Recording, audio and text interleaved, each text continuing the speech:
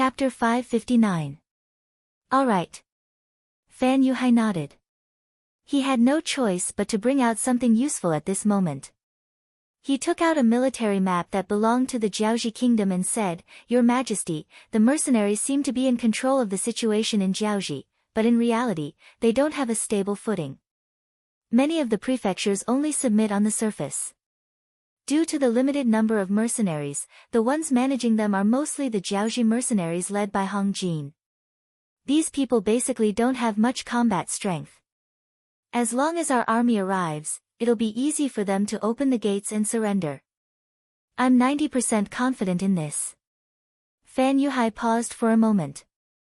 When he saw Paisai nodding in satisfaction, he continued, "With this, we can conquer most of Jiaoji without shedding a single drop of blood. The only troublesome places are the capital, Hanoi City, and Shiyu City. However, there aren't many mercenaries stationed here. I've already sent people to investigate. There are only 30 cold fronters, 800 auxiliary soldiers, and less than 2,000 temporary auxiliary soldiers. As long as we use the right method, the probability of eliminating them is at least 80%. The right method? What kind of method? King Paisai asked curiously. Your Majesty, you should know that Hanoi City is currently selling all kinds of goods through trade, right? Then, as long as we dress up as a group of merchants and enter Hanoi Prefecture first, we can take them by surprise and kill them. How can a mere 2,000 mercenaries be a match for us? When that happens, not only can we eliminate them, we can also obtain the most advanced firearms in their hands. After studying them, why can't we have an elite army with advanced firearms? If he could master these guns, he would have the ability to face the mercenary army head-on. Not to mention, we also have other methods to prevent them from attacking us." Seeing how confident Fan Yuhai was, Paisai was tempted. "What other methods are there?" Your Majesty, when the mercenaries first entered Jiaoji, they tried to confuse us with negotiations. For that, we paid the price of 20,000 Han civilians and delayed the war by 10 days. I have never understood this matter. Could it be that the mercenaries really care about the lives of the Han people? In fact, when I sent someone to investigate, the news that came back confirmed my thoughts. In every city of Jiaoji that was conquered, the status of the Han people there became much higher. Is there such a thing? It was the first time Paisai had heard of this. Of course, this did not mean that their intelligence agencies were blind and deaf. It was just that in that era, the people in power valued their own interests more. How many people took the common people seriously? If they didn't pay attention to it, naturally, even if there was such information, it would be automatically blocked by their subordinates. Is this true? Fan Yuhai nodded heavily before revealing a strange smile. Your Majesty, think about it. If we take down Jiaoji first and control the Han people there, when the main force of the mercenaries arrives, we push these Han people out. At that time, what will the mercenaries choose to do? Those are the people they painstakingly saved. Are they going to kill 100 of them just like that? They will feel heartache. But if they don't kill them, the initiative of the war will fall into our hands. When that time comes, the entire Jiaoji will become one of the territories of the Lan-Sang Kingdom. You, the great King Paisai, will become the most dazzling person and forever be recorded in the annals of history." Fan Yuhai's words were extremely bewitching. At this moment, King Paisai couldn't help but nod his head. The Lan-Sang Kingdom's territory was too small. Even though Paisai believed that he wouldn't lose to anyone in terms of ruling a country, he was ultimately unable to expand because of the territory. Now that Jiaoji had become an ownerless object, it would belong to whoever took it. Why didn't he have the right to take it by force? While Paisai was still weighing the benefits in his heart, Fan Yuhai, who was sitting opposite him, opened his mouth again. Your Majesty, there are countless businesses and gold and silver in Hanoi City. Those are all very compact goods. They belong to the kind that is priceless. There was even a young family bank established there. It was said that there was a mountain of gold and silver in there. If one could occupy that place, one would be able to gain a lot of wealth. With money, one would be able to recruit soldiers and buy horses. After becoming strong, it would not be impossible for one to send troops to the Ming dynasty. There is a good saying among the Han people. It is better to have the guts than to be a king. Hearing this, Paisai's eyes lit up. What Fan Yuhai said was indeed a dream of his. The reason why the Ming dynasty was strong was not because their military was strong, nor was it because their governance was good. It was nothing more than occupying a large territory. Paisai had even thought more than once that if he was the emperor there, he would definitely do better than the Ming dynasty emperor. All he lacked was an opportunity to show his talent. But now, after hearing what Fan Yuhai said, it seemed that his great dream could be realized. How could it not make Paisai restless? Previously, his general, Seihai, came to report that His Majesty the King would finally meet Fan Yuhai. He did not take it seriously. But this time, after thinking about it, he came to see him. After meeting him, he found that this person was really a great talent. At least, he had a much better vision than the generals in his country. Thinking that Fan Yuhai was a famous general, he could not help but want to recruit him. General Fan, I wonder if you can come to my Lansang kingdom. You can rest assured that once you come here, I will give you the position of general. The soldiers of the entire Lansang kingdom will be at your disposal. How about it? Paisai cherished talent and wanted to recruit Fan Yuhai. He even did not hesitate to entrust him with important tasks. In his opinion, his power and Fan Yuhai's talent were the best combination. Thank you, Your Majesty the King. In the face of Paisai's recruitment, Fan Yuhai accepted with a smile. Then, there was a burst of laughter in the room. Then, the two sides carried out in-depth discussions on specific plans. For example, the matter of attacking Hanoi City first, how to use the terrain to defeat the mercenaries during the attack, the formation of the inspection team, the forging of iron shields, and so on. In a word, they had to use up all the bullets of the mercenaries. Paisai left with a satisfied face. The two sides agreed to take action after a month. The reason why they chose this time was because they needed to constantly send spies to Hanoi City to cooperate with the mercenaries. And this required time to operate. In the room, a black shadow walked out from the dark. This person was not tall and had a very ordinary appearance. However, his eyes flashed with light, giving people a very dangerous feeling. General, why did you agree to join the Lansang kingdom? As soon as this person appeared, he revealed a trace of murderous intent. Even when he looked at Fan Yuhai, his eyes were also in a state of interrogation. Sigh. Fan Yuhai sighed, knowing that he had been misunderstood. He hurriedly explained, Brother Min, you've misunderstood. Why would I want to join the Lansang kingdom? Isn't this to reduce the other party's vigilance? You know that I have received the favor of King Li. Even if I die, I will be a citizen of Jiaoji. This will not change. The person called Brother Min was full name Li Min. He was the adopted son of King Li of Jiaoji. It was said that he was picked up from the deep mountains and forests when he was hunting. This person had been with beasts since young. When he was first seen, he was still drinking wolf milk. Such a person with a wild heart was given special training after being adopted by Li. He was very powerful. A while ago, he went out to find the elixir of immortality for Li. That was how he escaped the attack of the mercenaries. After receiving the news and returning, he could not find his adoptive father. Li Min found Fan Yuhai to seek a way to restore the kingdom. The difference between Li Min and Fan Yuhai was that Li Min didn't want to defeat the mercenaries. It was too difficult for him to complete this mission alone. His goal was to find the whereabouts of his adoptive father and save him. Fan Yuhai, who knew Li Min's ability, agreed to this request in order to use him. He also said that he would find a suitable opportunity to make a move. As long as he could capture the Ming dynasty's Duke of Loyalty, Yang Qindong, there would be a great chance to exchange for King Li. Because of this, Li Min agreed to follow Fan Yuhai. He was the one who heard the conversation with Paisai. He said that he wanted to join the Lan Sung kingdom. He did not hide it anymore and came out to question. Fan Yuhai's answer temporarily dispelled Li Min's worries. He did not care about this matter anymore and took the initiative to talk about other things. Bai Ming's special envoy is here. Do you want to meet him?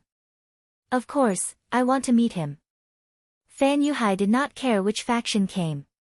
As long as he could help him, it was fine. In the backyard, a man in cotton clothes was standing under a tree. He looked up at the sky as if there was a beautiful scenery in front of him. As someone who was chosen by Qing and sent here to carry out the assassination mission, he needed to be very vigilant at all times. Therefore, when he heard the sound of footsteps behind him, he suddenly flew up. A long sword had appeared in his right hand at some unknown time, and he was already holding it against Fan Yuhai's throat, who had just entered the courtyard. What do you mean by this? Even with the sword on his neck, Fan Yuhai's expression did not change at all. It was not because of anything else, but because Li Min was standing beside him. Nothing. I just want to test your strength. Just as the man finished speaking, a white light suddenly flashed. It was so fast that he did not even have time to react. His right hand that was holding the sword hurt and then the long sword fell to the ground. Chapter 560.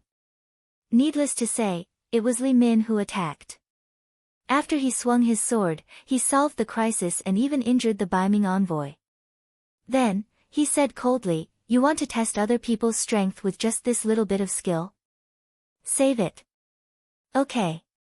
The Bai Ming envoy who retreated didn't even look at the sword that fell to the ground. Instead, he focused on Li Min. He was indeed a little careless just now. He thought that he didn't need to use all his strength to deal with a defeated general who ran away. But now, it seemed that the other party was indeed capable since he could escape from the mercenaries. Very good, you've successfully angered me. I hope you can perform as well as you did just now. The Northern Ming envoy's gaze became much more solemn. A wave of killing intent even uncontrollably exuded from his body, crazily sweeping out like a whirlwind with him as the center. This was a strong murderous aura that could only be produced after killing a lot of people. If it was an ordinary person, just this murderous aura alone would make them tremble and lose their morale. Unfortunately, Fan Yuhai had led troops for many years and killed countless people on the battlefield. Naturally, murderous aura was useless against him. As for Li Min, he had been with beasts since he was very young and was used to life and death. This murderous aura didn't affect him much. After releasing his murderous aura, the Bai Ming envoy suddenly had a long sword in his hand. This was why he was so powerful. He had a total of 13 swords on his body. Therefore, the people in Jianghu gave him the nickname of 13 Swords. With a sword in hand, the Bai Ming envoy rushed toward Li Min with a heroic spirit. Compared to intimidating Fan Yuhai, he preferred this powerful and cold murderous aura that gave him the same feeling. Ding ding dang dang, the saber and the sword kept colliding in the small courtyard, creating a series of noises. The noises attracted the attention of Fan Yuhai's personal guards. A group of 100 people quickly surrounded the small courtyard and pointed their spears at the two people in the courtyard. Regardless of whether it was Li Min, who had been hiding in the dark, or the Northern Ming special envoy, who had good swordsmanship and a murderous aura, these personal guards did not recognize them. Their duty was to protect the general's safety, and they would definitely not allow anyone to threaten Fan Yuhai. With the appearance of the personal guard, Fan Yuhai's face flashed with an unknown smile. He had an idea in his heart. He wanted to test the weight of these two people because he already had a good plan in his heart. Whether or not it would succeed would depend on the ability of the executor. Surround them to say, capture them. After spitting out a few simple words, the 100 personal guards had already picked out 6 10-man teams and rushed towards the two top-notch assassins. It was a fair fight for one person to face to kill to kill. The two of them who were in the middle of a fight were suddenly interrupted. Naturally, their expressions didn't look too good. To say, Li face to say, and the guards to say, to kill to say, he, to say, to win to kill to the guards to say, he was to say, to kill the closest to him. To say, he to say, to kill to say, to say, it to say, on to say. To be able to become a top assassin, his IQ was naturally very high. Li Min could tell that Fan Yuhai wanted to test his skills. Since that was the case, he wouldn't be polite. As long as he didn't kill his opponent, even if he severely injured his opponent, it was completely within the boundaries. After all, swords and spears had no eyes, so it was reasonable to injure his opponent. The Baiming envoy was also very angry. Although he had already used his seventh sword, which proved that he was not Li Min's opponent, it was not easy for him to find such a strong opponent. However, for an expert like him, it was not easy to find a strong opponent. He was looking for his own shortcomings through this fight, but now, he was interrupted by someone. It was impossible to say that he was not angry at all. Since the guard's appearance made him unhappy, he certainly wouldn't show mercy. Of course, he wouldn't forget his mission, so he only injured the guards and didn't have the intention to kill. Fortunately, both of them didn't have the intention to kill. Otherwise, Fan Yuhai's 100 guards would soon be replaced. And even if they didn't have the intention to kill, at least half of the guards would have to be replaced. This was because many of the injured guards were saved, but because of their injuries, it would be difficult for them to recover to their original peak state. Naturally, since they were able to survive and continue to be the guards, their strength would also rise to a higher level because of this fight. A real assassin was particular about suddenly appearing, then striking with his sword, seizing the head of his opponent and leaving gracefully. Therefore, when facing an organized army, it was difficult for them to show their strong ability. From this point of view, regardless of whether it was Li Min or the Northern Ming special envoy, both of them were somewhat unqualified. They were actually able to remain extremely calm and their attacks were as fast as lightning. Often, after a blade or sword slashed out, a personal guard would be struck and fall to the ground. It was precisely because of their strong ability that Fan Yuhai's eyes lit up. Weren't they the people he was looking for? The Duke of Loyalty of the Great Ming Dynasty was often protected by an organized army. It was naturally difficult for ordinary assassins to get close to him. What he needed was an expert who could kill 100 or 1,000 people. Regardless of whether it was Li Min or the Baiming envoy, both of them seemed to meet this requirement. How could he not be happy? That's right, Fan Yuhai had the idea of assassinating Yang Qindong. The mercenaries were too strong. Not only did they have the world's most advanced firearms, but they also had cannons that had a destructive power that was as powerful as thunder.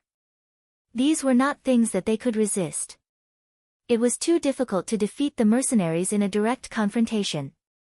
In comparison, it was a good choice to capture the leader first. If he could capture or kill the Duke of Loyalty of the Great Ming Dynasty, it would be the best time to disintegrate them when they were without a leader. At that time, when the mercenaries' morale was in chaos, he could use some methods to suppress some and rope in some. How could he not accomplish his goal of restoring Jiaoji? He could even obtain those advanced weapons. Jiaoji would definitely be stronger than before. It should be said that this was Fan Yuhai's goal. The so-called seeking refuge with the Lansang Kingdom was just for the sake of Ampiasai. After all, it was very difficult for him to severely injure the mercenaries with his current strength. Since that was the case, it was necessary to find suitable helpers. In his eyes, there were fewer and fewer of the 100 personal guards who were still standing on the battlefield. Although they were also veterans, they were more particular about teamwork. When their teammates were injured one after another, there was no one to cooperate with them. In a one-on-one battle, they were unable to effectively display their abilities and were defeated one by one. In the end, there were less than 10 of them who were still standing on the battlefield. Enough. Fan Yuhai, who didn't wish for the entire army to be wiped out and didn't wish to replace all of his personal guards, finally spoke up. Following which, he invited Li Min and the Northern Ming envoy to the final room in the courtyard. From this point of view, he had already acknowledged the strength of these two people. In this dimly lit room, Fan Yuhai took the initiative to pour tea for the two murderous men who were still out of breath. When he sat down again, his voice had already regained its calmness. Northern Ming's special envoy, right? Tell me, what do you need us to do? What kind of help can you provide us? The Baiming envoy was a straightforward person. After the test, he didn't seem to want to waste any more time.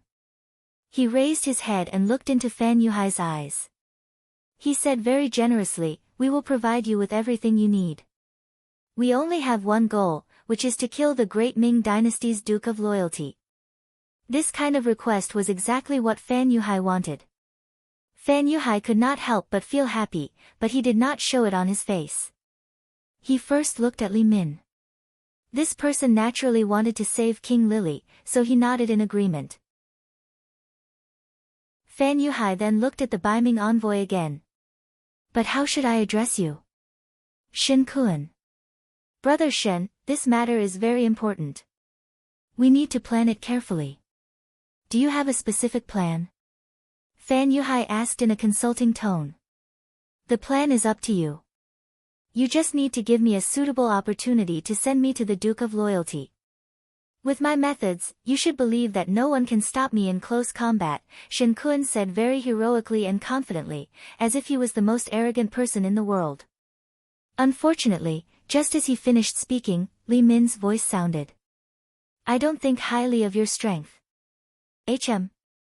Hearing someone doubt him, even if this person was Li Min, who was stronger than him, Shen Kuan's eyes still revealed a very angry expression. Li Min was unmoved, but what she said next made Shen Kuan's expression soften. He even had to nod in agreement. "I don't think highly of your individual strength, but if you can cooperate with me, I think it will be foolproof." "Okay, I agree. We can work together," Shen Kuan said decisively. For a moment, the three of them couldn't help but laugh loudly. It was as if Yang Qindong only had half his life left and could be taken away by them at any time. Yang Qindong didn't know everything that happened in this remote town. Although the security bureau was established, it was impossible for them to know everything in the world. They only paid attention to the actions of some big cities and important people. But this time, Piasai's actions were very mysterious and successfully avoided the security bureau's tracking. He didn't know that someone wanted to assassinate him. Of course, even if he knew, Yang Qindong wouldn't be afraid. Not only did he have the first and second guard teams, but his own strength had also increased greatly. Especially after having sex with Hu Yan and the other girls, his body's flexibility and strength were at least 50% better than when he was at his peak in the previous world. Chapter 561. He couldn't understand how his body could be developed to such an extent and could only attribute it to the benefits of transmigrating. While his own strength was increasing, after he took down the number 1 Shang clan, he returned to Crimson City and walked around the various factories. While he was inspecting, he was also using his warehouse to create miracles. Since he had already become a legend and the commoners already had the impression that he was a god, Yang Qindong didn't mind doing more exciting things. For example, after he dismissed everyone at the power plant, Wan Qi and the rest discovered all sorts of never-before-seen generators the next morning. For example, after spending a night at the steel factory, after spending a night at the military factory, after spending a night at the factory, after spending a night there, Wan Qi and the rest discovered various armored vehicles and 63 amphibious tanks. Everyone was dumbfounded by the miracles created by Yang Qindong. Often after seeing these things, their first feeling was to kneel on the ground and shout that the gods had shown their spirit. However, no one asked Yang Qindong what was going on. This was a question that couldn't be answered. Fortunately, under the feudal society, people's thoughts were too restricted. Few people would ask why when something happened. Furthermore, these miraculous things were only known to a few higher-ups in the various factories and their influence was still very limited. Moreover, these people were usually immersed in the process of research and learning, so no one would find trouble with Yang Qindong.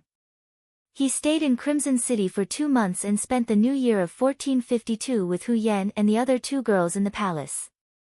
The fireworks and firecrackers in the Crimson City Plaza attracted the attention of millions of people outside the city.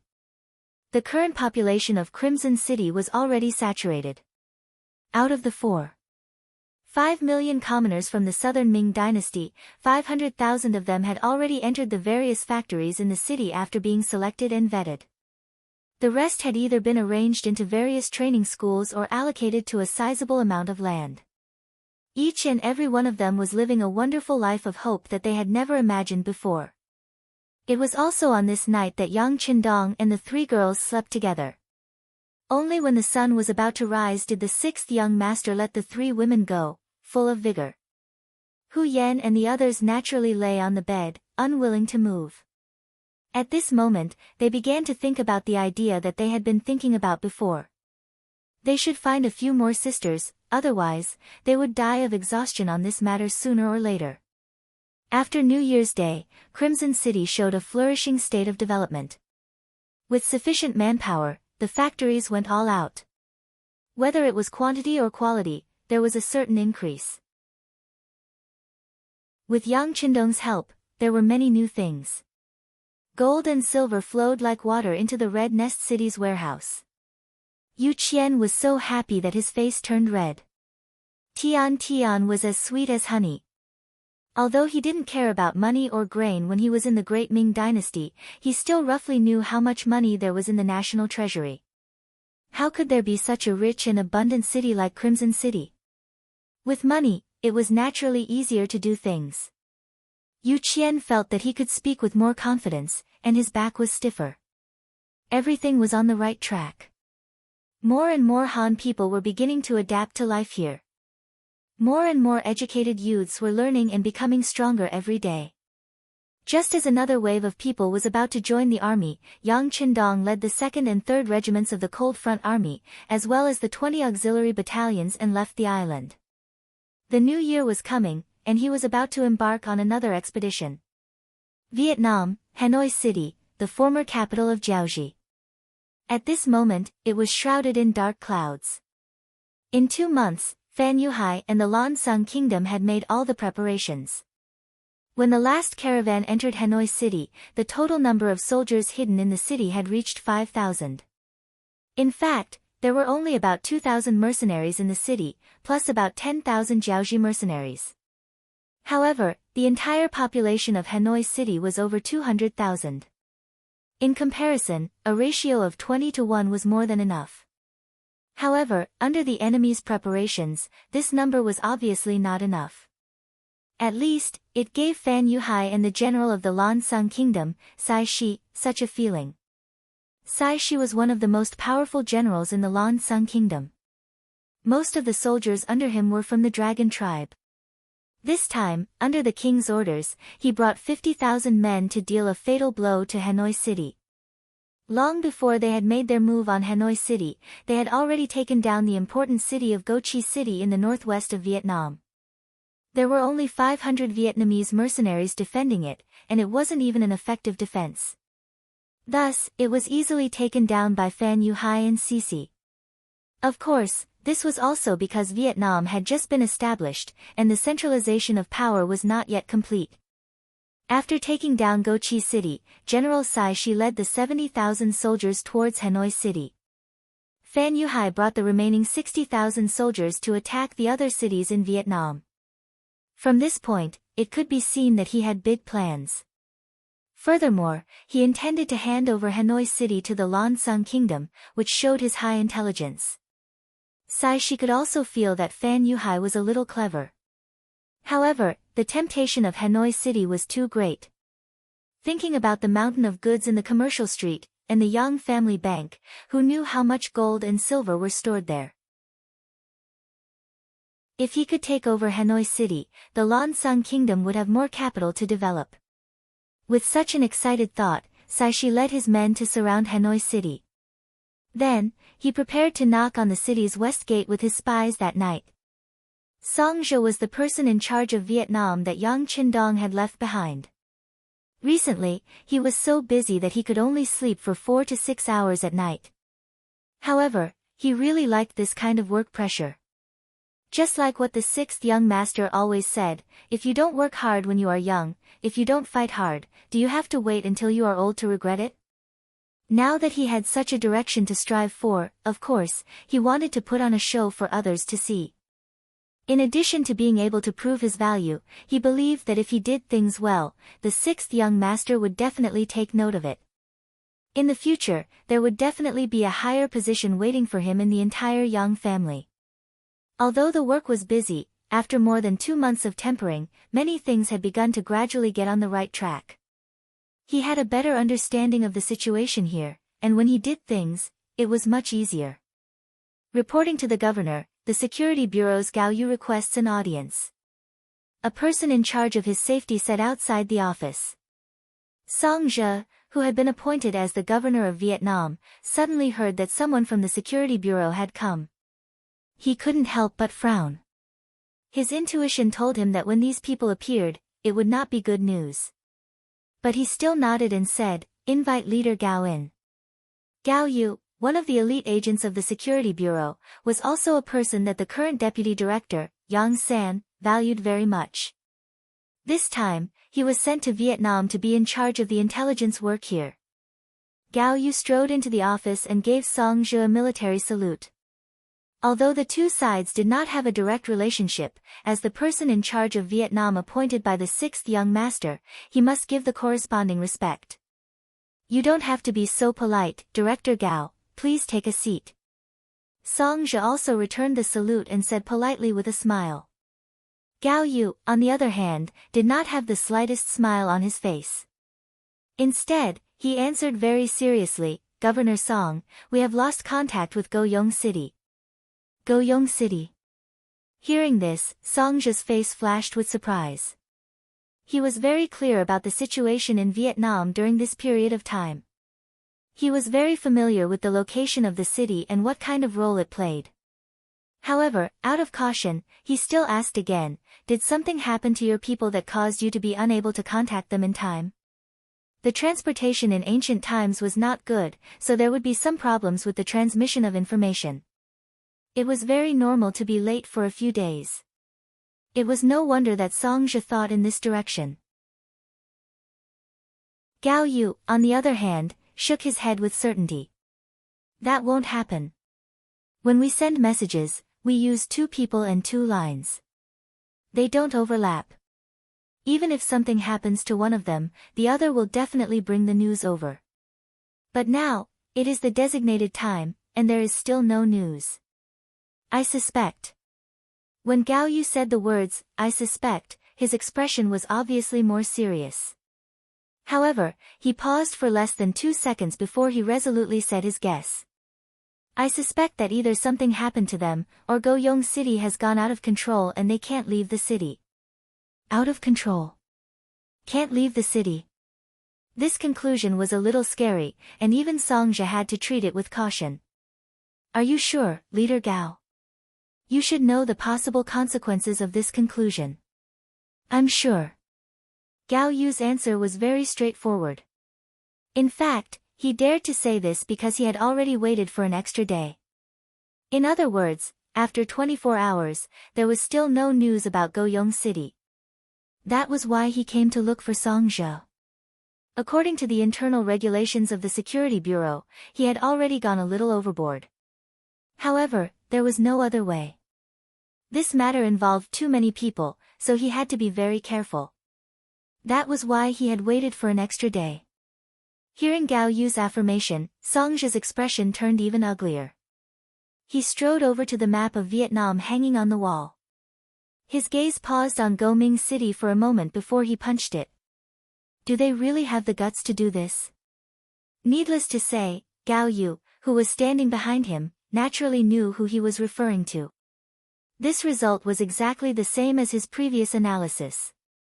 He was also somewhat unable to accept it, but what was coming was unavoidable. Chapter 562. Bang Bang Bang. While Gao Yu was still accepting this fact in his heart, a few gunshots suddenly rang out in the dark night outside. What's going on? Song Zhe and Gao Yu shouted at the same time. Governor, the gunshots are coming from the west gate. It seems like it's coming from the city. Leng Feng, who was guarding the door, had good eyesight.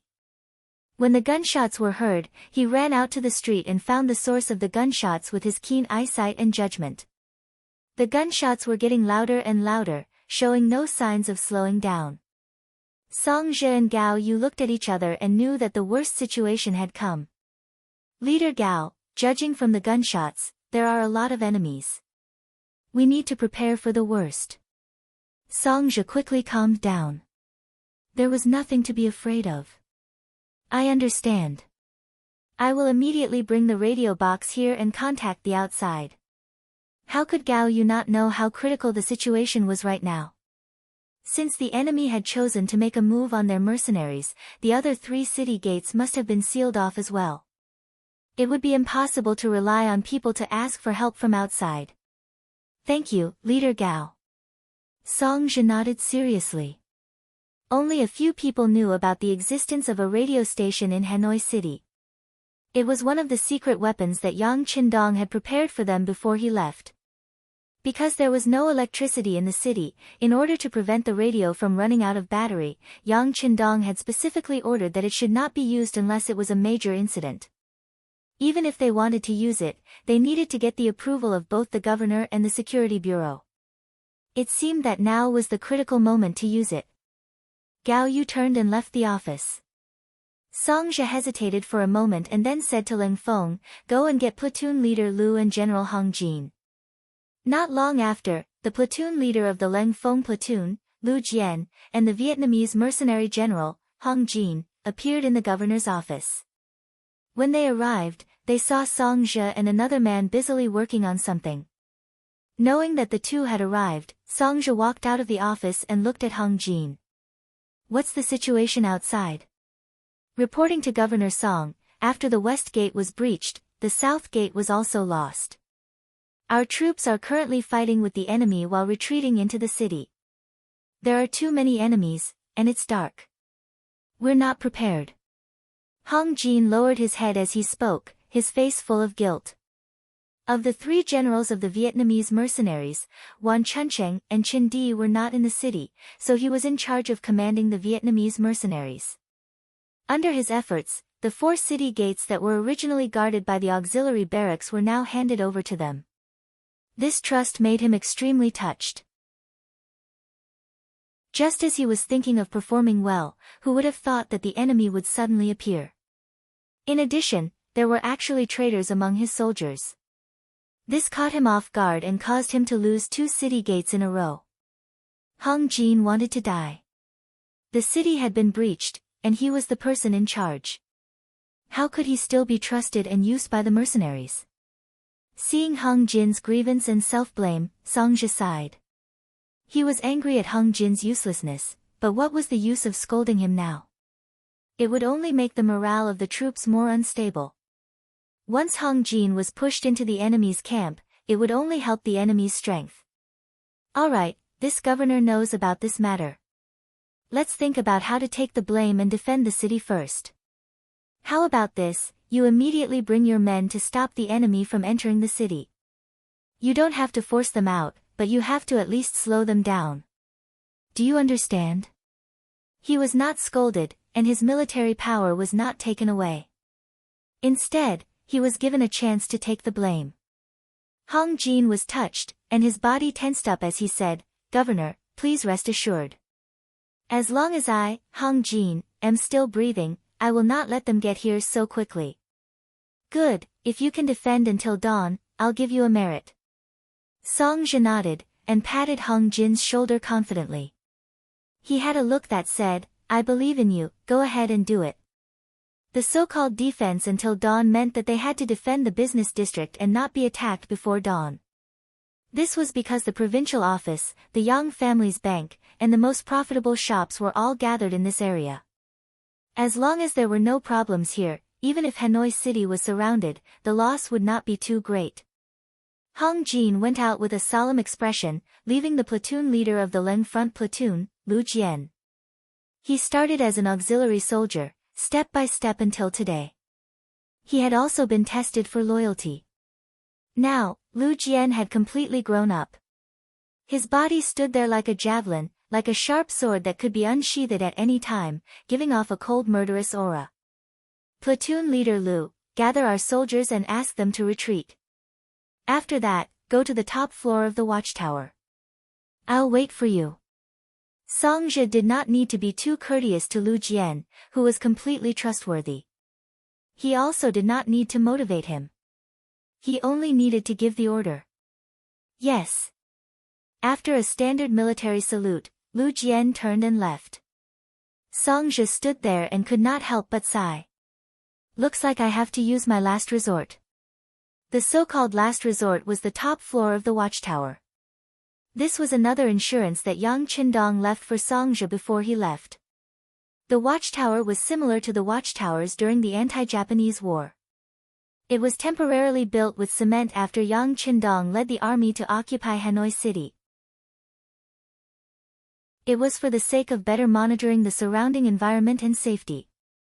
However, others did not know that there were two 12.7mm heavy machine guns on the top floor of the watchtowers at the east and west ends of the business district.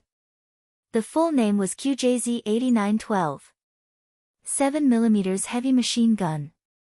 Theoretical firing rate, 450 to 600 rounds/minute. Effective range, 1,500 meters. It was a killing machine that the sixth young master left for Song Zhe.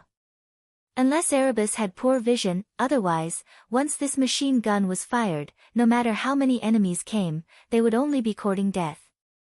This was the reason why Song Zhe insisted that Hung Jin block the enemies outside until dawn. At this time, some people might ask, why not use artillery to attack? Song Zhe quickly gave up on the idea. They were in the city, and if they used the cannons, they would inevitably hurt the civilians. These people had just become citizens of Vietnam, and they did not have a complete sense of belonging. Once the cannons were fired, the entire city would explode, and he would have to clean up the mess.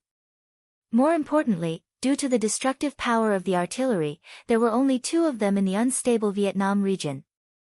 Furthermore, there were not many shells, and they were mainly used to intimidate the enemy. If they were really used to kill the enemy, the scale was far from enough. The heavy machine gun was different. It could control its killing range and effectively kill the enemy within a certain distance. It was definitely a powerful weapon. Unfortunately, the ammunition for the machine gun could not be produced by the factory in Cheng City, so there were not many bullets. Therefore, unless it was absolutely necessary, Song Zhe would not use this machine gun. Just as the battle cries from the west and south were incessant, a radio wave had already passed through the city and flew into the distance. On the surface, it seemed that the entire Hanoi city had been surrounded, and not a single person had escaped. However, the news had already spread far and wide. This was a radio station that should have appeared in the 18th century. It should be the second year after the invention of electricity. Because of the arrival of Yang Qindong, it was already used by the mercenaries. This was not only a secret, even if it was announced, not many people would understand it. The news was transmitted over and over again, and it had already been repeated 4 times. Gao Yu, who was in charge of controlling the radio station, could not help but break out in cold sweat. Although he had learned how to operate this thing, this was the first time he had used it alone. Could anyone really accept it? He couldn't help but be worried. What if the other party didn't turn it on because they wanted to save power? Wouldn't his call be useless? Worse still, after a long period of use, who knew when the radio station would run out of power? If that happened, it would be no different from a piece of junk. Gao Yu was very nervous. He could not help but break out in cold sweat. He kept praying in his heart, hurry up and receive it. Hurry up and receive it. At this moment, a fleet was sailing on the sea from the direction of Ryukyu Island towards Yunnan province. The ship was moving at a moderate speed to avoid accidentally bumping into any huge rocks in the shallows. Although it was impossible under normal circumstances, considering that the 6th young master was in the fleet, they absolutely could not allow any accidents to happen. Therefore, the crew was especially careful. Compared to the careful and cautious Navy crew, the more than 10,000 mercenaries on the ship were much more relaxed. Some of them had already gone to sleep, and some of them were sitting together playing poker or chess. When there was no war, they could relax appropriately. This was a combination of work and rest, and Yang Qindong had given special permission. Therefore, although it was late at night, there were still many soldiers who had not gone to sleep. Wang Shan was one of them. Originally, he was in charge of the radio station tonight. Compared with other radio stations, the one with Yang Qindong was on 24 hours a day. As for the problem of power supply, don't be ridiculous. With the sixth young master there, would the batteries still be a problem? Because of his excellent performance in the radio training class, and because Wang Shan himself was very clever, he was chosen by Yang Qindong to be a telegraph correspondent. But when the radio station rarely transmitted any news, Wang Shan slowly stopped guarding it even when he was sleeping like before. Just like just now, when he played do diju with his comrades for a while, he did not guard the radio station. Chapter 563. But in less than half an hour, after a few rounds, he handed the cards to his comrade beside him and returned to the computer room. He instinctively glanced at the telegraph machine. First, he pushed the door open and took a look. Then, he turned around and wanted to go back to continue playing cards. But then, his body froze. He pulled the door open and saw the telegraph machine flashing with a red light. Wasn't that the signal of a telegram coming in? Whoosh! He sat in front of the telegraph machine and put on his headphones to receive the message. After a while, he quickly left the place and rushed to the place where the sixth young master was resting. Needless to say, the place where Yang Qindong was resting was guarded. But when the guards saw that it was Wang Shan, no one stopped him. This was an order from the sixth young master. Unless he was with the ladies and needed to be informed in advance, this person had the privilege of seeing him at any time. Wang Shan also didn't sleep. He was playing Fight the Landlord with Tiger's Mane and Beta Persei. With Yang Qindong's current status, even if he wanted to have some fun, it was not something that could be done by just anyone. After playing with the regiment commander and battalion commander a few times, he found that they were very restrained. He gave up and replaced them with the people around him. Sure enough, Tiger's Mane, who was very familiar with him, and Beta Persei, who was careless, were not too afraid of him. At least everyone won and lost, which was more interesting. Sixth young master, Wang Shan has an urgent matter to see you. The voice of the first guard Captain Chiu V, who was in charge of security outside the door, suddenly sounded from the other side of the door. Wang Shan, let him in. Yang Qindong thought that something big must have happened. He turned over and got out of bed. Just as he stood there, Wang Shan had already walked in with an anxious face. Sixth young master, a telegram from Hanoi City. Yang Qindong reached out and took the telegram. There were not many words in the telegram, but it was enough to explain everything. Well, someone actually dared to have designs on Hanoi City.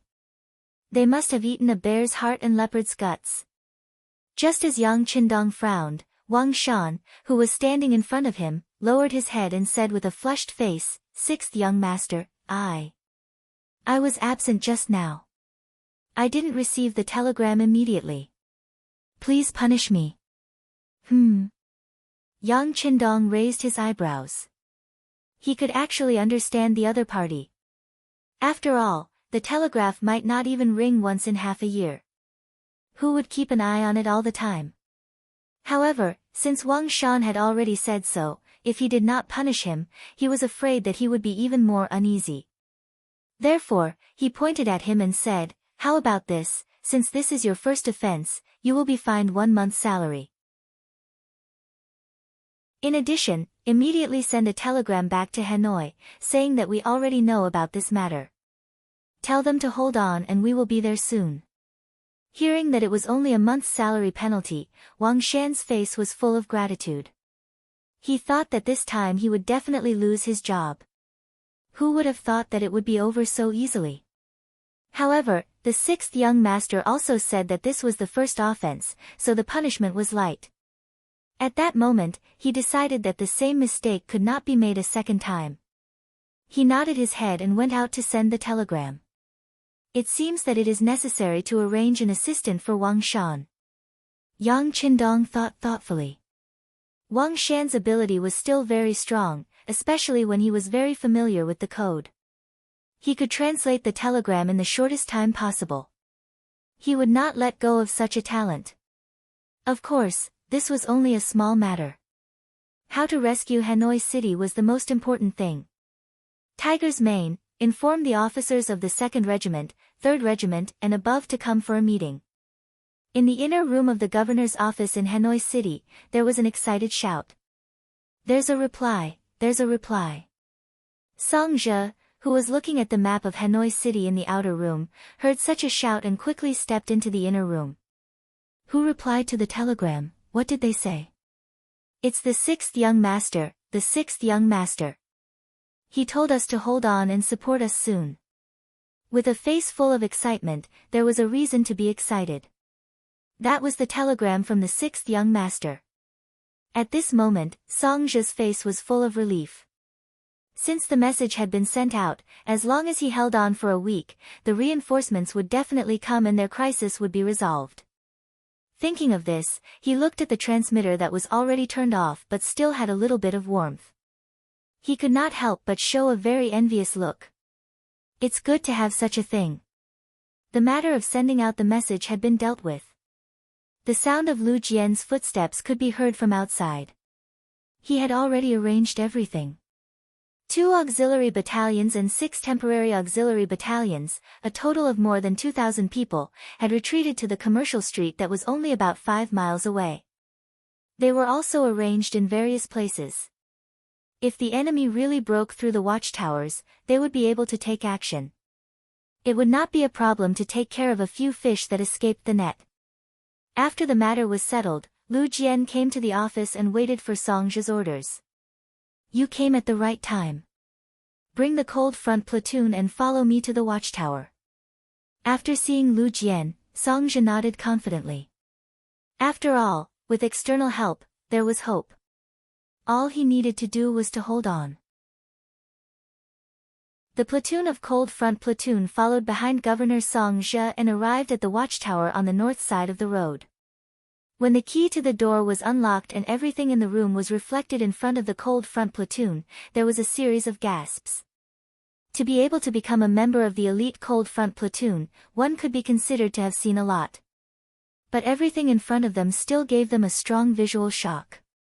It was not because of anything else, but because of the heavy metal weapons placed there.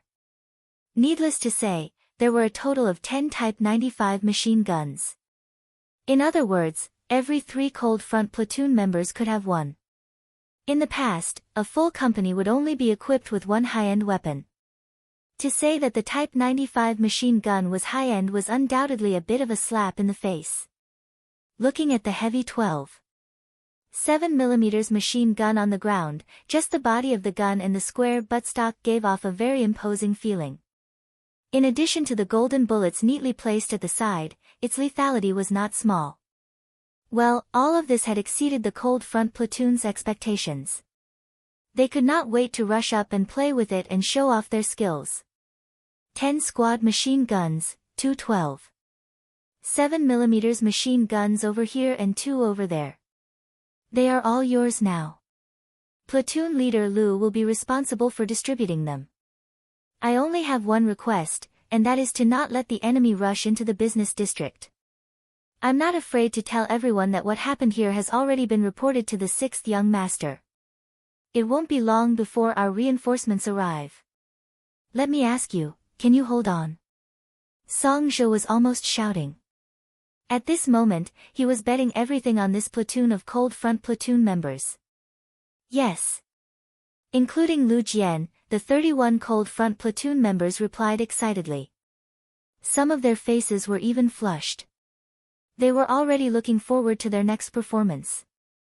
As long as they performed well and waited for the 6th young master to arrive, how could they be afraid that others would not know of their contributions? Good, since that's the case, everyone go prepare yourselves. I'm afraid that the enemy will appear at dawn. Take the time to rest and eat. Song Zhe waved his hand. He did not say much about the following matters. He believed that the cold front platoon members should know what to do before the battle. They had to guard the two towers in the north and south for God knows how many days. Not only did they have to eat and rest, they even had to think about how to relieve themselves. Hanoi City West Gate. General Sai Shi had already led the army into Hanoi City. With the cooperation from both inside and outside, it was almost effortless to enter the city.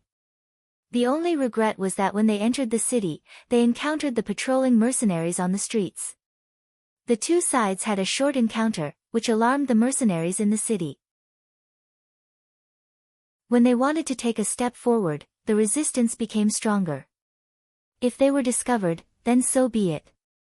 Initially, Sexy did not expect to be able to sneak into the city. After all, they had the advantage in numbers. Furthermore, they were in Hanoi City. Many of the citizens here had already submitted to the mercenaries. Sexy did not believe that they would still use those powerful cannons to kill them. If that was the case, many civilians would die. This would undoubtedly affect their newly built reputation. Presumably, this was not something that the enemy wanted to see. It was because of this mentality that the army was able to enter Hanoi City without fear. Reality proved that they had guessed correctly. The cannons did not sound at all. Without the suppression of the cannons, the Lan Xang army was like an arrow piercing through Hanoi City. In a short period of time, they even managed to break through the south gate. It was at this time that they were met with a strong resistance, and their opponents were the Vietnamese mercenaries led by General Hong Jin. Hong Jin had already lost the city.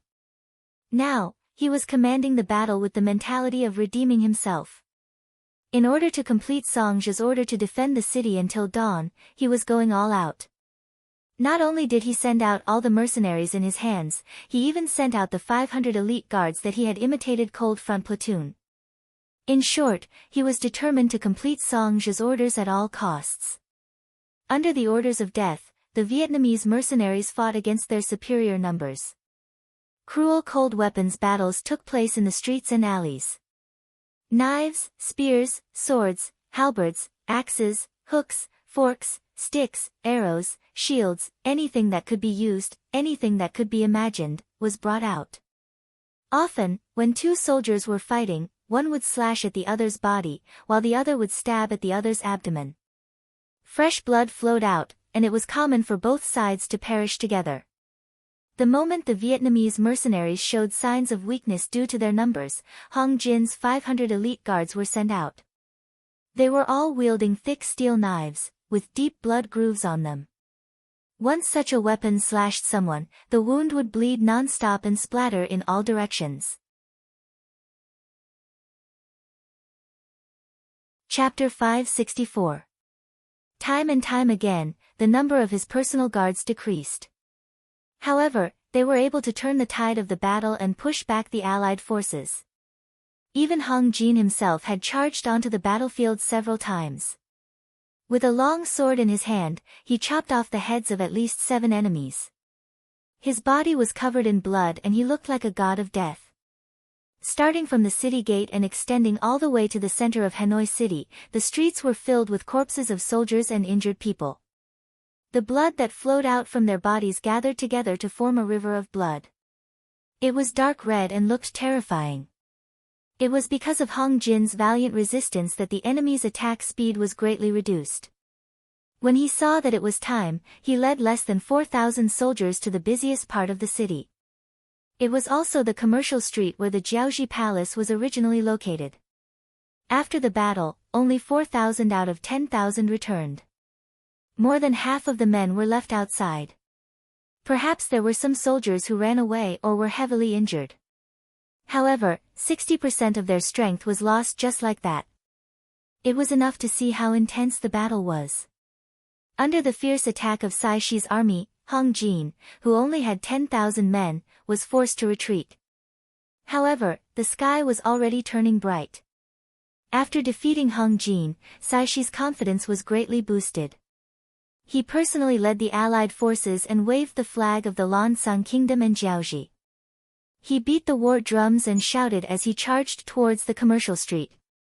Looking from afar, the streets were filled with soldiers and soldiers. Right in front of them was the busiest commercial street in Hanoi City. It was also the most valuable commercial street in their eyes. It was said that every shop there had goods that could attract merchants from other countries.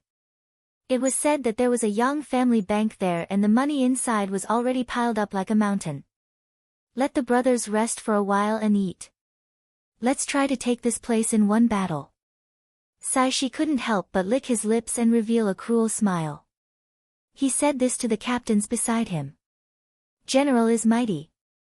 The captains flattered from time to time.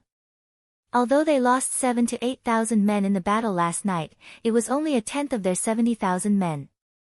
When they heard that there were only 6,000 to 7,000 mercenaries left, how could they still put them in their eyes? They even couldn't help but think that perhaps they could occupy the place with a single charge. At that time, wouldn't the gold and silver be at their disposal? The Allied forces temporarily stopped their attack, and using this opportunity, Hong Jin took 4,000 soldiers and retreated into the commercial street.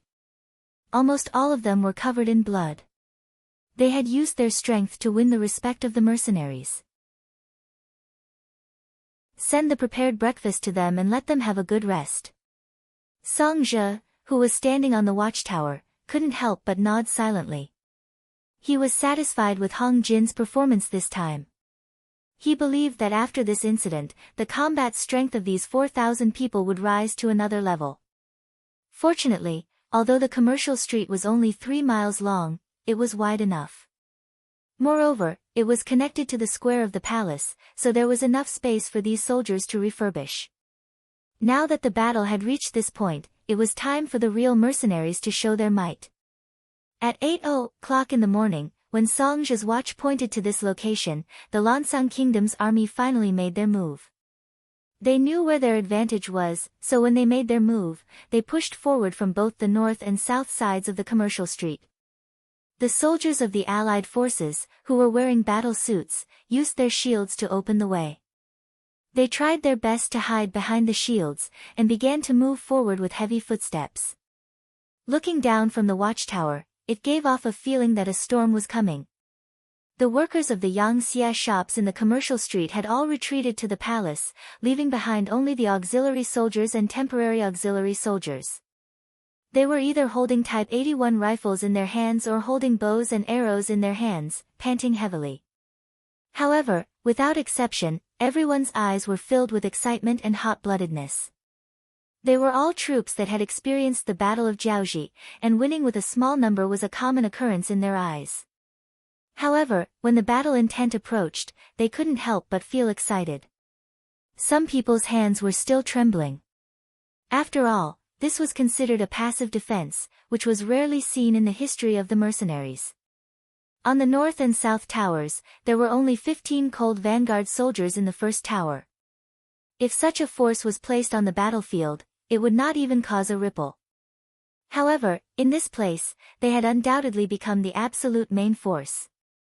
Right now, countless soldiers on the streets were looking in their direction, treating them as the anchor of the sea, as the wind vane. On the north watchtower, Song Zhe slowly lowered the binoculars in front of his chest, and a serious expression appeared on his face. This time, the enemy had clearly come prepared. Not only were there iron shields at the front of the group, but there were also warlords at the back of the group. The purpose of the military commanders was to prevent the soldiers from retreating. From this point, it could be seen that they were prepared to be heavily injured by the muskets. Needless to say, this kind of enemy was somewhat scary. At the very least, they had the advantage in numbers. If they were to attack without regard for the consequences, it would be a bloody battle. After all, the number of mercenaries was too small. Only one cold vanguard platoon and 2 auxiliary battalions were armed with guns. He was a little worried, but when he thought about how the telegram had been sent out, and how the 6th young master should be here with reinforcements, he felt more confident. So what if they were few in number? Even if he was the only one left, he would fight until his last breath. A gentle breeze blew, bringing a chill to the January morning in Hanoi City. It seemed to be the sound of the war horn. The Allied army began to move, moving forward from the north and south. The pitch-black iron shields were like a black flood rushing at the front of the troops. Charge! Sexy's voice was like a roar from hell, dragging the pace of the war forward. On the watchtower, the platoon leader of the platoon, Lu Jian, rested his hands on the 12.7mm heavy machine gun. The muscles on his arms bulged slightly, and his eyes were filled with a strong desire to fight. His mouth was slightly open, ready to spit out the word attack at any time. Since it was the enemy's first wave of attack, of course, they had to suppress them as much as possible. This was related to the morale of both sides. Even though the enemy was prepared, especially since the black iron shields were proven to be able to block bullets from afar, they had to put in a lot of effort to suppress the enemy's morale. The advantage of the black shields was that they could block bullets, but at the same time, because of their weight, their movements were very slow. Two long dragons formed by black shields wriggled into the firing range of the two towers in the north and south respectively. Now that they were in firing range, the 14 platoons around him all looked at the platoon leader, Lu Jian, as if they were soldiers waiting for the bugle call. Attack! A sonorous and forceful voice came out from Lu Jian's mouth. The 12.7mm heavy machine gun in his hand was like a tongue of flame as it let out heavy metal clanging sounds. It was like a pianist playing a beautiful piece of music. Bullets poured down from the sky like a torrential downpour. The other 14 members of the Leng Vanguard were also wielding their squad machine guns or Type 95 as they fired at the enemy below. At this moment, they were no longer laughing and joking like they usually were. Instead, their faces revealed a serious and solemn expression. Da-da-da, pa-pa-pa, following the gunshots from the north watchtower, the south side also responded. Although it was only a platoon of platoons, because they had 4 12.7mm heavy machine guns and 10 Type 95 squad machine guns, their firepower looked very fierce. They didn't look down on them because of their small numbers. The bullets rained down from the sky and struck the black shield, creating bullet holes on the surface of the shield. However, most of the bullets were blocked. Only a few enemies accidentally exposed a part of their body and were unfortunately hit. They fell to the ground and wailed in pain. Ha ha ha, did you see that? Our shields can block the enemy's muskets. Now, I order everyone to speed up and charge. General Ceci's laughter came from behind the alliance. Although Fan Yuhai had told him that Jiaozhi used the shields to block muskets, he didn't see it with his own eyes, so he wasn't confident. Now that the truth was in front of him, he didn't have to worry anymore. He started to move closer to the military commander and urged the soldiers to charge forward. Bastard! Lu Jian saw through the window of the watchtower that the enemy could block the muskets and couldn't help but stare angrily. He finally knew why the 6th young master wanted them to practice their marksmanship. In the past, when he heard people say that bullets couldn't hit things, he didn't think much of it. Now that the truth was in front of him, he knew what it meant to be farsighted. Change guns, aim and shoot. Once there's a gap, switch to the machine gun and shoot. Lu Jian quickly changed his strategy. As he spoke, he took out his Type 95 and changed it to a single shot. He aimed at an alliance soldier who exposed his knee and pulled the trigger. Bang! The bullet flew out, creating a dazzling trail of color in the air before it drilled into the knee covered in flesh. Immediately, an enemy with a metal shield knelt on the ground. Before he could stand up, he was trampled to the ground by the advancing soldiers behind him. Soon, he was turned into a pile of meat paste. The platoons learned from their platoon leader and started to shoot. The effect was not bad. One after another, the advancing enemies would be shot and fall to the ground when they exposed a gap. However, there were too many enemies. A platoon of soldiers couldn't stop their advance.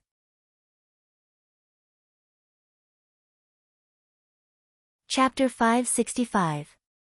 More and more enemies walked past the 600-meter perimeter and began to enter the commercial street. The auxiliary soldiers who were lying in ambush on both sides of the street and in the shops began to fire. Because of the close distance, the grenades in their hands finally had room to be used. Once they threw the grenades into the crowd, it was as if a small earthquake had occurred. After that, a dozen or so enemies were blown to the ground. Speed up. Seeing that the vanguard army's losses were increasing, Sari rubbed his teeth and showed a pained expression. He ordered the troops to speed up the attack.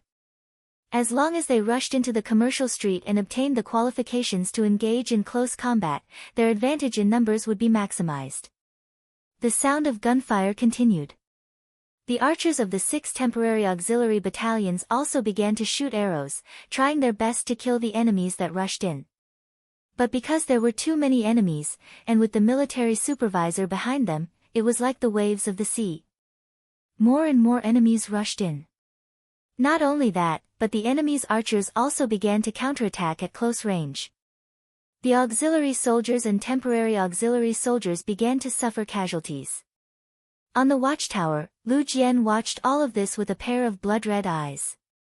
Seeing that more and more enemies were appearing, he stretched out his hand and said, "Bring me the rocket launcher." He didn't use it before because the enemy was protected by iron shields, so the attack power would inevitably be reduced. Secondly, the distance was too far, so the power of the rocket launcher couldn't be maximized. But now that the enemy was right under his nose, he didn't have to think about these problems anymore. A 1-meter-long rocket launcher was handed to Lu Jian by a cold warrior. He carried it on his shoulder. Before firing, he said to the soldiers, "The opportunity is coming. You must seize it and make a beautiful counterattack." Yes. More than a dozen soldiers agreed without hesitation. Then, they adjusted their guns to burst mode and waited for an opportunity to appear. Lu Jian aimed at the target.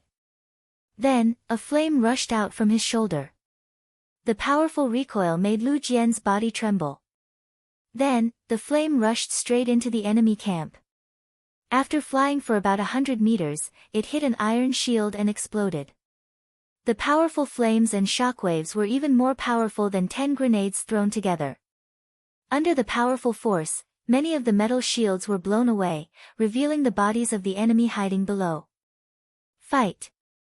The dozen or so cold vanguard warriors, who had been waiting for an opportunity, fired their guns in unison.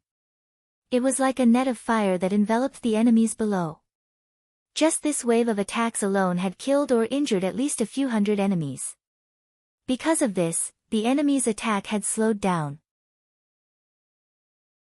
The auxiliary soldiers and temporary auxiliary soldiers in the commercial street could not help but feel the pressure on them lessen. They took advantage of this opportunity to eliminate the enemies that had rushed in. Don't retreat. Keep going. If you retreat, you'll be killed. Seeing that the first wave of attacks was about to be stopped, the commanding general, Cici, naturally had a look of unwillingness on his face. He yelled and screamed, and even killed a few soldiers who wanted to retreat. Only then did he stop the army from losing. Under the pressure of the inspectors, the Allied forces launched a new round of attacks. The mercenaries who had the chance to take a breather threw their energy back into the battlefield. Battle cries rang out one after another.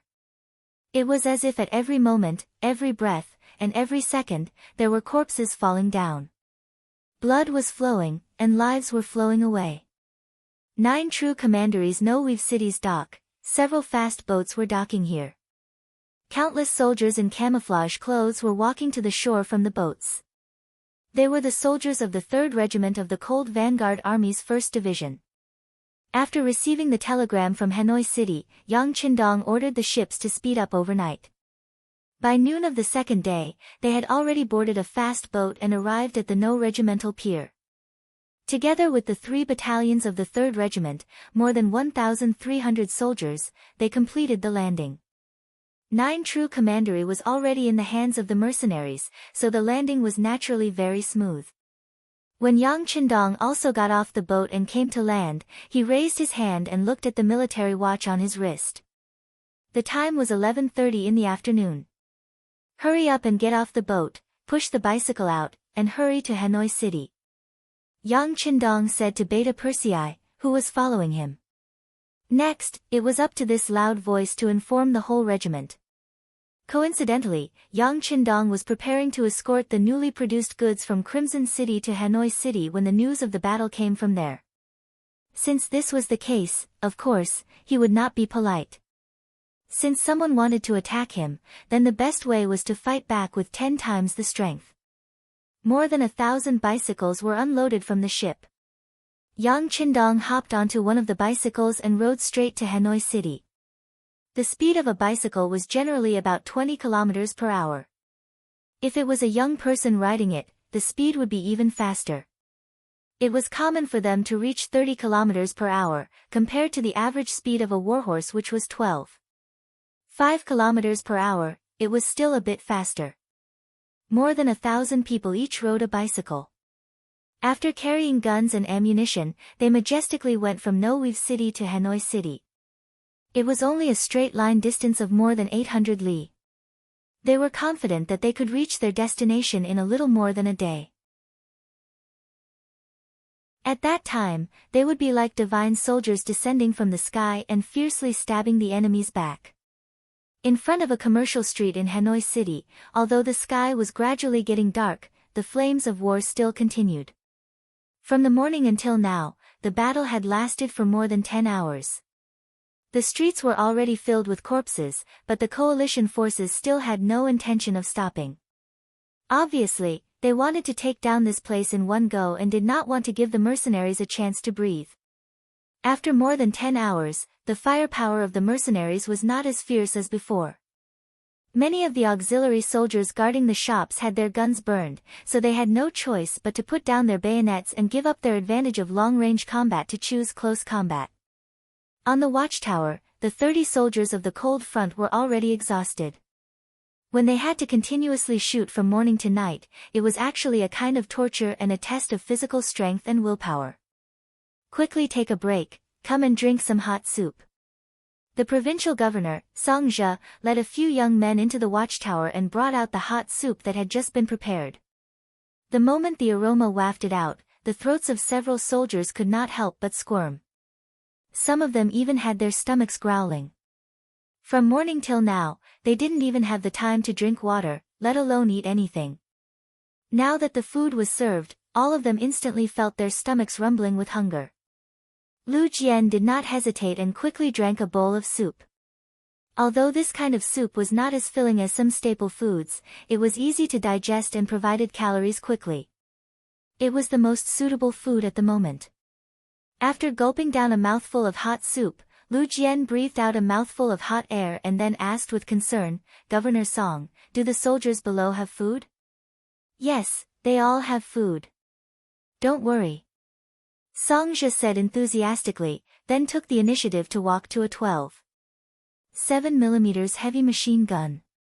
He looked at the enemies below who were still charging and fired a magazine of bullets.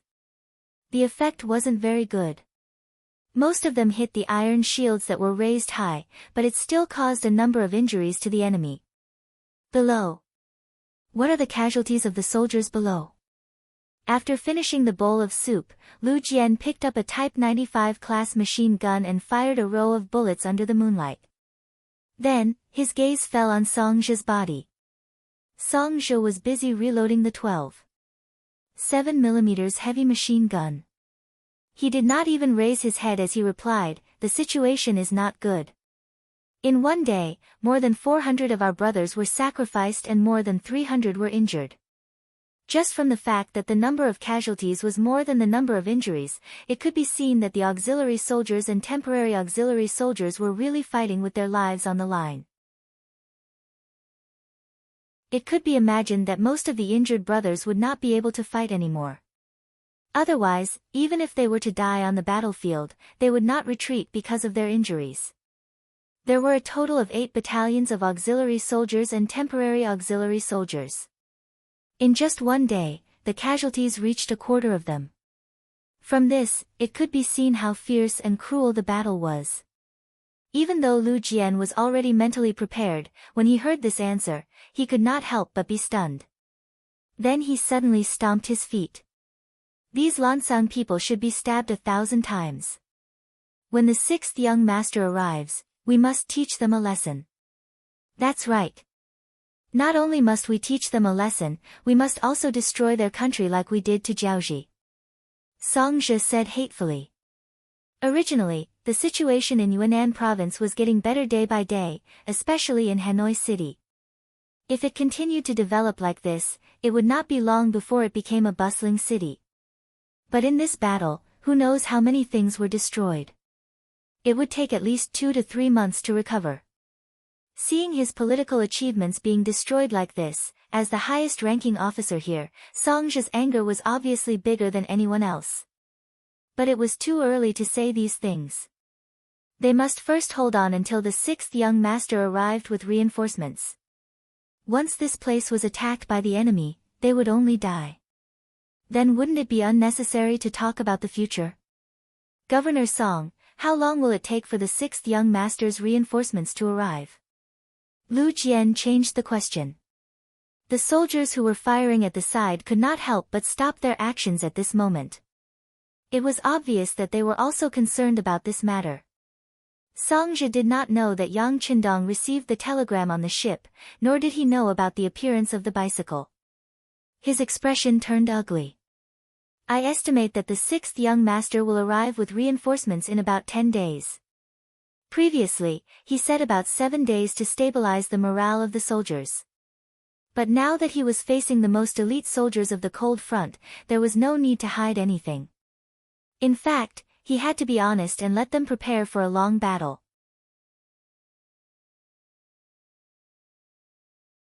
Chapter 566. 10 days. Lu Jian took a deep breath when he heard the answer.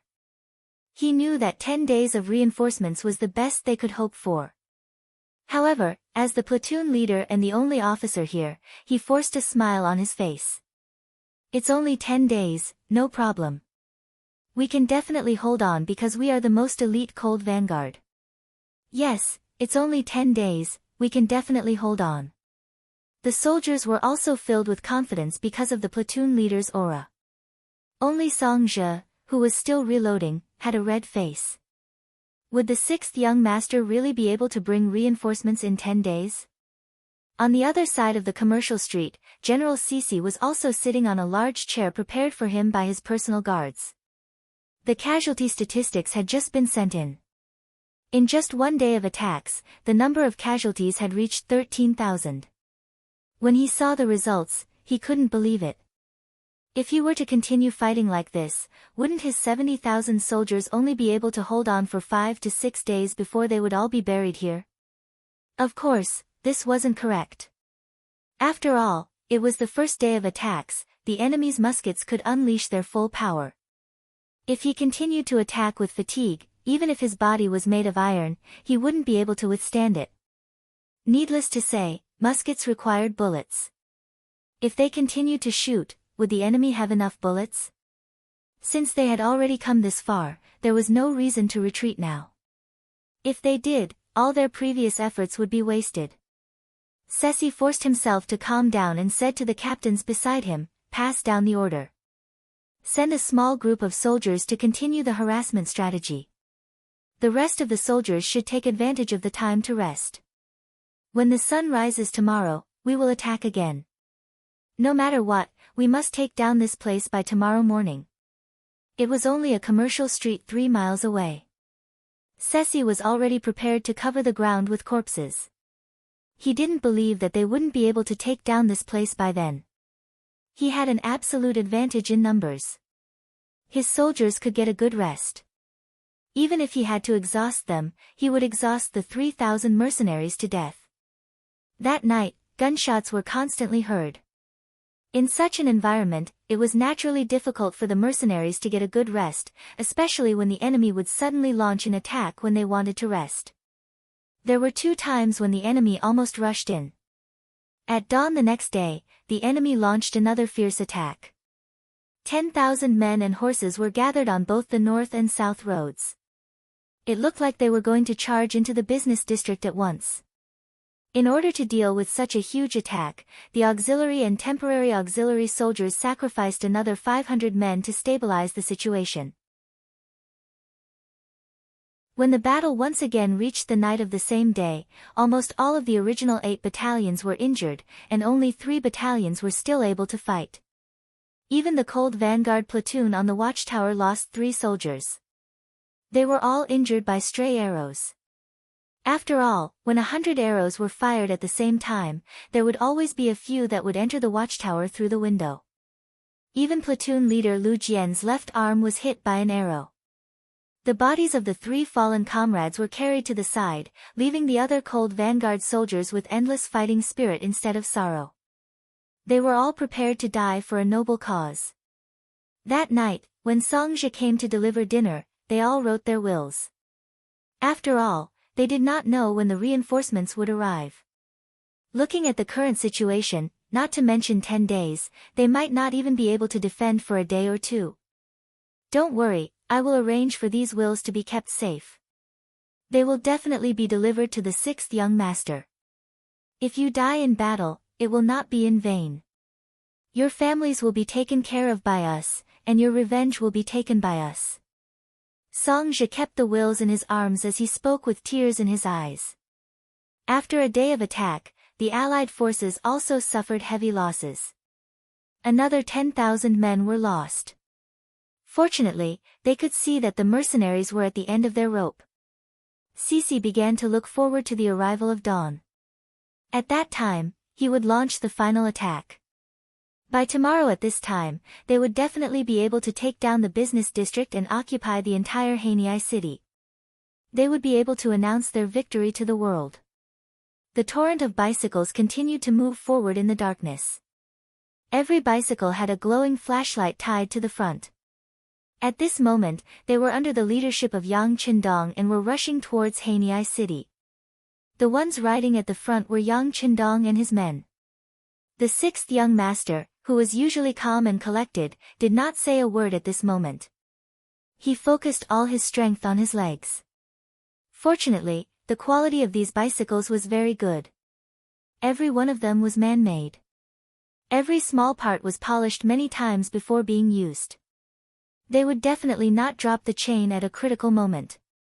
Once one learned how to ride such a thing, one could control it with one hand. They even ate while riding. Other than 2 hours of rest and 15 minutes for toilet breaks and recovery, they were basically always on the road. Knowing that the situation in Haniai city would not be good, under the leadership of Yang Qindong, a group of cold warriors rode from noon yesterday to the next day. They rode for more than 800 miles in 30 hours. Excluding the time for rest and sleep, their average speed was more than 25 kilometers per hour. Finally, they arrived at the outskirts of Haniai city in the middle of the night. It was here that they could see flashes of fire from time to time from afar. Needless to say, that must be the center of the battlefield. Young master, let's do it. Tiger's Mane's eyes were fixed on the city. His fists were clenched tightly. It was obvious that he was furious at the moment. The 2nd Regiment's cold vanguard warriors were also quickly gathering. The various battalions, companies, and platoons were checking their numbers and equipment. Although they were tired from the journey, they were still prepared to fight as soon as the order was given. Yang Qindong, whose eyes were shining from time to time, nodded. The earlier they entered the city, the less pressure Song Zhe and the others would face. However, the choice of how to attack the city was also very important. Although attacking now was indeed unexpected, he did not want to scare the enemy away. He wanted all of them to stay here. Therefore, he needed to plan carefully. Direct company, stay behind. The rest of the soldiers should take the time to rest. 3rd Commander Wuxing strode over and stood at attention beside Yang Qindong. Direct Company Commander Wuxing reporting for duty. Why?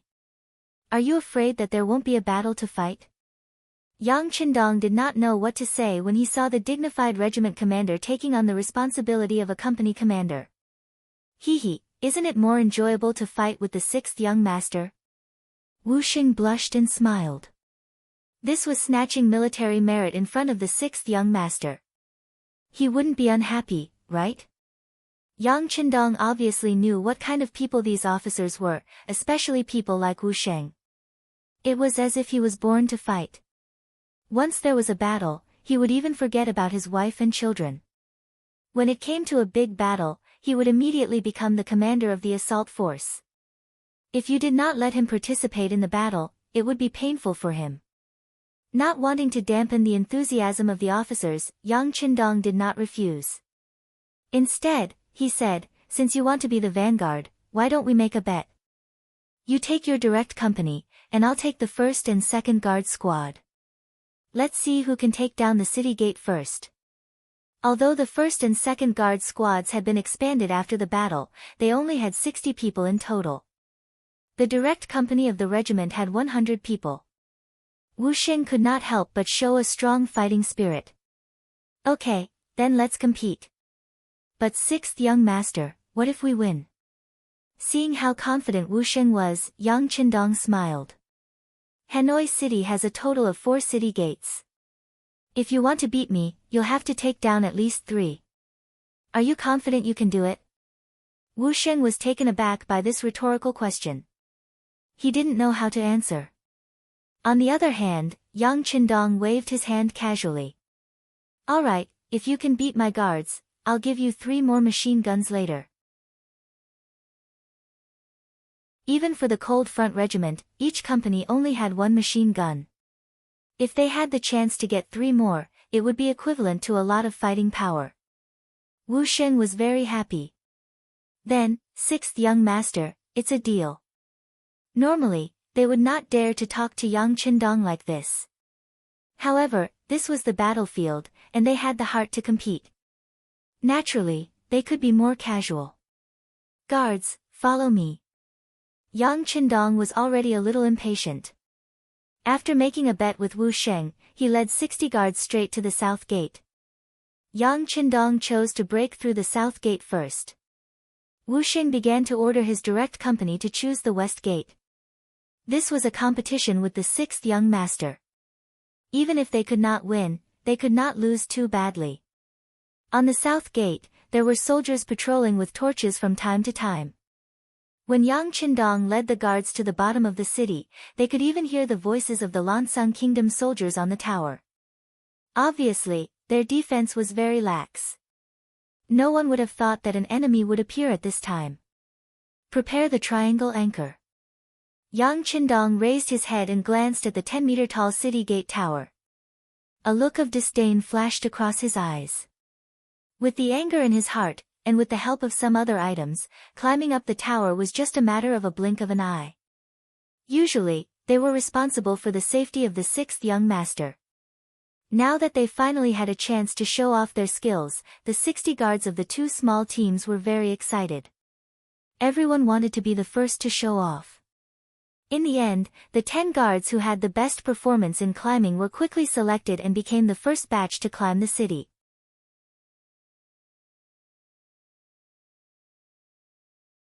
Chapter 567. Give me one. Yang Qindong reached out and took a triangular anchor from Qiu V's hand. He weighed it in his hand. Young master, you can't take the risk. While Qiu V was still in a daze, Tiger's Mane strode over and tried to stop Yang Qindong. After all, no one thought that the sixth young master would personally take action. What? Are you looking down on me? Yang Qindong tied one end of the rope to his waist and casually glanced at Tiger's Mane. However, it was this calm attitude that shocked Tiger's Mane. He had been with the young master for too long. No one knew better than him what his words and actions represented. Sometimes, the calmer he appeared, the more it proved that he was really angry. Tiger's Mane didn't dare to say anything. Qiu Vi didn't know about this. He stepped forward and said, "Sixth young master, you can't go to the front line as a member of the assault team." As he said that, he tried to untie the rope that was already tied to his waist. A strong force suddenly hit Qiu Vi's shoulder. He couldn't help but take a few steps back and almost fell to the ground. This also made his eyes reveal a horrifying expression. When training became a habit, even standing there would be rooted to the ground. As the captain of the first guard team, Chov was naturally skilled. However, the sixth young master only casually bumped into him and he almost fell to the ground. It wasn't that his lower body was unstable, it was just that the sixth young master was too strong. After showing his position in action, Yang Qindong looked at the other guards who still wanted to persuade him and said, "If any of you can beat me in a one-on-one, then you can stop me. Otherwise, don't say anything." What kind of joke was this? The entire first guard squad wasn't a match for Yang Qindong even if they joined forces, yet he still dared to challenge him to a duel. Based on this sentence alone, everyone fell silent.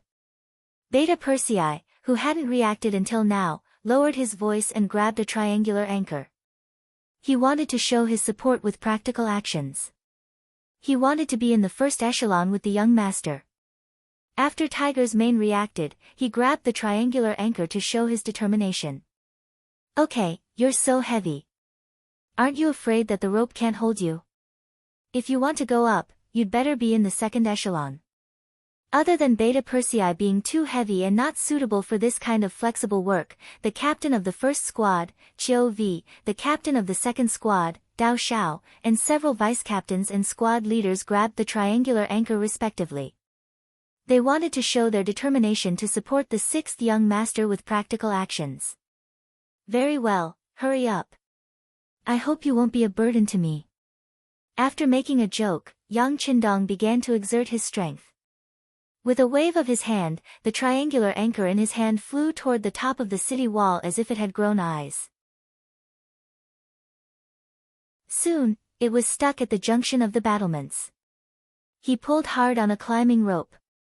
After making sure that it was secure, he stretched out his feet and stepped on the battlements. His arms continued to exert strength, and his feet moved quickly. His whole body flew straight up the battlements like a monkey. So fast. Although they were mentally prepared, when they saw Yang Qindong's figure quickly disappear in front of them, the guards couldn't help but let out a sigh. "What are you waiting for? Hurry up." Tiger's mane also looked at the battlements with everyone's gaze, but he quickly remembered his mission and threw the triangular anchor up the battlements. For a moment, the triangular anchors flew up rapidly as if they had grown eyes. Yang Qindong was the first to climb up the battlements with the help of the climbing rope. His speed was as fast as a fox, making it difficult for people to catch his speed. After jumping up the southern battlements, he flew toward a dark corner. His appearance didn't attract anyone's attention. He took a deep breath and calmed his breathing. His hand reached for his waist and a military knife appeared in his hand. Soon after, his figure flew out like a swallow in the clouds. His footsteps were extremely fast as he rushed towards a Lansang soldier who was walking around with a torch in his hand. His feet didn't make the slightest sound as he stepped on the ground. At this moment, he was like a ghost, appearing and disappearing unpredictably. When he arrived behind the enemy soldier, he still didn't raise the enemy's guard. He raised his right arm and quietly placed the stiletto on the soldier's neck.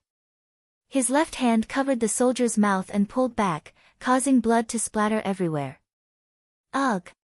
He instinctively wanted to struggle, but how could he be Yang Qindong's opponent? This Tsang Lan Kingdom soldier's legs only forcefully kicked twice before his aura became weaker and weaker. After a breath of time, his head tilted to the side, announcing his death. After killing the nearest enemy, Yang Qindong reached out and took the torch from the other party. He stood up fearlessly and began to patrol the area just like the soldier before. However, his eyes continued to flicker as he imprinted the situation of the enemies in his mind. Then, he began to analyze and make judgments. Swoosh swoosh swoosh. Tiger's mane and the others also climbed up the tower and came to a dark corner beside Yang Qindong. Without turning his head, Yang Qindong's left hand, which was behind his back, constantly made hand gestures, telling Tiger's mane and the others the exact location and number of enemies. "You guys go to the left, you guys go to the right. The rest of you, follow me." After Tiger Mang saw Yang Qindong's hand gesture clearly, he continued to make arrangements. One by one, the guards who had climbed up the tower began to disperse, each of them searching for their own targets. The Lansang soldiers were completely unprepared. They didn't think that someone would ambush them. They were still walking around the tower.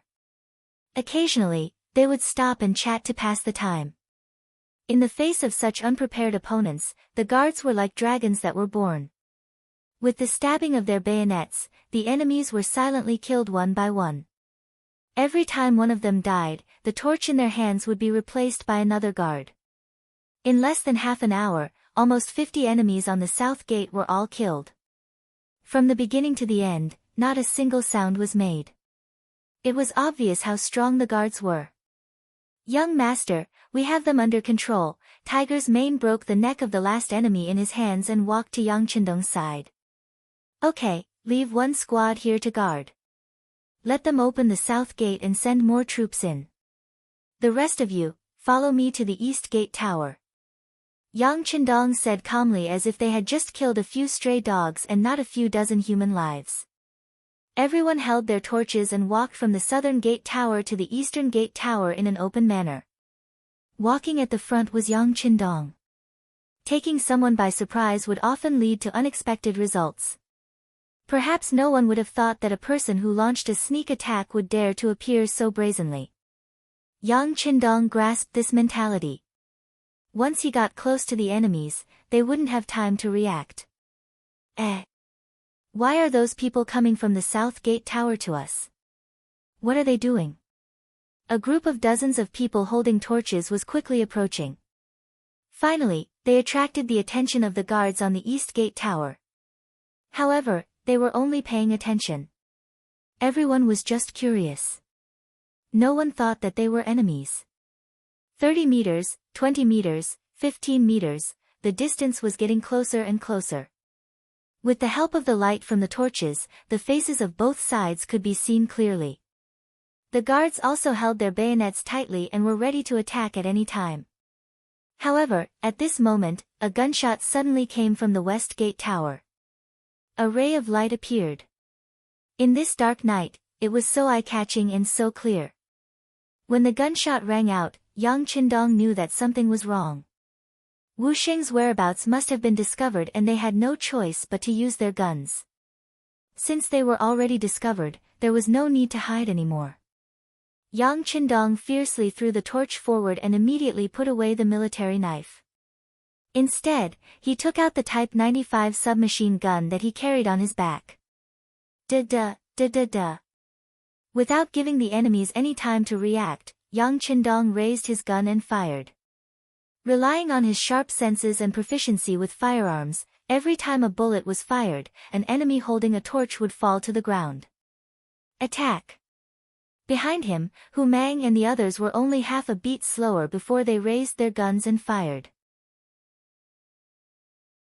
Instantly, gunshots rang out, and the enemies in front of them were all annihilated in less than 3 breaths of time. Go to the north gate tower. Yang Qindong raised his left hand and made a forward motion.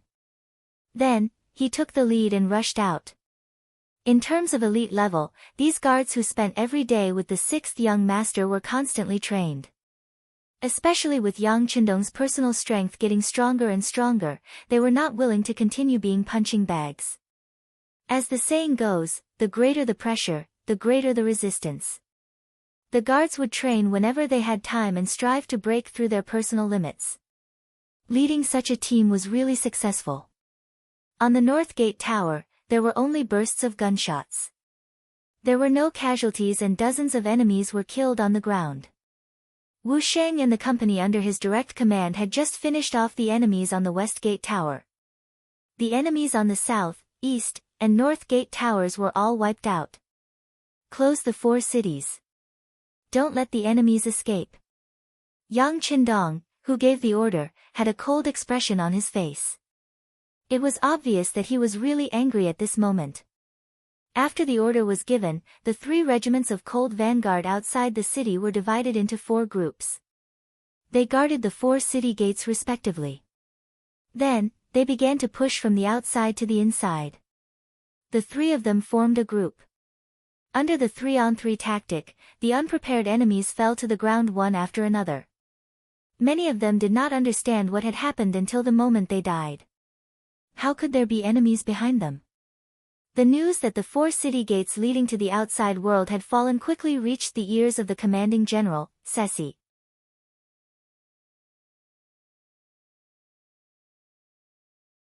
Chapter 568. That's impossible. After hearing the news, Sai Sha, who had just fallen asleep, immediately sat up on the bed and wiped his face forcefully. Obviously, he wanted to see if he was still dreaming. Perhaps he rubbed his nose too hard, but Sai Sha had no choice but to face the reality. How many enemies are there? Have you figured it out? General, there are a lot of enemies. Their firepower is very strong. Our brothers couldn't stop them at all. The captain who came to report said with a sad face. How can there be so many enemies? We have only been in Hanoi for 3 days. Even if there are reinforcements, they couldn't have arrived so quickly. Also, didn't you say that not even a bird flew out when the city was surrounded? How did the news get out? Sai Sha's face was full of doubt and confusion. Seeing that Sai Sha was still thinking about these things, the captain said anxiously, General, now is not the time to look into these things. You should decide what to do next. Should we take advantage of the fact that the enemy hasn't formed a favorable encirclement and kill our way out? It was no wonder that the captain was so timid. Previously, when they said that they were going to be enemies with the mercenaries, their hearts were beating like drums. It was only when they really entered Hanoi City and suppressed the mercenaries that they could finally relax. Especially when they knew that the number of mercenaries that were surrounded was very small, and they didn't have many elites.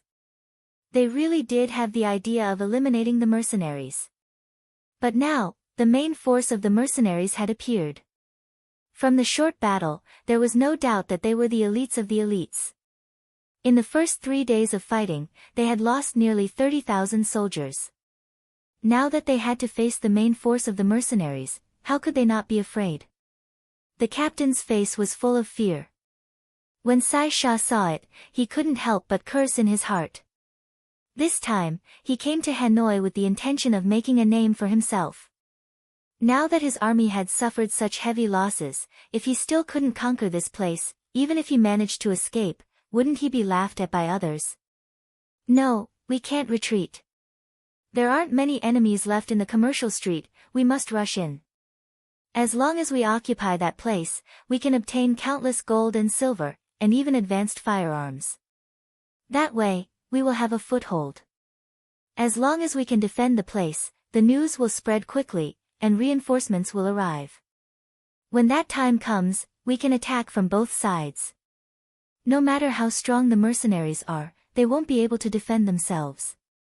That will be the time for us to make a great contribution. As expected of a ruthless general.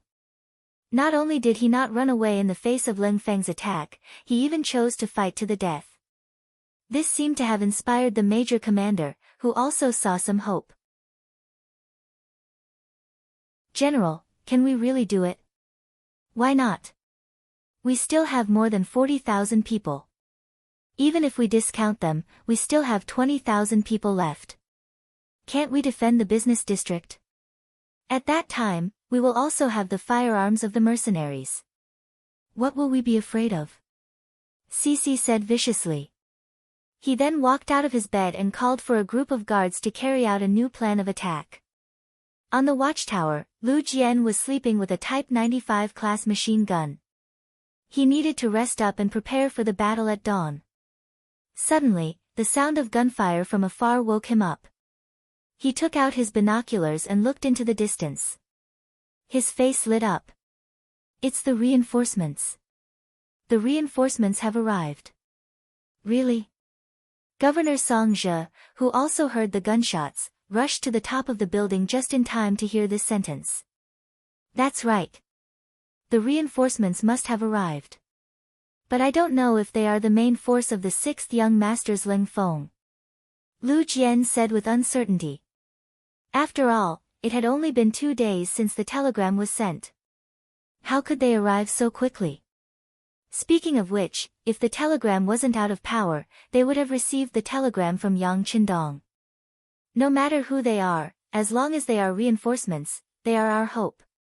But we still have to prepare for the worst and prevent the enemy from launching a fierce attack. Song Zhe couldn't be sure that the reinforcements were the main force of the 6th young master and the Leng Feng. But no matter what, there was still hope. Just as Song Zhe finished speaking, one of the Leng Feng soldiers said, "The enemy is gathering. It looks like they are really going to launch a fierce attack." Song Zhe and Lu Jian heard this and came to the window. They looked down and saw the soldiers of the Lan Xang kingdom gathering. The two of them looked at each other in silence. Their expressions didn't look too good. But some things were already here. It was useless to be afraid. Song Zhe said to Lu Jian, "Platoon leader Lu, I will have to trouble you. Please try your best to stop the enemy. I will go down and inform the other units to prepare for a full counterattack." "Thank you, Governor Song." Looking at Song Zhe's bloodshot eyes, Lu Jian felt sorry for him. He hadn't slept for 3 days. The auxiliary soldiers, temporary auxiliary soldiers, and the Vietnamese mercenaries in the commercial street were all mobilized. More than 5,000 people gathered together. This was their last force. Victory or defeat depended on this. Just as the street was ready, the Lan Xang kingdom soldiers sounded the attack horn. In the dark night, countless enemies rushed over with swords, spears, and clubs. Perhaps they knew that this was their last hope. The speed of these soldiers was faster than before. Attack, don't be afraid of wasting bullets. Attack with all your might. On the watchtower, Lu Jian held the 12.7mm heavy machine gun and kept pulling the trigger. Bullets flew out rapidly. The shells that came out of the chamber quickly formed a layer on the ground. Beside him, a few of the Leng Feng soldiers also worked together and used their machine guns to sweep the ground. At the same time, the Lan Xang kingdom soldiers also fell to the ground. After 3 days of continuous fighting, the number of iron shields in the enemy's hands was very low. It was difficult for them to block the bullets of the machine guns. However, the Leng Feng soldiers were too few in number. In the end, many of the soldiers still managed to rush into the commercial street. Attack! The auxiliary soldiers hidden in various places held Type 81 rifles and spat out tongues of fire. The first enemy soldiers who rushed in were turned into corpses. However, the enemy's numbers were too many. No matter how hard they fought, they couldn't break through. In the end, the enemy soldiers rushed in just like that. "Brothers, follow me and kill." With a loud shout, he took the lead and charged out with his blade. Behind him, there were thousands of soldiers and Vietnamese mercenaries, and they let out loud shouts as they clashed with the soldiers of the Lan Xang kingdom, unfolding the cruelest and most cold-blooded hand-to-hand combat. Scythes clanged, swords hacked, spears stabbed, axes and hooks hacked. Soon, the place became a purgatory. Blood, broken limbs, and corpses were everywhere. The Leng Feng 3rd Regiment was like a ferocious tiger rushing down the mountain from the city gate towards the center of Hanoi City. Following them were tens of thousands of educated youths from Chichen City. Of the 50,000 youths who were sent here at the beginning, there were only about 10,000 of them left in Hanoi City.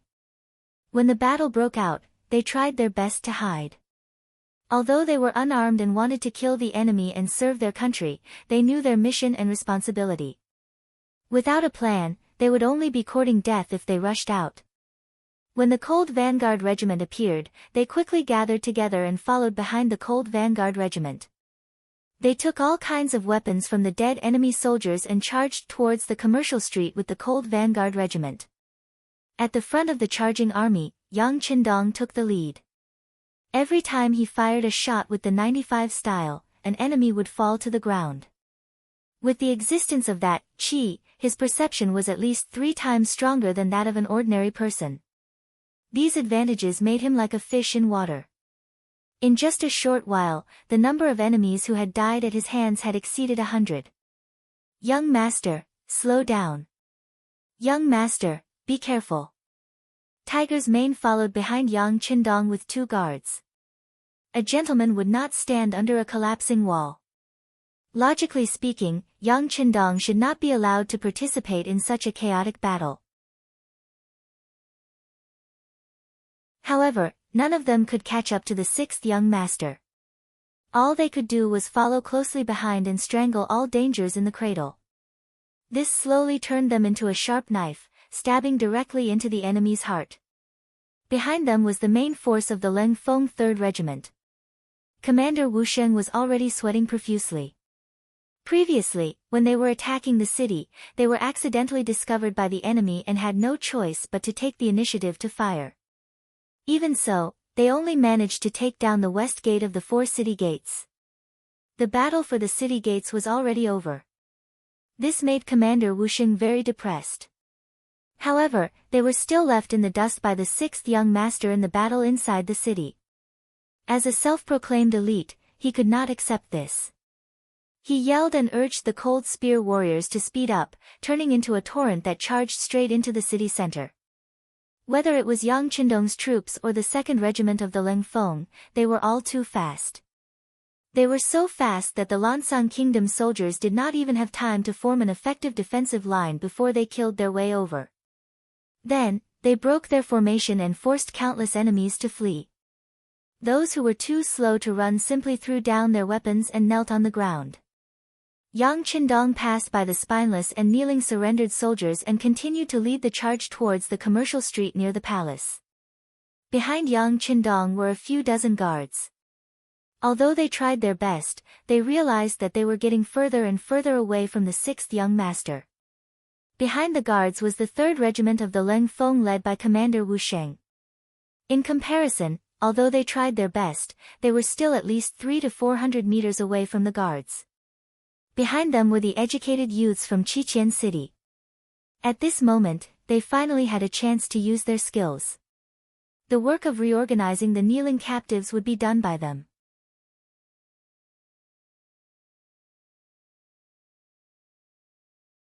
Chapter 569. The gunshots never stopped from night till dawn. When a white light slowly rose from the horizon, Yang Qindong was already 1 kilometer away from the commercial street. It was obvious that there was a group of people shouting here. After dodging to a corner, Yang Qindong took a deep breath. Then, he loaded a new magazine with the Type 95 in his hand. He couldn't remember how much ammunition he took out from the warehouse. Young master. During this pause, Tiger's Mane and the others finally caught up. Then, they leaned against the corner to rest. This night, they had been killing enemies and chasing after the 6th young master. They didn't feel anything before, but now that they had a chance to rest, the fatigue immediately filled their bodies. How is it? Very tired, right?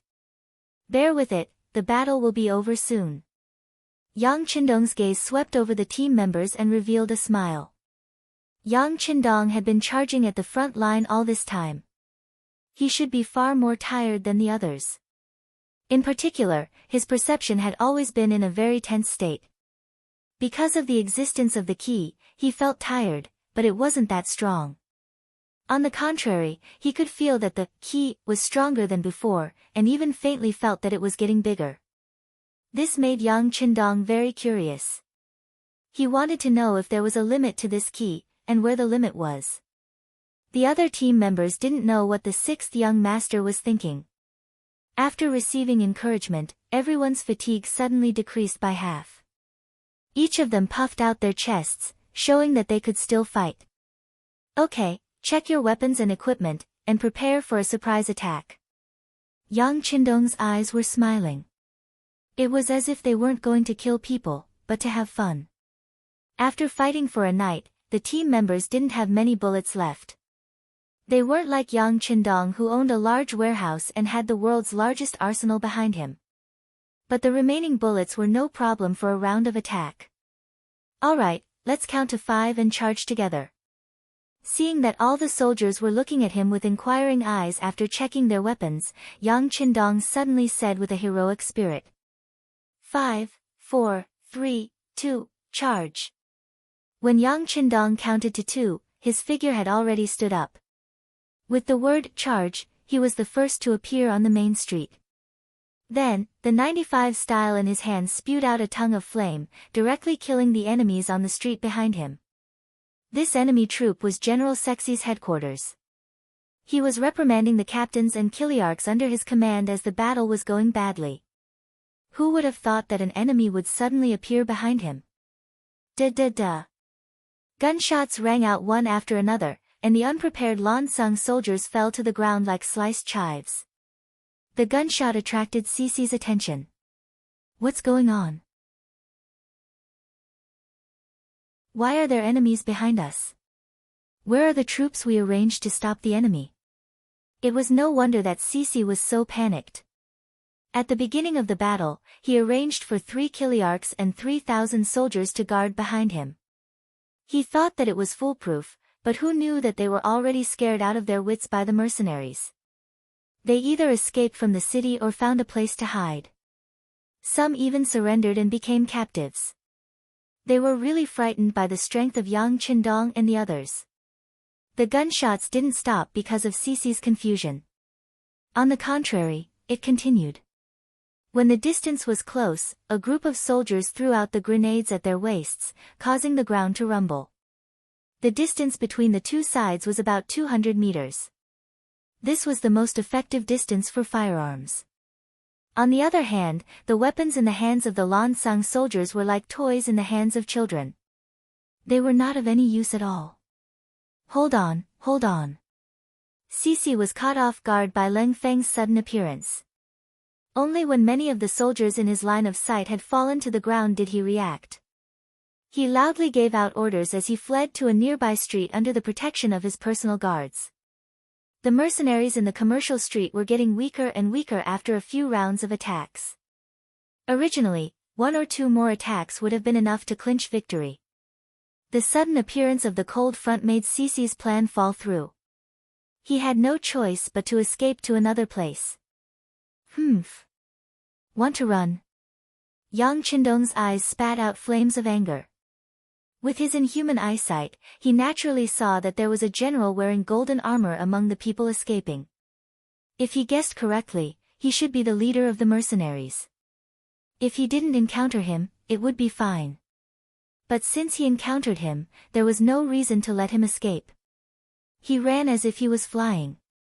With a leap, he jumped onto the roof of a house and threw out a sentence to Tiger's mane behind him. I'll chase after the enemy.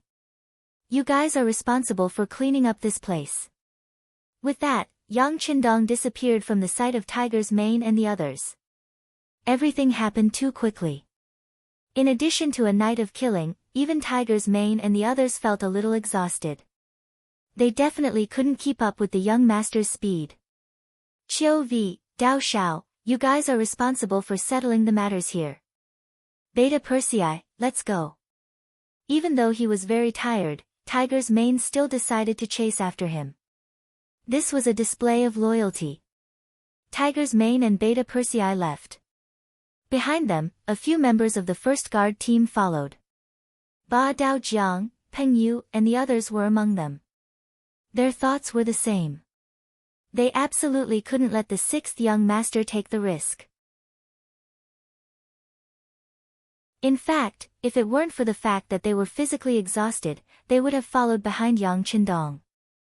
Cece naturally didn't know that he had been targeted.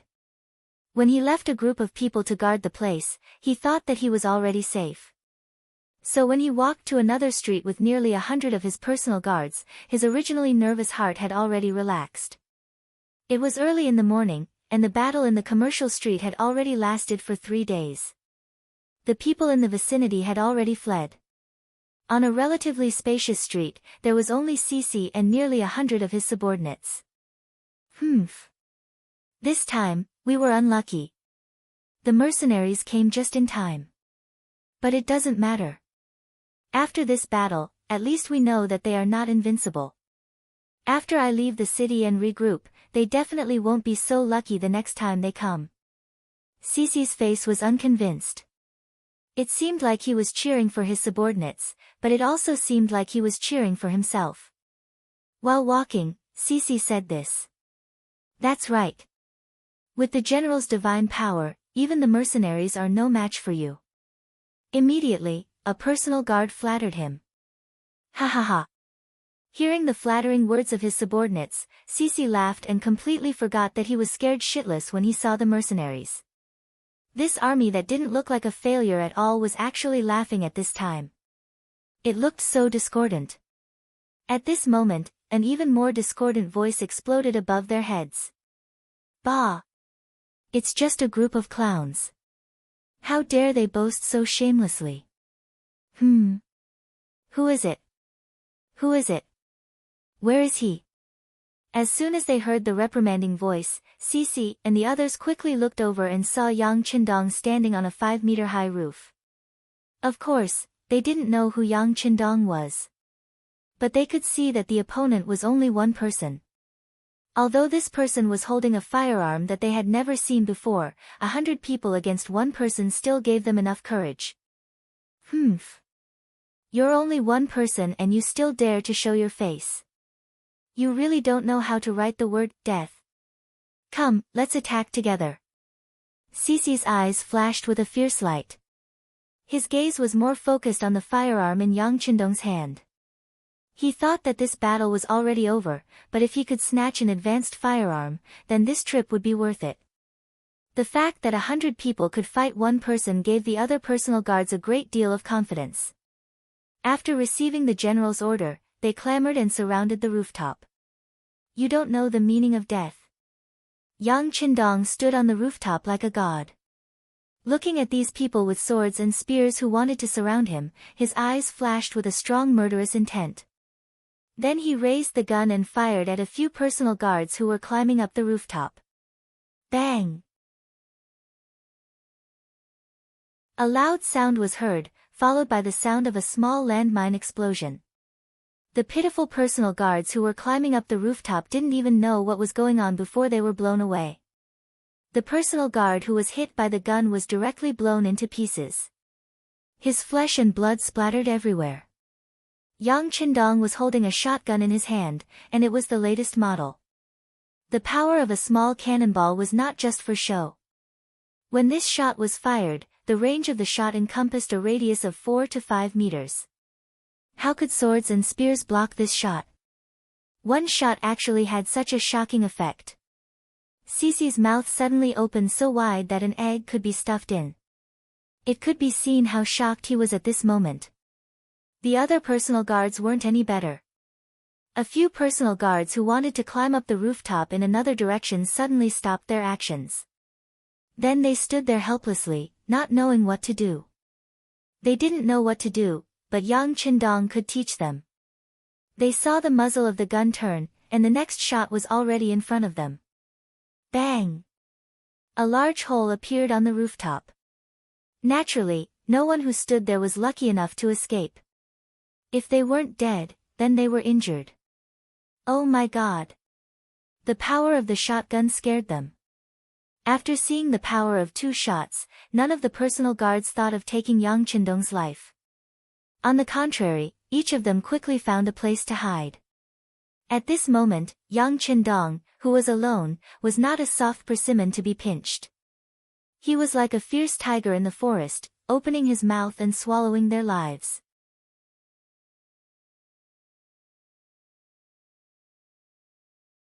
Chapter 570. Peng, peng, peng. Shot after shot, hitting the bodyguards who were running in all directions. One bodyguard after another fell to the ground, screaming and wailing, giving people a feeling of fear. What kind of weapon is this? Shi rushed into a house under the protection of a few bodyguards. At this time, he was in a very sorry state, his face full of fear. Just now, he had seen with his own eyes that 3 personal guards were hiding behind a thick wooden plank. However, when the gunshot rang out, a large hole was blasted in the wooden plank. The 3 people who were hiding were also blasted 3 to 4 meters away. This kind of powerful lethality completely defeated his arrogance. At this time, he only had one feeling, and that was to quickly escape from here. Otherwise, he really didn't know where he would be safe at this time. Peng, peng, peng, the sound of gunshots and explosions were endless, one after another. After the first explosion, there were always a few screams, which meant that more bodyguards were shot and died, or were seriously injured and lost the ability to fight. General. General, what do we do? A guard asked Cece with a pale face. His trembling legs represented his fear and nervousness at this moment. Think of a way to rush out, after all, he is only one person. Shi was also frightened, but after all, he was a general, so he was able to quickly calm down. It was just that he was already very restrained, and no longer wanted to take Yang Qindong's life like before. The advanced firearms were already a headache, and this could be seen from the daily battle casualties that reached almost 10,000. Not to mention the cannons, the difference of one word meant that it was indeed an existence that could not be surpassed. Just in terms of momentum, the shotgun was already far superior to the 81 rifle and the 95 style. Let's split up and rush out. Shi forced himself to calm down and tried to make his voice sound calm, then pointed at the 3 bodyguards beside him. You 3 run out in different directions, the others follow me. You have to remember, he is only one person, and it is impossible for him to shoot at all of you at the same time. The personal guards were used to obeying the general's orders, especially when they thought that there was only one enemy. If they fled in all directions, their chances of survival should be very high. A few personal guards looked at each other and nodded before rushing out of the house in different directions. Yang Qindong, who had already put away the shotgun, took out a Type 95 5.8mm machine gun from the big warehouse. The gun's empty weight was 3.95 kilograms, 840 millimeters long, 600 m shooting range, and was fed by a 75-round drum. Compared to the shotgun that could only hold 6 rounds, this Type 95 machine gun's performance was a bit more powerful. The only difference was that it was not as powerful, but in front of the bodyguards were already scared out of their wits, it was nothing. Just as he reloaded a new magazine, he saw someone rushing out of the house. A cold light flashed in Yang Qindong's eyes. How could he be polite? He shot out a few shots, and the 3 guards who were fleeing in 3 different directions fell to the ground with a plop. Rush out. Shi heard the sound of gunfire outside and knew that his chance was here. He yelled and brought the only 3 bodyguards with him out of the house. But right after he rushed out, he clearly saw the bodyguards' bodies on the street, including the 3 bodyguards who just rushed out. This. Shi instinctively stopped and looked up at the roof. What he saw was Yang Qindong holding a Type 95 machine gun with a face full of killing intent. 222. After a few shots, the remaining 3 bodyguards fell backwards. If you looked closely, you would see that they were all shot in the forehead. For a machine gun to be able to hit the bullseye, it could be seen that Yang Qindong's familiarity and accuracy with guns had reached a new level. With a putong sound, Shi also knelt on the ground. Different from the other bodyguards, his legs were shot. The powerful penetrating force of the machine gun shattered his leg bones, causing him to lose the ability to stand up. General! Shouts came from the houses on the side of the street. Some bodyguards rushed out as if they didn't care about their lives. Personal guards were indeed personal guards. Their loyalty to the general was many times higher than that of ordinary soldiers. But the reality was that their actions were completely useless. They could only become souls under the gun. 222, 222. The muzzle of the gun spat out a tongue of fire. Then, the bodyguards fell to the ground one by one. None of them could reach Shi's side. Seeing everything that happened, Shi forgot about the pain in his legs. Because at this moment, his heart was in even more pain. The moment he mustered the courage to look up, he saw Yang Qindong standing on the roof like a devil. He made people feel a deep fear from the bottom of their hearts. The gunshots finally stopped, and the whole street instantly became quiet. None of the bodyguards were alive. The only ones who could breathe were Yang Qindong standing on the roof and Shi who was trembling on the ground with bleeding knees. Young master. Tiger's mane and the others finally appeared. When they saw Yang Qindong on the roof safe and sound, they couldn't help but breathe a sigh of relief. Then, they were deeply shocked. They were frightened by the scene in front of them. The street was full of corpses, and there were nearly 100 of them. This was all done by the sixth young master. Badao Jiang said as he couldn't help but gulp. 1 against 100. Although they had the advantage of advanced firearms, it wasn't something they could do. That should be the enemy general who caused trouble for us this time. Capture him and we'll have a public trial later. Right, bandage him up. We can't let him die so quickly. Jumping down from the roof, Yang Qindong walked to Tiger's Mane and Beta Persei.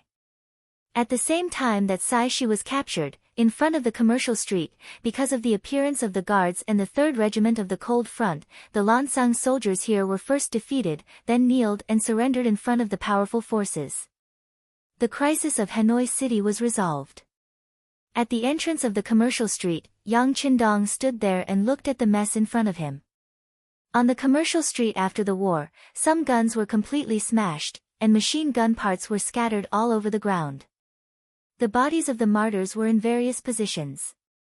Some were hugging the enemy's waist, some were hugging the enemy's head, some were choking the enemy's neck, some were pressing the enemy to the ground, and some were burning together with the enemy. There was also a soldier who was still holding a grenade in his hand. His body was covered in brain matter. The brains of the Lansang soldiers who died with him were splattered all over the ground. Another soldier was holding half of the enemy's ear in his mouth. When they buried the bodies of the martyrs, because their hands were interlocked, they hugged the enemy so tightly that some of their fingers were broken.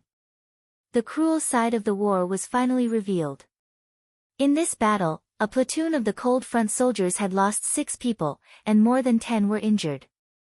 Of the 2 battalions of auxiliary soldiers, only 1 company was left standing. Of the 6 temporary auxiliary battalions, only 1 battalion survived.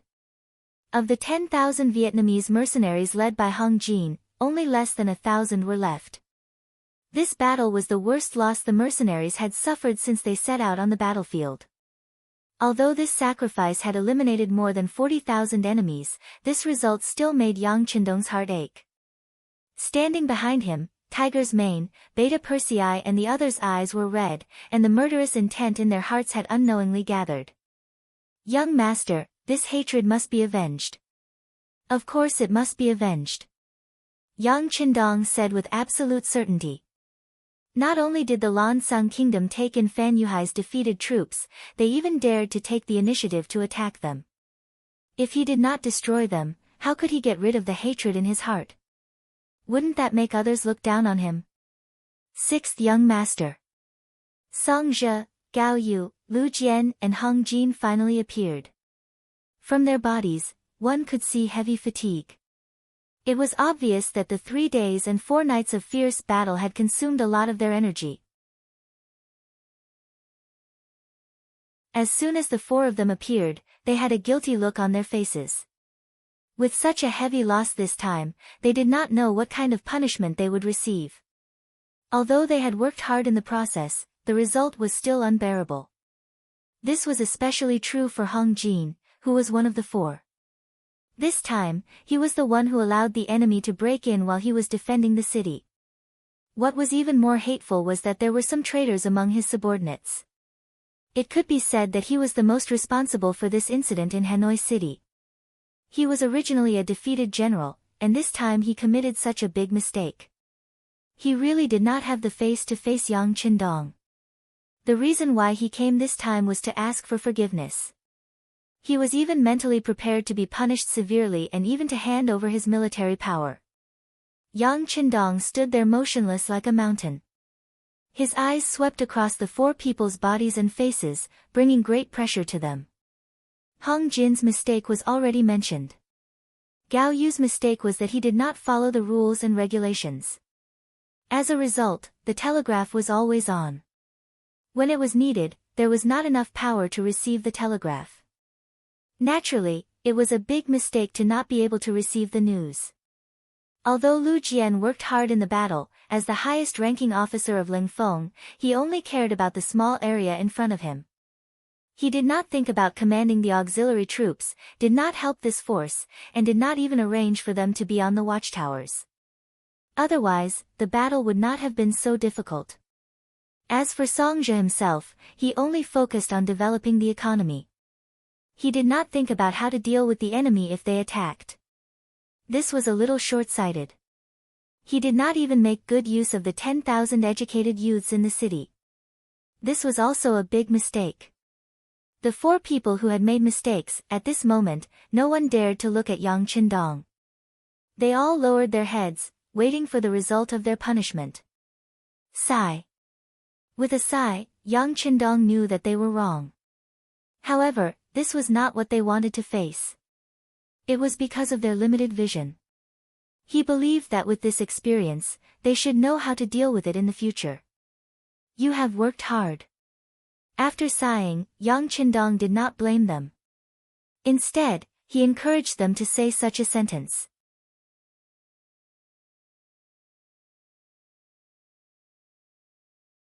Chapter 571.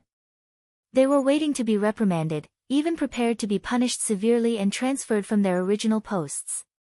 Who would have thought that Yang Qindong would say such a thing? What did he mean? Was he praising their efforts? The 4 of them raised their heads in confusion. Yang Qindong knew that there were some things that had to be explained clearly. Your performance in this battle was not bad. No matter what, you were able to persist until the last moment. Moreover, from the reaction at the beginning of the battle, it was very commendable to be fearless in battle and fearless in death. If I must point out your mistakes, it would be your inexperience and lack of preparation. You were too careless. You thought that with the name of mercenaries, everyone in the world would be afraid of us and no one would find trouble with us. This is wrong. His tone was not very harsh. It was just the truth, but it was enough to make Song Zhe and the others reflect. In this battle, unless Yang Qindong happened to be in Hanoi City, no one would have handled the matter better than Yang Qindong. Naturally, they could not blame anyone else. In ancient wars, when the city gate was opened, it was equivalent to the city falling. The fact that Hanoi City did not change hands was already very good. There was no reprimand or punishment as expected. Instead, it was Yang Qindong who reasoned with them and talked about his experience. It was only a 2-hour conversation, but it had benefited them greatly. They believed that if the same thing happened a second time, there would be a huge reversal. Perhaps they would not need any reinforcements to drive out the invading enemy. Song Zhe and the others finally turned around to rest. First, they had been fighting continuously for the past few days. Whether it was physically or mentally, they were too tense. They needed a good rest to adjust their body's condition. Second, they also needed to digest some of the words of the 6th young master and then come up with a plan to deal with any unexpected events. The others went to rest, but Yang Qindong did not. Instead, he went to the palace and began to deal with the matters that had happened in the past few days. For hours after Hanoi City was recaptured, the information from all sides was sent over. It turned out that it wasn't just Hanoi. Shiyu City and a few other major cities in Jiaoxi were also under attack. The only difference was that their opponent was the former Jiaoxi's fugitive, Fan Yuhai. However, according to the reports, Fan Yuhai had yet to use his full strength. It seemed that he was waiting for the results of the battle in Haniai City. This allowed Ruan Chuncheng, Qin Di, and the others to barely hold on to the city without suffering too many losses. Just a bunch of flies. Tell Commander Wu Xing to send out the 3 battalions under his command. Take the initiative to attack in companies. If you see any enemy that refuses to submit, kill them. Yang Qindong's face was cold as he gave the order. If it wasn't for the fact that Hanoi City needed someone to hold the fort and the main force was still rushing towards Hanoi City from the sea, Yang Qindong would have personally dealt with Fan Yuhai. He had a feeling that the reason why the Lan Xang Kingdom had the guts to take the initiative to attack Hanoi City was because of this person. Do you want to retake Jiaoxi? Very well, let's see who's the real deal. Yang Qindong, who owned the warehouse, naturally had a domineering aura that looked down on the world. With the help of the 10,000 or so educated youths, Hanoi City was quickly restored to its original state. The corpses on the streets were carried away and the blood that flowed out was washed clean. On the surface, there didn't seem to be any difference. However, if one had to point out a change, it would be that there was an additional large jingguan outside Hanoi City. The jingguan was made up of the heads of over 40,000 people. Beside the jingguan, there were a few tall wooden pillars with the corpses of Sai Shi and a few others hanging on them. Yang Qindong wanted to use this method to send a message to those who were plotting against him. This is the result of making an enemy out of me. 5 days later, the 2nd Regiment of Ling Feng, 20 auxiliary battalions, and 50,000 youths from the 2nd batch arrived at Hanoi City. They were warmly welcomed by Song Zhe and the rest. Especially when Song Zhe knew that these 50,000 youths were once part of the militia and had a certain level of military experience, he was extremely excited. He had already come up with a military plan to turn every citizen into a soldier and had received Yang Qindong's approval. Turning every citizen into a soldier meant that the citizens would still be citizens and would do whatever they were supposed to do. However, once the city was in danger, every citizen would be turned into a soldier. The youths who had received a certain level of military training would be the main force while the rest would be the support. They could take out weapons from the city's treasury and quickly arm them into combat personnel. Once they achieved merit in the war, they would receive generous rewards and so on. With Yang Qindong's approval, Song Zhe even added another condition to the plan. That was, those who performed outstandingly in the war could be considered to join the Ling Feng. Just this condition alone was enough to move the hearts of countless educated youths. In Hanoi City, the most glorious thing to do was to join the Ling Feng. There was a saying that if one person joined the Ling Feng, his whole family would be honored. Let's put it this way.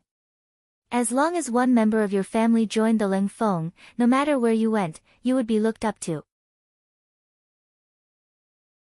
No matter what you did, you would have more advantages and benefits than others. The reason why they became educated youths was not because they did not want to join the Ling Feng, but because the Ling Feng's assessment was only held twice a year and the number of recruits was limited. Since they could not get a spot, they thought of other ways to contribute to the development of Hanoi City. Now, there was a chance to join the Ling Feng. Unknowingly, these educated youths had a desire to join the Ling Feng. That way, they would have a chance to join the Ling Feng. 2 batches of educated youths would make up 100,000 people. Not only did they have a certain level of military training, but they were also very educated and very young. These people were undoubtedly highly sought after by Governor Song.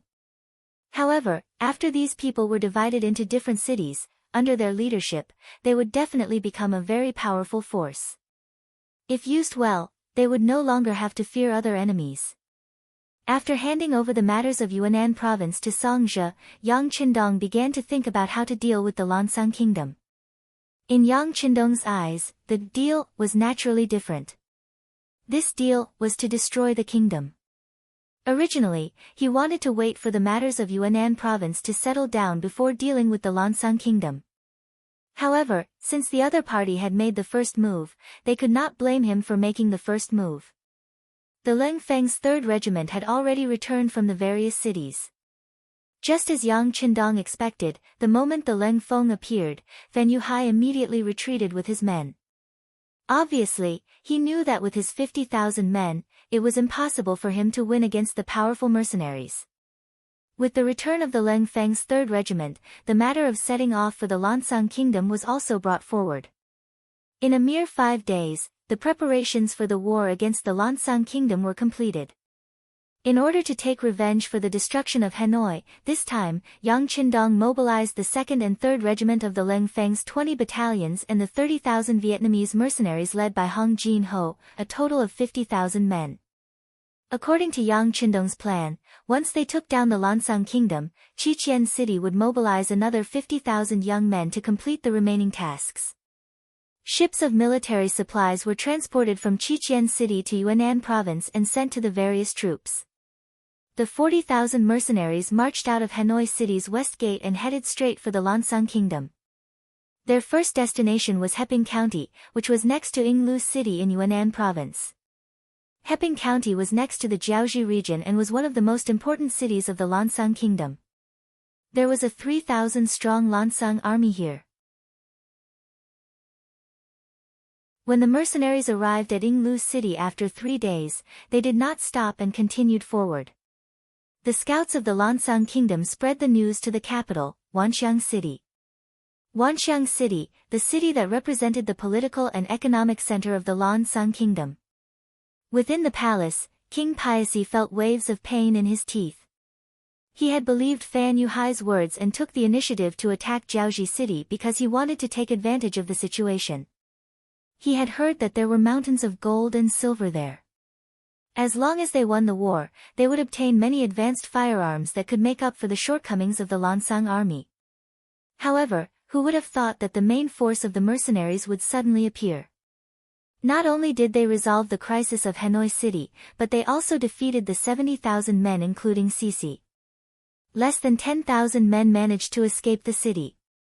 First, there was the defeat of Lotti's 100,000 men, then there was the defeat of Cici's 50,000 men. The Lancang Kingdom's military strength was not very strong to begin with. Now, they only had 100,000 men led by Sang Wenla and 20,000 royal guards left in the palace. 120,000 men against 40,000, and in this battle, it seemed like they had the advantage. However, if the enemy was the mercenaries, it would be a different story. Who didn't know that the mercenaries had the most advanced firearms in the world? Who didn't know that the mercenaries were used to winning when they were outnumbered? Where is Fan Yuhai? His face was burning with anger. Now, Piaci hated this general who had escaped from Jiaozhi.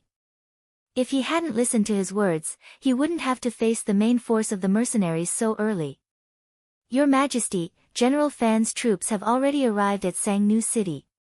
He sent someone to deliver a message, asking Your Majesty to lead the army to meet with him. He wants to defeat the mercenaries. Great General Saiwang stepped forward and saluted. A defeated mercenary? What a boastful claim. If Fan Yuhai really had such an ability, he wouldn't have had to run away like a stray dog. A mocking voice came from the crowd of officials. Then a middle-aged man with small eyes and a big head took the initiative to stand up.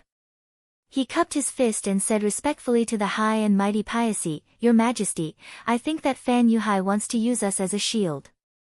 He wants us to fight to the death with the mercenaries. Otherwise, why didn't Fan Yuhai make a move when Saishi had already attacked Hanoi City before? We have already suffered a loss. Your Majesty, please reconsider. Don't be fooled again. The person who spoke was the Lancang Kingdom's imperial preceptor, Long Qi. He was known for his eloquence and intelligence. He was later recruited by Piaci and given the position of imperial preceptor.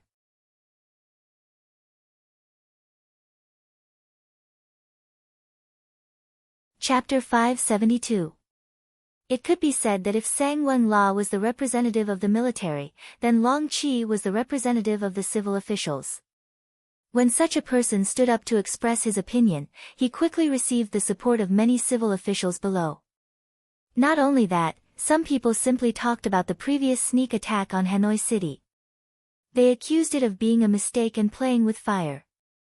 It would only put the Lancang Kingdom in danger. Since ancient times, civil and military officials could not coexist. This was determined by their nature.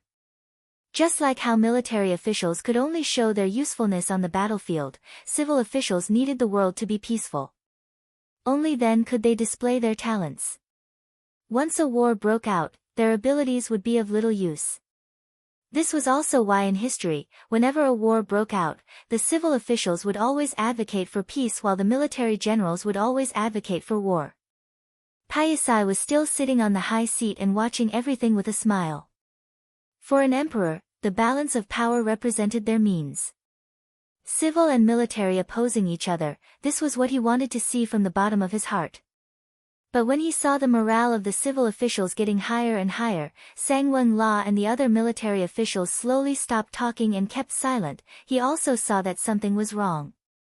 He hoped for the balance of power, but he definitely did not want to see either side getting bigger. Enough, enough. Seeing that the situation was completely one-sided, Paisai finally had to stand up and speak. With this shout, the hall quickly quieted down, showing that King Paisai's authority was still very strong. The matter of the alliance with Fan Yuhai was discussed before. How can we break the agreement? Besides, the mercenaries first attacked General Lodi and killed him. This time, they killed General Sisi. We are already irreconcilable with them. Let's not think about getting along peacefully. Sang Wen-la, this king now orders you to lead the army north and meet with General Fan Yuhai in Sangnu City. We must keep the enemy army out of the country. This subject understands. Sang Wen-la lowered his head and respectfully agreed. When he raised his head, he looked at Long Qi and the others with a somewhat provocative gaze. The meaning of showing off was very obvious. The court meeting ended with the king's words. If Sang Wen-la began to deploy the army, he also sent people to supervise the army's food. This time, an army of 100,000 was going to war. Just eating and drinking every day was not a small expense. Imperial tutor, General Sang is here to rush us for food and clothing. As soon as he returned to his residence, Long Qi saw some relevant officials waiting for him in front of his residence. He was not in a good mood, so he waved his hand impatiently. Here, give me whatever you want. State Preceptor, there are very few military supplies left in the national treasury. Do we have to take them all out at once? A few officials asked with constipation on their faces. They couldn't be blamed for being in such a difficult situation. First, 100,000 soldiers were defeated, and then 50,000 soldiers were defeated. Along with them, there were also a lot of military supplies. After a few battles, the inventory in the national treasury was getting smaller and smaller. And this time, Sang Wen-la was even more greedy. He wanted the weapons and clothes of 100,000 people. This was already their limit. If they really took out the weapons according to this request, the treasury would be empty. If there was a need, they would not be able to take out anything. At that time, once the king gave the order, what would they do? That was why he came to seek advice from the imperial tutor. Very few. Haven't you been forging weapons and military uniforms? Long Qi asked with a frown. As the state preceptor, there were too many things he needed to manage. It was impossible for him to be clear about everything. A few officials had a difficult expression as they replied. If it's imperial tutor, we have been working hard. However, the consumption is too great. Right now, many of the weapons have only been polished for the first time. They only look like they have taken shape, but there is still a long way to go before they are tough enough. Yes, imperial tutor. It's the same for military uniforms, shoes, and hats. Only a part of them has been made. The rest are only half finished. We still need many embroiderers to work overtime for at least 2 months before they can be completed. The few subordinates were talking at once, which allowed Long Qi to have a better understanding of the situation. It was precisely because he understood enough that he raised his eyebrows slightly, and a strange look that no one knew flashed in his eyes. Then, he quickly regained his calm. After muttering to himself for a moment, he said, "So that's the case. It's been hard on you. Sigh, speaking of which, it's all because those generals only know how to fight. They don't care about your feelings at all. Since that's the case and they are in a hurry, then just give them the half-finished products." Ah! Hearing Long Qi's reply, the few officials were stunned. They had an incomprehensible look on their faces. What? You don't want to? If you don't want to, then go and explain to them yourselves. This imperial tutor doesn't care anymore. Seeing that these people didn't seem to agree with his idea, Long Qi angrily turned around and was about to walk into the mansion.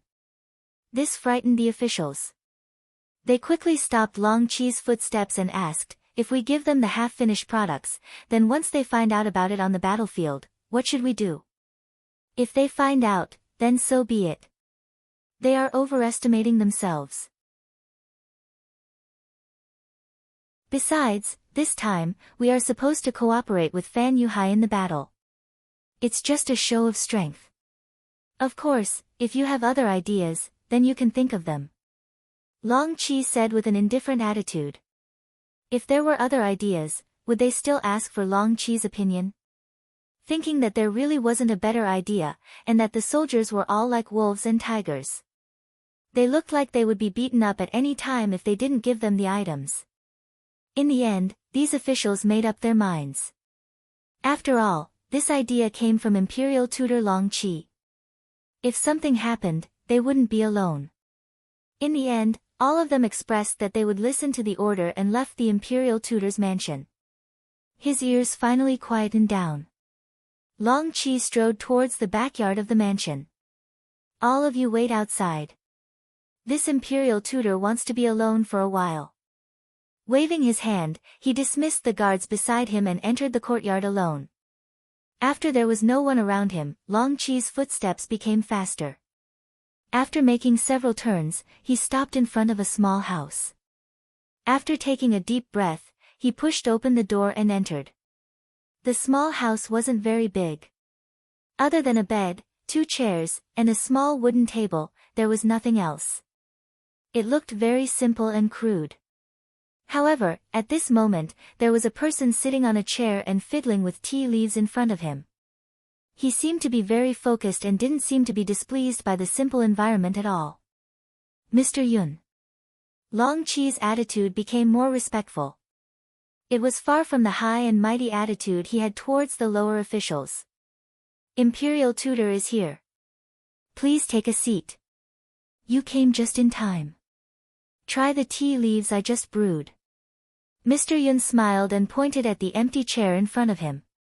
Then let me try Mr. Yun's craftsmanship. Long Qi squeezed out a smile and sat down on the chair. The small house suddenly became much quieter. After the tea was brewed, Mr. Yun took the initiative to pour tea for both of them. Only then did Long Qi took the teacup and took a sip. Then, he pretended to be very intoxicated and said, "It's really good tea." Naturally, no one cared about whether the tea was really good or not. What everyone wanted was just the atmosphere. Mr. Yun looked at Long Qi's performance and chuckled.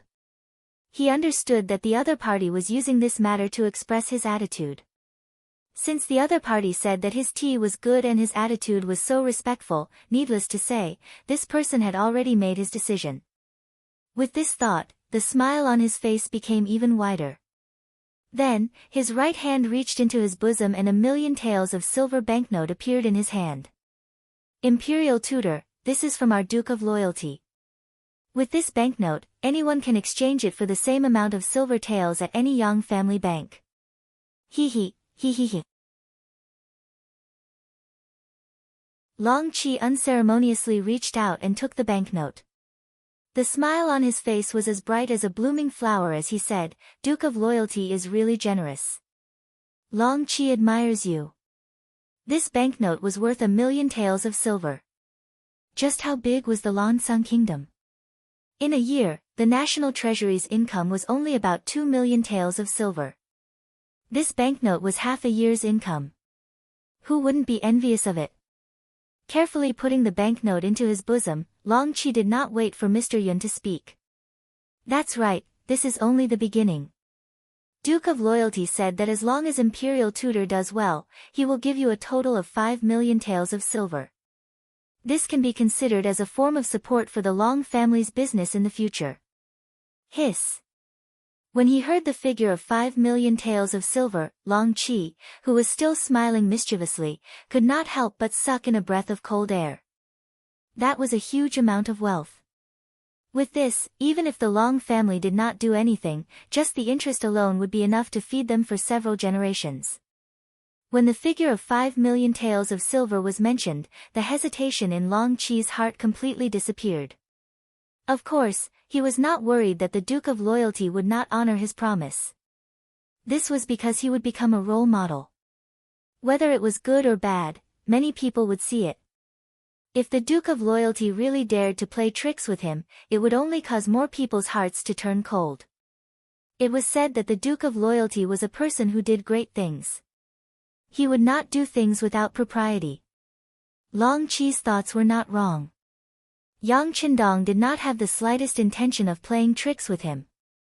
Since he had mentioned the figure of 5 million taels of silver, he would definitely honor it. This was related to his image to the outside world. How could he do something that would destroy his own Great Wall? Then again, the reason why he had to pay such a huge price was because Long Qi himself was worth this price. 5 million taels of silver was not a small amount in any country. However, when placed in the Crimson City that produced all kinds of novel goods, it was really not much. This was the advantage of having capital. As the saying goes, money can make the devil push the millstone. When the amount of silver reached a certain amount, it was not impossible for the millstone to push the devil. Furthermore, fighting a war was fighting for money. If one won a war, one could plunder more resources and good things. This seemed to have become a kind of cycle. It was just that if some people played it well, it would form a virtuous cycle. If some people did not play it well, it would easily collapse.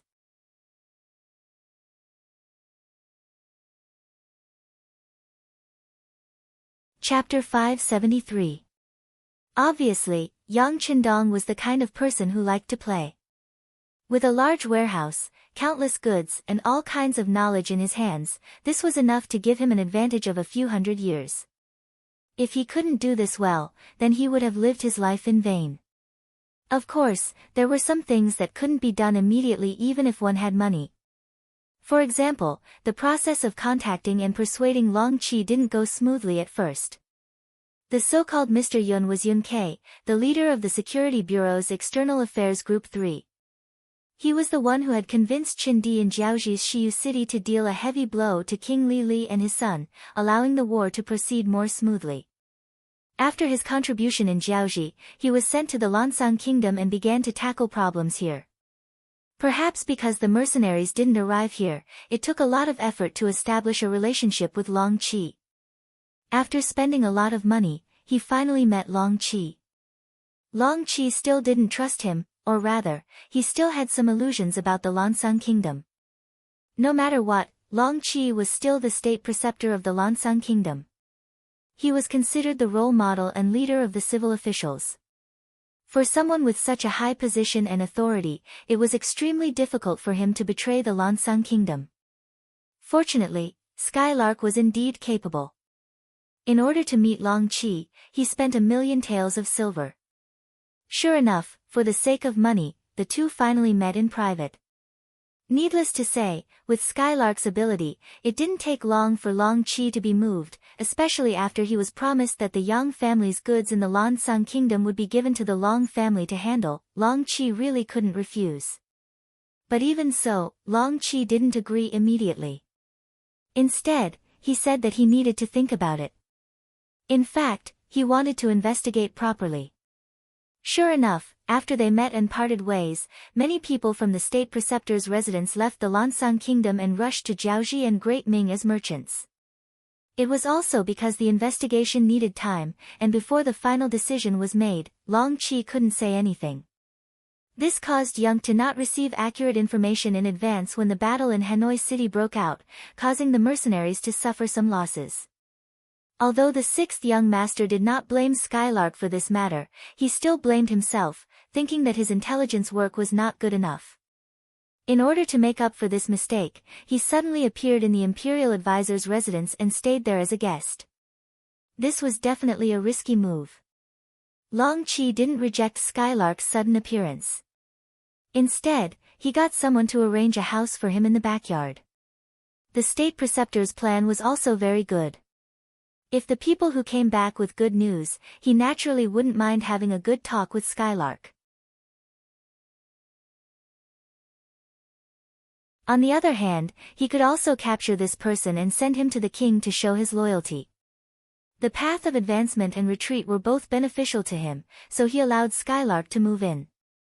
In the span of 2 months, the people that were sent out returned one after another. The news that they brought back completely shocked State Preceptor Long Qi. Doing business was an act of earning money. Long Qi was naturally clear about this. However, he didn't have a direct understanding of how profitable it was. Perhaps this was because the Lan Xang kingdom was too small, which limited his vision. However, the people that were sent out reported that as long as a merchant was able to do business with the mercenaries, they could be described as earning a lot of money. They used the Qing clan of the southern Ming dynasty as an example. They were originally a business aristocratic family. Later on, because of their relationship with the mercenaries, they heard that the future head of the Qing clan was a student of the Duke of Loyalty and Courage. With this, they could obtain more novel goods and sell them to other merchants. With the cooperation of the Yang clan's bank, the people from the state preceptor's residence were lucky enough to see some of the account books. The figures obtained from them shocked Long Qi even more. Just the Qing clan alone could earn up to 500,000 taels of silver a month from doing business. This was also because they were in the southern Ming dynasty, where the business competition was very fierce. If they could make a net profit of 500,000 taels of silver a month, wouldn't that be 6 million taels of silver a year? If the Long clan could also get a share of the profits, the Lan Xang kingdom's spending power couldn't be considered small and there wasn't that much competition. Wouldn't they be able to make a few million taels of silver a year? With the figures in front of him, Long Qi had no choice but to take action. The scales in his heart finally tilted. Under the temptation of huge profits, he finally made the final decision to agree to Yang's request for cooperation and betray the Lan Xang kingdom's interests. Not to mention whether the Lan Xang kingdom could withstand the attacks of the mercenaries. Even if it could, the foundation of the kingdom would be shaken. Even if he was the state preceptor, how much could he gain from this? Not to mention that his position as the state preceptor wasn't permanent. It was already lonely at the top and there were many people secretly coveting this position. If he did something wrong, it was very likely that he would be consigned to eternal damnation. Then if the mercenaries won the war, where would he go? No matter how he looked at it, it was better to cooperate with the mercenaries. After all, the benefits were there and he wouldn't lose it. As long as he had money, he could enjoy life. As for what would happen to the Lan Xang kingdom, it had nothing to do with him. He was just a subject, wasn't he? With a decision in his heart, Long Qi finally came to the backyard to meet the guest elder who had been in his residence for 2 months. When he came, Young guessed that the other party had made up his mind and took out 1,000,000 taels of silver note, leaving the other party with no way out. Under the temptation of so much money, Long Qi indeed had no way out. Under the influence of greed, it was possible to do anything, not to mention the 3 million taels of silver that would be given after the matter was completed. Long Qi was actually thinking about it. It was possible to do business, but one had to have the capital to do so. Even though he had been the state preceptor for a few years, in reality, there were too many people that he needed to feed. In terms of money, he had only accumulated a few 100,000 taels and this was under the situation where he held great power. Now that he even had the capital to do business, he naturally wouldn't have any scruples. He told Young everything that happened in today's court meeting, as well as the few subordinates in charge of the war logistics looking for him. Very good.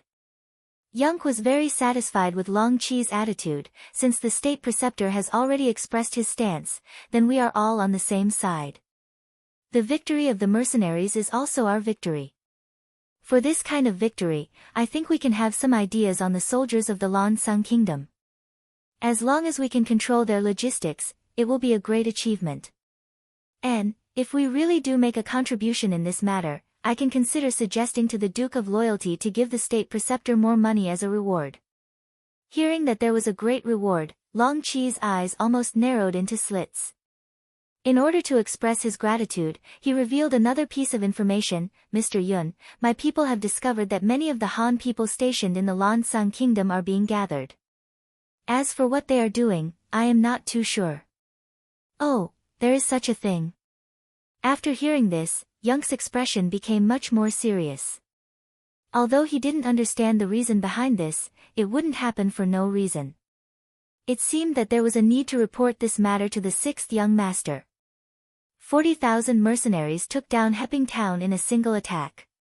The town walls weren't high to begin with. The enemy only had 3,000 people and 10,000 civilians. It was impossible to stop the mercenaries from advancing.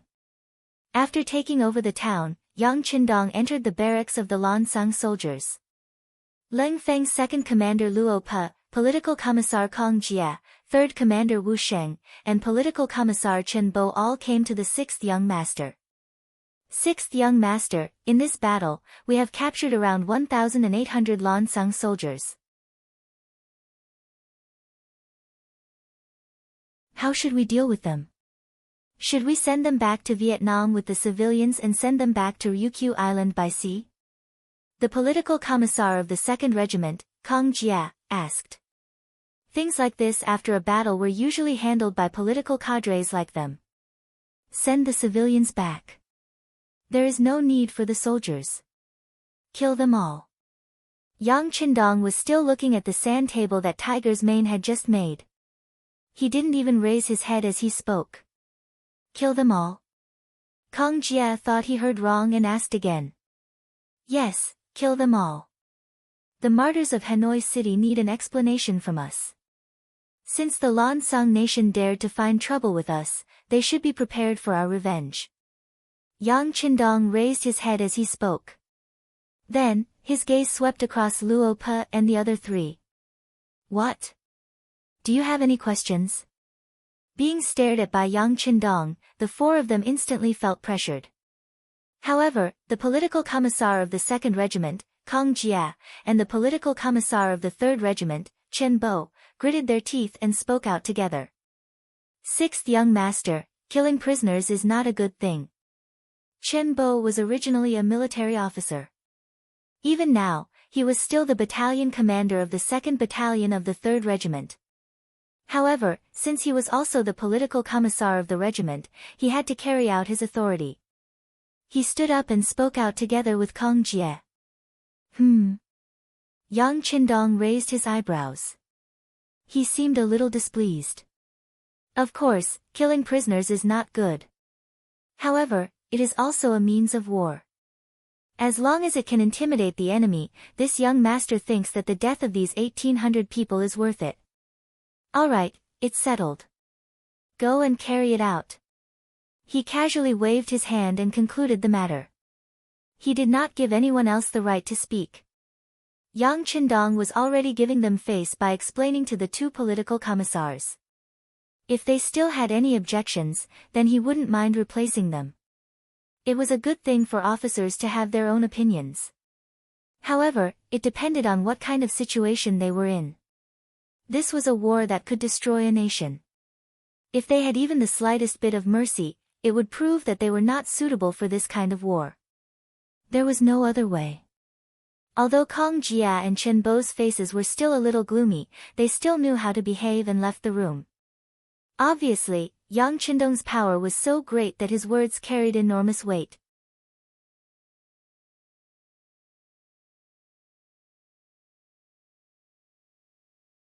Chapter 574. Since it was an order from the sixth young master, they had to carry it out. This was also the first lesson they learned after becoming the Cold Vanguard, which was to obey orders. The officers retreated. Yang Qindong, who was still looking at the sand table, punched the name of Wood Province. Order, the entire army will rest for a day, then attack Wood Province. Yang Qindong's words carried a hint of killing intent. The tragic scene in Hanoi City's commercial street had provoked him. His dream was to lead all the Han people to the peak of the world. He had just taken a step forward, but he had already suffered such a blow. This made him feel very guilty, and he also planned to vent his anger on Lansang Nation. Peace Town had been broken, and the mercenaries were charging towards Wood Province. After the frontline battle report returned, Fan Yuhai had already sent people to Lansang Land's capital, Wanxiang City, to urge for reinforcements. He even said that if reinforcements did not appear, he would retreat. He had originally come to help Lansang nation, but now that the main character had not appeared, what was the meaning of him, the helper, staying here? Fan Yuhai's heart desired to defeat the mercenaries. In order to achieve this goal, he had made a lot of preparations this time. However, this did not stop him from scaring Lansang nation. After all, the mercenaries were now in Lansang nation's territory. By the time Fan Yuhai's men arrived at Wanxiang city, Sang Wenla had already led 100,000 soldiers out of the city. Since the king had already given the order, he naturally did not dare to delay. However, the required rations had not been gathered, and he could not possibly let the soldiers go to the battlefield on an empty stomach. Wasn't this? He had just finished preparing the military supplies when he led the army out. However, he did not know how terrible the rations that he had spent so much effort to obtain were. The rice was old, and it was the kind that had already started to rot and mold. The weapons were semi-finished products.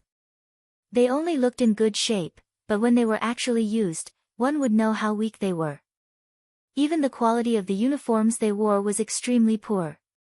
Some of them had already been unstitched before they even reached Sangwon City, causing countless soldiers to curse them. All of this was naturally the work of state preceptor Long Qi. He had already accepted Skylark's 2 million taels of silver. After making the decision to rely on the Duke of Loyalty, he no longer feared anyone. Moreover, in his eyes, since these 100,000 soldiers had left, there was no need for them to think about coming back. What was there to be afraid of? Half a month later, in front of Sangnu City, the armies of both sides set up their battle formations, looking like they were going to fight it out. The attacking party consisted of more than 40,000 mercenaries. They left Hanoi, passed through Ing Brothel, took over Heping Town, and took over Muzhou City. They came all the way to Sangnu City. From afar, the defending side seemed to have the advantage in numbers. Sang Wenla led 100,000 troops, and with Fan Yuhai's 50,000, they had a total of 150,000 men. This did not include the 100,000 workers and 30,000 Han civilians that they had recruited from the nearby cities. The Lansang Kingdom once had an alias called the Laos Comfort Department. It was originally a province of the Great Ming Dynasty.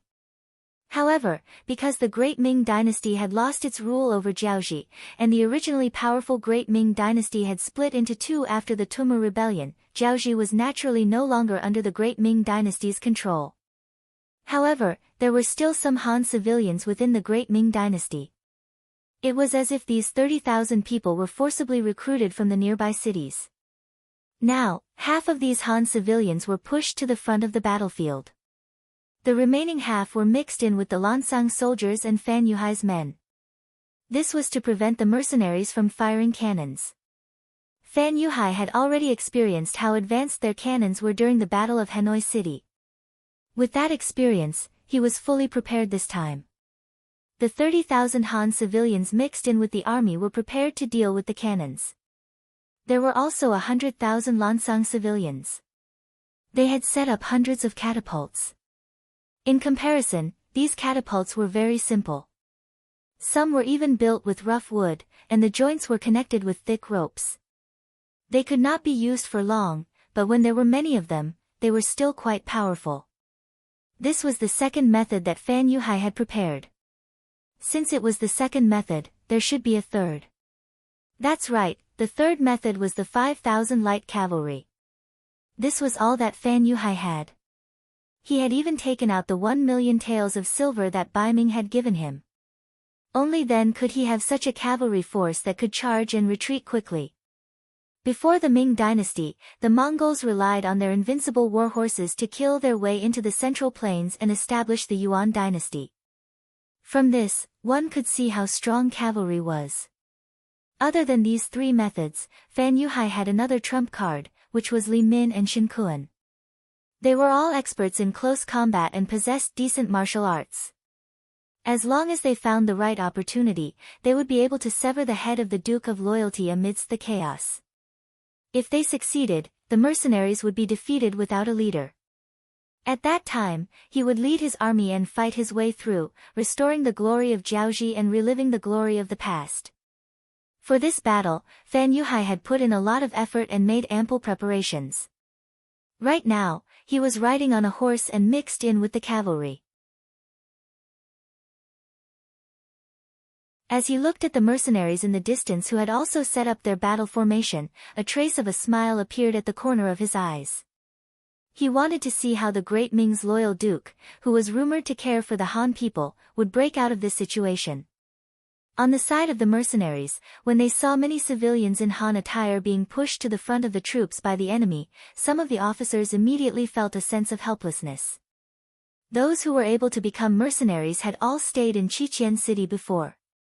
Naturally, they knew about the sixth young master's dream of reviving the Han people. This dream was not just for show. In the Battle of Jiaoji, the number of Han people saved had reached 80,000, and this number was still increasing as more cities surrendered. It could be said that the reason why the Cold Vanguard could be so united was because of the rising status of the Han people. Most of them were people who had suffered before, so they didn't want to see their children suffer again. Now that they had the chance to conquer a country for them and live a better life, how could they not give it their all? However, with so many of their compatriots standing in front of them and blocking their way, they felt like they had punched cotton, and it was very depressing. Through the binoculars, Yang Qindong saw the enemy's formation clearly, and a cold glint flashed in his eyes. Forcing the people to fight was clearly a despicable act, and it was shameful for a real man. If such a thing happened in the future, it would definitely be opposed and reprimanded by all the countries in the world. However, it was only the 14th century now, and the slogan of human rights had not been used before. Even Yang Qindong himself did not know how many people he had built, so it would be ridiculous to talk about human rights at this time.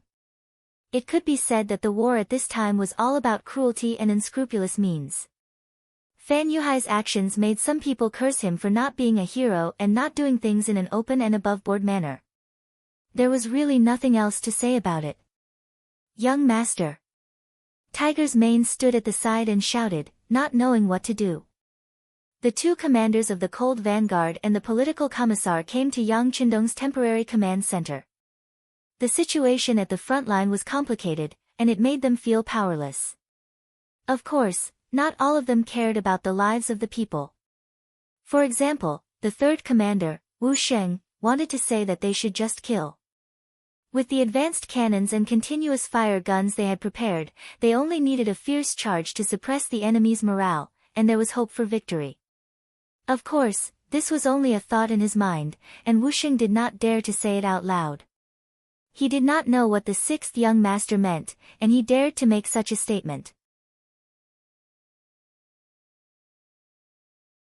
If he made him unhappy, his position as commander would be over. The four commanders were waiting for Yang Qindong's instructions. The command center was extremely quiet, until Beta Persei shouted, "Not good, the enemy is moving, and they are slowly walking towards us." What? Luo Pe and the others exclaimed, and each of them looked at the battlefield through the binoculars on their chests. Yang Qindong also took the binoculars from Beta Persei, and saw the enemy encircling the Han civilians and approaching the center of the battlefield step by step. The look in his eyes became even more gloomy, and the command center was so silent that you could hear a pin drop. After a long time, he finally spat out a word with difficulty, "Retreat." What? Wu Sheng's reaction was the most intense, as if he could not believe his ears. How could such a military order be given? I said retreat, everyone retreat.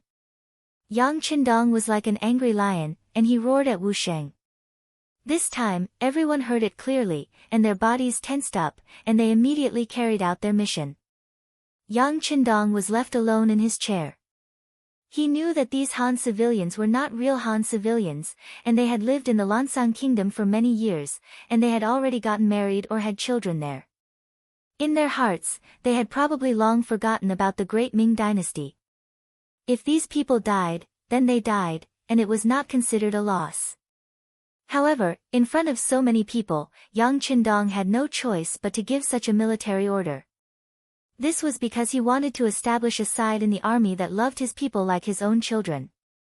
He wanted everyone to know that his goal of leading all Han people to the top of the world had not changed. Young Master. Tiger's Mane and Beta Persei walked to Yang Qindong's left and right. The two of them did not know what to say at this moment, and only thought that they should accompany the young master at this time. I'm fine, you guys pack up and retreat. Yang Qindong seemed to be very weak as he waved his hand. However, in reality, the look in his eyes was extremely firm. He had already thought of a plan to deal with this situation, and what he did just now was more of an act. In fact, as early as a few days ago, Yang's information was sent over. Among them was the news that the nearby Han civilians were suddenly recruited. The moment he saw this news, Yang Qindong guessed in his mind what Fan Yuhai was going to do.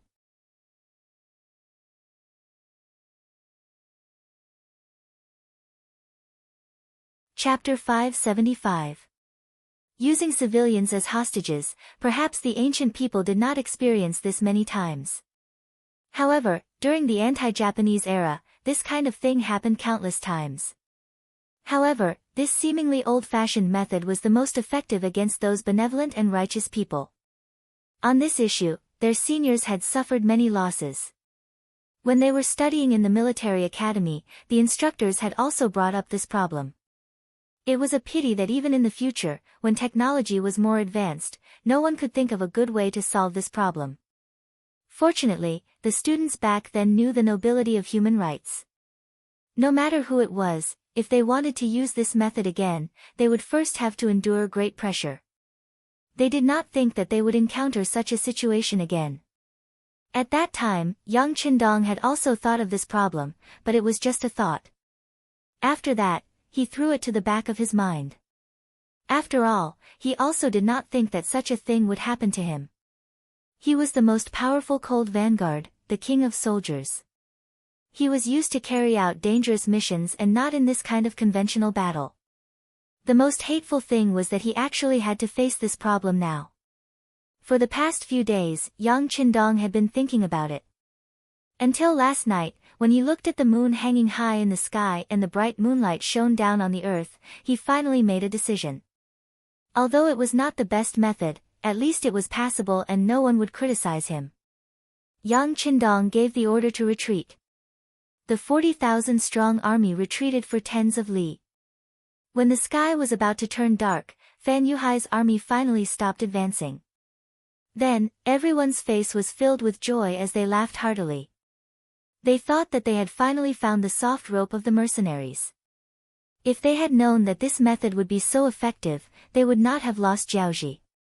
Following the laughter, the 30,000 Han people were speechless and angry. Originally, they did not know what they were going to do here. However, after everything that happened today, they finally saw the truth. It turned out that they were going to be used as human shields. The anger in their hearts was as fierce as a tiger. No. It could only be said that they were like cats. In front of Fan Yuhai and the Lan Sung Kingdom's army, who were many times more numerous than them, they did not dare to resist. All these years of living here had smoothed out the edges and corners of their struggles, making them accustomed to being oppressed and resigned to their fate. Of course, they were more worried that the Han army would suddenly launch an attack on them. If that was the case, the 10,000 Han soldiers at the front would undoubtedly be the first to be killed. Just like that, they were on tenterhooks for an entire day. Only when the sky had completely darkened did the Han citizens let out a sigh of relief. Although they did not know what would happen the next day, no matter what, they had managed to get through today's ordeal. As expected, these Han people are mercenaries. In the central tent, Sang Weng La's face was full of excitement. He sat on the big chair and drank wine. He felt incomparably carefree. Fan Yuhai was also very happy. Obviously, the feeling of having everything under control made him very comfortable. However, he was still a famous general, so he wouldn't easily show his arrogant side. Wasn't the mercenary army still there? To become a famous general, there were several requirements. For example, accurate judgment, fearless courage, the ability to control the entire situation, as well as a humble and cautious mentality.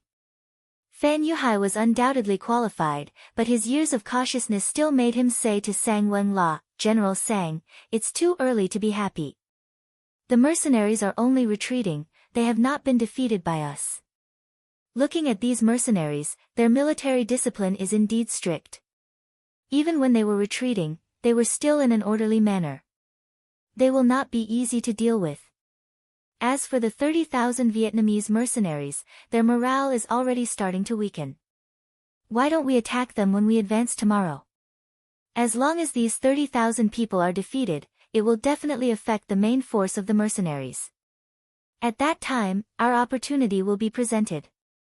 Everything that happened today had already proven Fan Yuhai's ability. Sang Wenla naturally believed in his words. He nodded, "Okay, tomorrow morning, we will plan properly. It's about time we take the initiative to attack." Previously, they did not attack because they were not sure if the Han citizens would be effective against the mercenaries. After all, this was an opponent that killed without batting an eyelid. Just the number of Jing Guan statues that they had created was unknown. But now that they had found their weakness, how could they not take advantage of it? Good, tomorrow we will definitely defeat the mercenaries. Let's drink. Fan Yuhai was in a good mood as he raised his wine glass high towards his ally. Cheers. Sang Wenla laughed loudly, showing the arrogant side of him when it came to drinking. The cold front had a strict discipline. During wartime, regardless of the reason, no one was allowed to drink. Because of this, they had even punished a few low-ranking officers. Those who were able to enter the cold front were all outstanding individuals. To become an officer, one had to put in a lot of effort and go through a lot of trials. Their family was extremely proud of having an officer in the cold front. But it was precisely because of drinking that they were taken away that they were wrongly accused. With such an example, even those who loved to drink could only suppress their desire for good food. There was no other choice. The treatment of the cold front was too good, and the halo that it gave off was too strong. No one was willing to voluntarily withdraw from such a team. At this moment, not only was no one in the cold front drinking, they were all sitting quietly. A strong sense of pressure was building up above their heads. For the first time, the incident during the day made them feel helpless. Facing their own compatriots, some of them even felt hatred in their hearts. Perhaps it was because their daily political work was too good, but the word surrender did not exist in the dictionary of the cold front soldiers. Even if they were the only ones left on the battlefield, they would still fight fiercely to show their existence. After all, if they became martyrs, their families would be respected and treated well. If they became captives, their families would not be able to raise their heads with them for the rest of their lives. Under this kind of ideological education, they looked down on those who were spineless, even if they were Han citizens. Just like the 10,000 Han citizens who walked in front of the enemy during the day. Although they were forced to do so and had their own difficulties, it was not a reason for them to help the enemy do evil. Could it be that if the mercenaries and the cold front were defeated, these Han citizens would be considered meritorious? Would they be able to live a good life? The answer was obviously not like that. If the mercenaries were defeated, these Han citizens would no longer have any value. Although they would not be killed immediately, they would not be able to live a good life. Furthermore, because the mercenaries had injured many of the Lan Xang Kingdom soldiers, they would only vent their anger on these Han citizens. In other words, from the moment the mercenaries appeared on the land of the Lan Xang Kingdom, these Han people only had two choices. One was to live in grievance, the other was to bravely stand up and resist. Perhaps they would die, but perhaps they would be able to completely change the trajectory of their lives. This principle could be seen by all the cold front soldiers, but these Han citizens did not seem to be able to see it. Perhaps it was because they were uneducated and did not know how to think, or perhaps they did not know what resistance was. They did not know how to rely on their own efforts to earn the respect of others, to obtain their own dignity. Or perhaps, they did not even want to consider and face this problem. If that was the case, what was the difference between these people being alive and dead? For the sake of these people, they had no choice but to retreat. Who would feel good about it? If not for the strict discipline of the cold front soldiers, where obeying orders was the first thing they learned after joining the army, they would not have retreated step by step and revealed a trace of helplessness. However, the orders came from the sixth young master, so naturally, they could only obey. The cold front soldiers and the 20 auxiliary battalions ate dinner in such an atmosphere. After that, no one said a word, silently hugging their rifles and returning to their own barracks. The sky was already dark, but not a single soldier said that they were going to sleep. Under the suffocating state of mind, they probably would not be able to sleep even if they were asked to. Who knew if they would have nightmares when they finally fell asleep? No, we can't allow others to bully us like this. We must resist. Among the auxiliary soldiers, a company commander called Wang Yong suddenly broke the silence and stood up. Wang Yong's personality was straightforward. In order to avenge his family, he did not hesitate to enter the cold front soldiers' barracks under the guise of herding pigs and caused a huge ruckus. Fortunately, he was lucky enough to meet the sixth young master, Yang Qindong. After that, not only did he kill his enemy, Qing Yuan, from the Huang bandit army, he was also assigned as a temporary auxiliary soldier. After experiencing more than a dozen battles, Wang Yong finally matured. Not only did he become an auxiliary soldier, but he also became a company commander of the auxiliary soldiers. With his personality, it was normal for him to suddenly stand up and express his unfairness at this time. Originally, everyone was very depressed.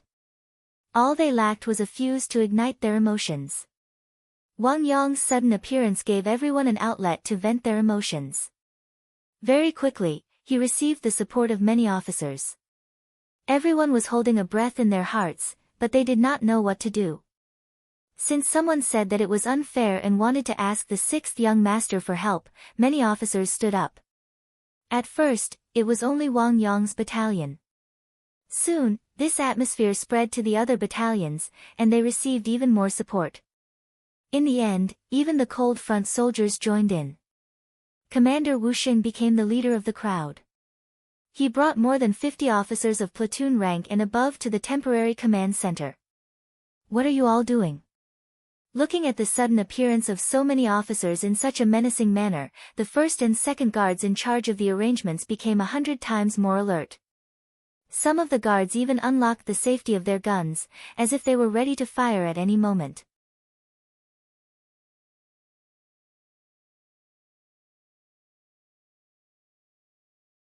Chapter 576. The captain of the first guard team, Qiu Vi, and the captain of the second guard team, Dao Xiao, were also holding their guns. Their eyes were filled with anger, especially when they looked at Wu Sheng, the leader of these officers. Their eyes were filled with murderous intent. Obviously, they thought that this was a mutiny and that Wu Sheng was the leader. Wu Sheng's face turned bitter when he noticed the two guard captains' murderous gazes. He would not dare to harm the sixth young master even if he had 100 guts. He was here to ask for a battle. In order to avoid any misunderstandings, he and the other officers did not bring any weapons. Captains, you've misunderstood. We're here to request a battle. We're not here to harm the sixth young master. We don't have the guts to do that. In order to clear up the misunderstanding, Wu Xing nervously explained.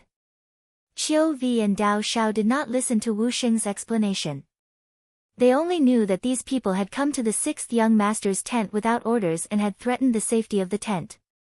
They had to deal with these people according to their duties. Men, tie these people up. Once the two captains gave the order, 60 guards ran out from all corners and pounced on the 50-plus officers like ferocious tigers. These guards did not care what they were here for. Since their captains had given the order, they did not hold back.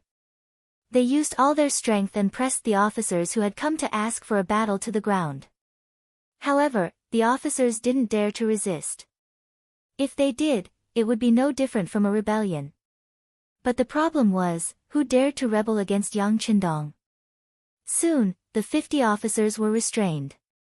Their hands were tied behind their backs and pressed to the ground. Some of the officers had to pay a price for this. For example, their mouths came into close contact with the ground and they were already eating dirt. Wu Sheng was also held down. Perhaps because he was the captain and a fierce general, the number of people holding him down increased from 1 to 2. With the 8 captains, Jiang Yupeng, controlling him, he could not resist at all. We can't accept what you're doing. We want to see the 6th young master. Although he was restrained, his mouth wasn't sealed. Wu Sheng was still shouting and yelling. He was now the leader of Cold Front, and he was definitely one of the higher-ups of Cold Front. But now, he was actually being pressed to the ground and eating dirt. How could he be willing? Hearing Wu Sheng's shout, the other officers also shouted, looking like they would rather be beaten to death. Seal their mouths. Cho Wu said with a black face when he saw that he couldn't calm them down.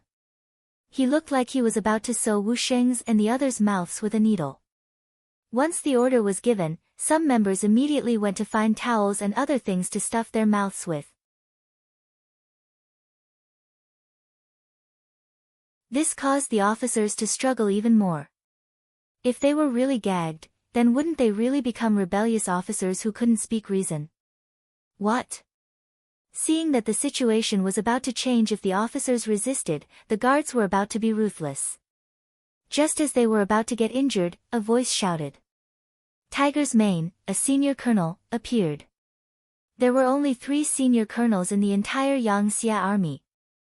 They were the Army's division commander, Ling Song, and the Navy's division commander, Gao Xiong. The last one was Tiger's Mane. This also showed his lofty status and identity.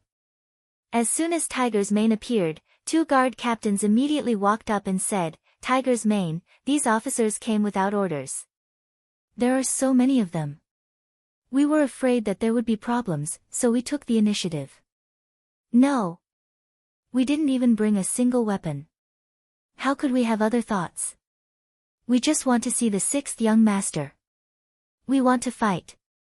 Wu Sheng, who was pinned down, forced his head up and looked at Tiger's Mane. At the same time, he looked at Ba Dao Jiang and Peng Yu with a warning gaze. It was as if he was saying, brats, I'll remember you. Just wait and see how I'll deal with you later. Ba Dao Jiang and Peng Yu naturally didn't care about the threat in Wu Sheng's eyes. They were the 6th young master's guards. They already had a high status. Even if Ling Song and Gao Xiong were here, they didn't have the right to order them around. Enough. Tiger's Mane saw everything. His body shook and he shouted angrily, we're all brothers. Why are you using weapons? Let them go. Let them go. Tiger's Mane, there are more than 50 of them. Once. The second guard captain, Dao Xiao, said unwillingly. Once what? Or do you have no confidence in yourselves? Even 60 people with guns can't deal with 50 people. Listen to my order. Let them go. The 6th young master wants to see them. Tiger's Mane's eyes flashed coldly as he looked at Dao Xiao. Once he heard that it was the 6th young master's order, Dao Xiao immediately became obedient. After he agreed, he gave the order to let them go. Wu Sheng and the rest of the 50 guards were freed. Wu Sheng stood up. He first shook off the dirt on his body. Then, he saluted Tiger's Mane and said, thank you for your help, Tiger's Mane. There's no need to thank me. This is the 6th young master's idea. But I also want to remind you that when you see the 6th young master, you only need to express your opinion and attitude. Don't make a fuss. Otherwise, before anyone else can deal with you, I'll make the first move. Tiger's Mane's words were not just for show. Everyone knew that he had been serving the 6th young master for many years and was regarded as the most trusted person. If they offended him, Wu Sheng and the rest would not be able to withstand his suppression. It wouldn't even be long before their military officer halos would be removed. Knowing that he could not go against Tiger's Mane, Wu Sheng nodded repeatedly. Don't worry, Tiger's Mane. We know what we're doing.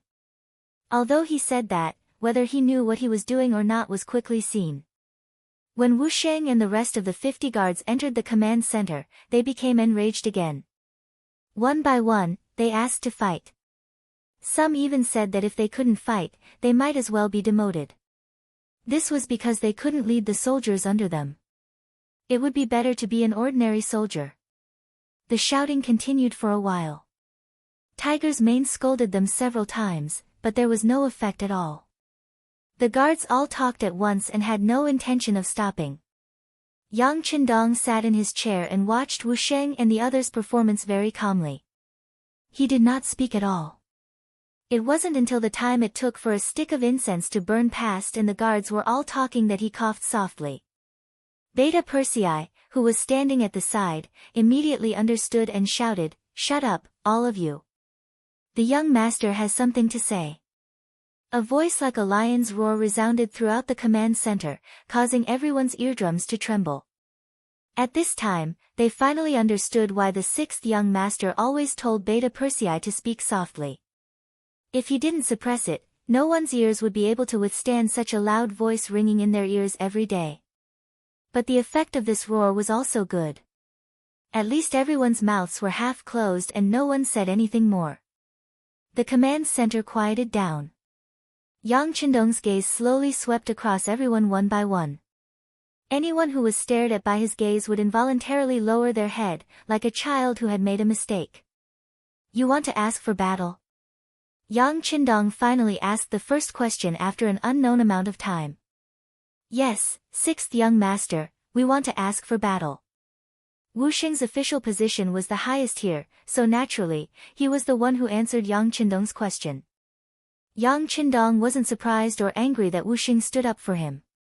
Instead, he asked, "Then do you know that the enemy has placed our compatriots in the front line? If we attack, we might hurt them." Wu Sheng nodded. "We know." Wu Sheng answered happily.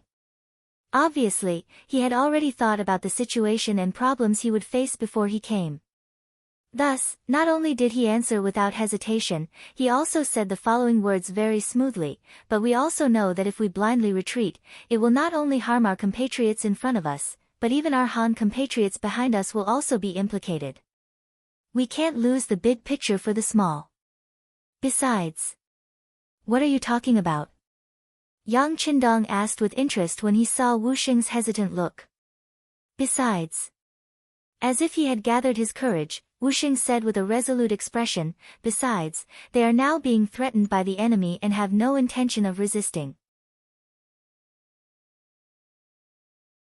Then they are not our compatriots, but the enemy's accomplices. Facing such people, we can't be soft-hearted." "Nonsense." Yang Qindong's originally amiable face suddenly turned cold, stopping Wu Sheng from saying what he wanted to say next. "Sixth young master." Wu Sheng wanted to continue speaking, but Tiger's mane, who knew Yang Qindong very well, shouted loudly, "Listen to the young master. If you dare to speak nonsense again, I will lock you up." Putting aside the unpleasant feeling of being locked up, just the fact that they were facing a powerful enemy, if they were locked up, wouldn't they miss out on the big battle? Without a battle to fight, that was Wu Sheng's weakness. He quickly shut his mouth and did not dare to continue speaking. Wu Sheng didn't say anything, but Yang Qindong continued, "Just because they were threatened by the enemy doesn't mean that we don't recognize them as our compatriots. In fact, they've suffered a lot over the years, they suffered a lot. The reason why we attacked the Lansang nation was not only to take revenge for provoking us, but also to save more Han people, so that they can live a better life like our family. Don't you think so?" "Yes, yes, the sixth young master is merciful. For the sake of the Han people, heaven and earth can be our witness," the group of officers said in unison. They weren't trying to flatter him, but they were thinking the same thing from the start. "All right, since everyone agrees with my point of view, let's prepare for the army's retreat after daybreak. If there are no other questions, you can all go back." Yang Qindong waved his hand helplessly as if the matter had been settled.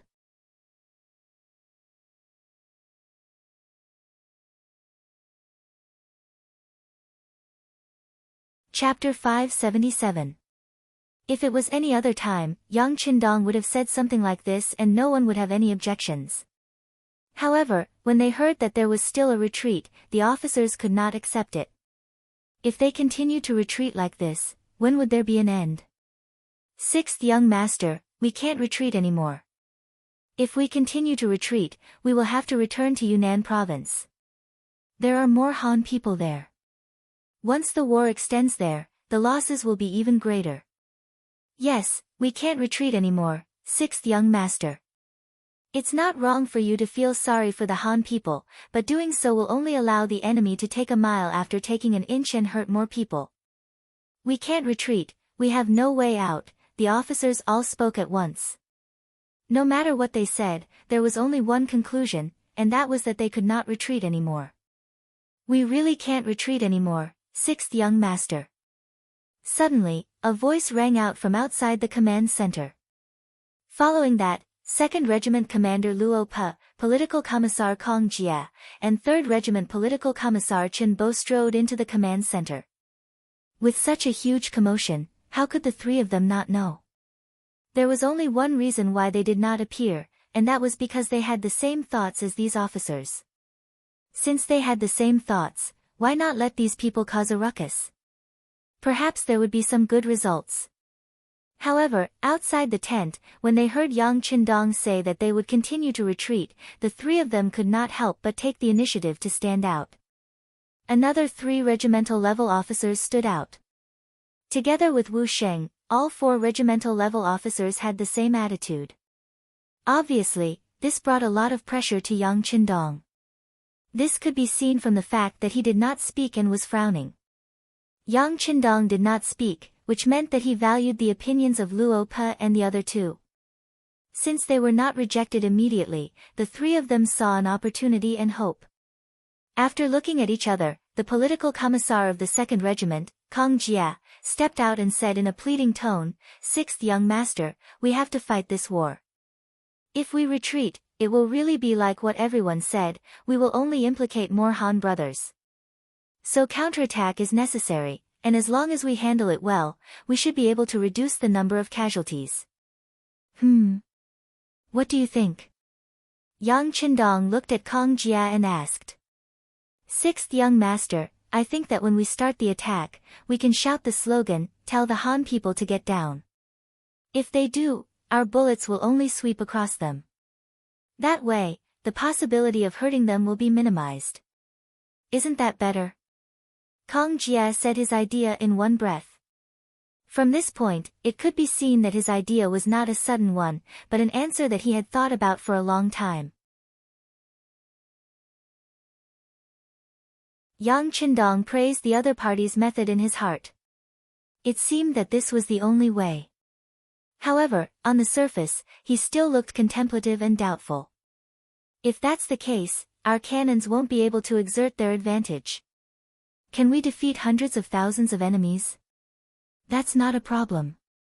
I promise that we officers will charge at the front line and set an example to all the soldiers. As long as we charge fiercely and fast enough, and don't give the enemy a chance to counterattack, even without the support of cannons, we can still win the battle. Wu Sheng finally had a chance to speak again. He said excitedly and patted his chest as if he was giving a military order. With Wu Sheng taking the lead, the other officers also followed suit.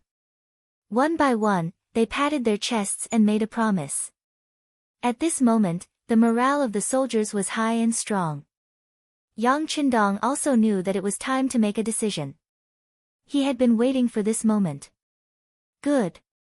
Meng suddenly stood up from his chair. Since everyone is so confident, what you said is also very reasonable. Then I order everyone to go down and prepare.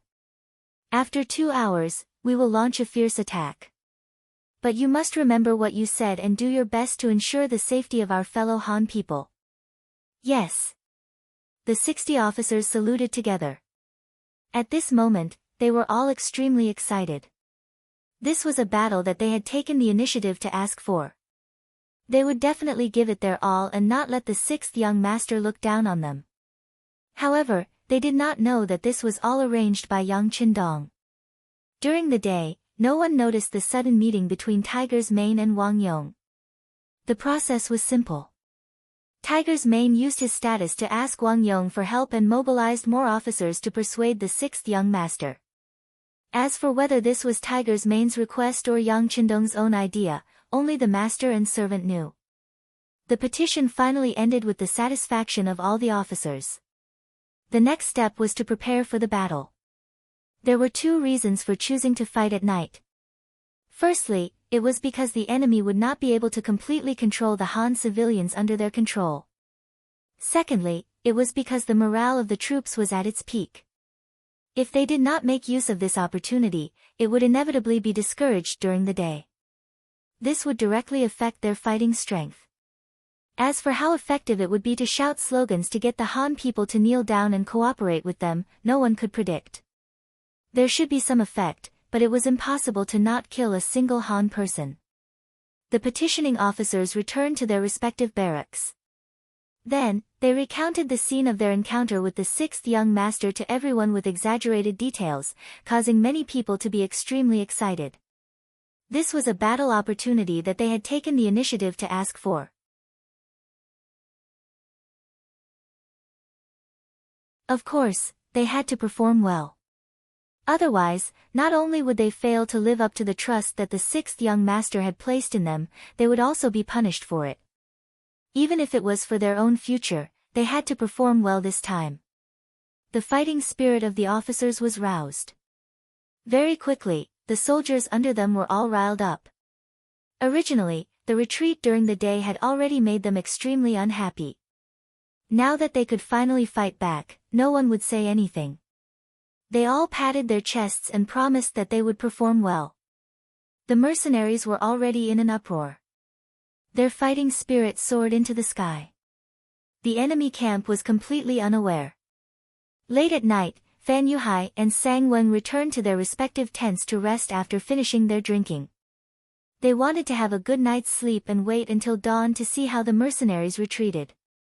Then, they would look for an opportunity to attack. The weather at the end of January was still slightly cold.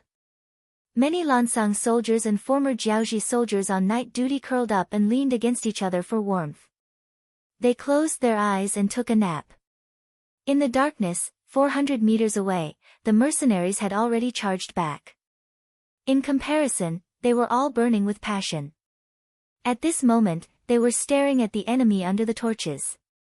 As soon as the order to attack was given, the entire army would charge out. In order to better complete this mission, the two main regiments of the Cold Front and 20 auxiliary battalions were all mobilized. A total of over 10,000 people wielded the 95 style or 81 rifles. They looked like ferocious tigers descending from the mountains. Behind them were 30,000 Vietnamese mercenaries, led by General Hong Jin. They were all waiting for the battle to begin. Pass down the order. Later on, everyone will perform well. Do not fall behind the mercenaries. Chop off the enemy's dog head. Hong Jin was also holding back his anger as he spoke. He could already feel the anger in the sixth young master's heart. When his master was angry, as a dog, he naturally had to take a bite out of the enemy. It was not only to show his ability, but also to show his loyalty. He would definitely not let go of such an opportunity. The hands on the watch moved up and down. When it was 1 a.m., Luo Pe, the regimental commander of the 2nd Regiment, and Wu Sheng, the regimental commander of the 3rd Regiment, stood up almost at the same time and roared, "Charge!" Then, thousands of soldiers and horses started to move at a high speed. More than 40,000 people roared in unison. Their footsteps landed on the ground, causing the earth to tremble at this moment. The moon hanging high in the sky also drilled into the clouds at this moment. It seemed to be afraid, or perhaps it could not bear to see the massacre happen. What's going on? A sudden roar rang out, causing the enemy soldiers 400 meters away to wake up from their daze. However, before they could react, more and more enemies appeared in their line of sight. Following that, thousands of gunshots rang out. The first wave of 500 enemies did not even have the time to dodge. They were shot and killed one by one, turning into corpses. It was only a distance of 400 meters, and the Cold Front and auxiliary soldiers were sprinting forward. In just a minute, they had killed their way into the enemy's camp. Following the battle cries, another clear voice rang out, "All the Hans can be spared if you kneel on the ground. Those who stand will be killed without mercy." The voice rang out again and again, causing the entire camp to be able to hear it. When the 30,000 Han civilians heard this, they first panicked. Then, the first smart person took the lead and fell to the ground. Out of instinct, the others followed suit and fell to the ground. Although they didn't know what the result would be, they didn't know what else they could do at this moment. Bastards, how dare they? The Duke of Loyalty and Courage is truly despicable. Fan Yuhai's tent was filled with cries. When he heard the battle cries outside, he knew that something was wrong. His first reaction was that Yang Qindong did not care about the lives of the Hans. Otherwise, why would he have the guts to attack? He said that he wanted to save the Hans, but that was just a slogan to show his benevolence. Otherwise, why would he have the courage to start a war? Fan Yuhai kept talking about other people's faults. He didn't even think about it. Was his way of doing things open and above board?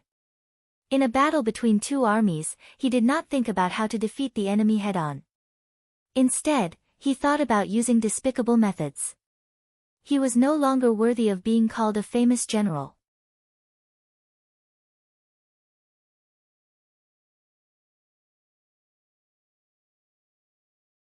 Chapter 578. Quick, gather the cavalry and prepare to retreat. Oh right, inform Li Min and Shen Kun to make their move. After venting his frustrations, Fan Yuhai quickly regained his composure and gave out orders. The attack of the mercenaries was too sudden, to the point that he did not have the time to prepare properly. Based on his intuition, the outcome of this battle was already decided.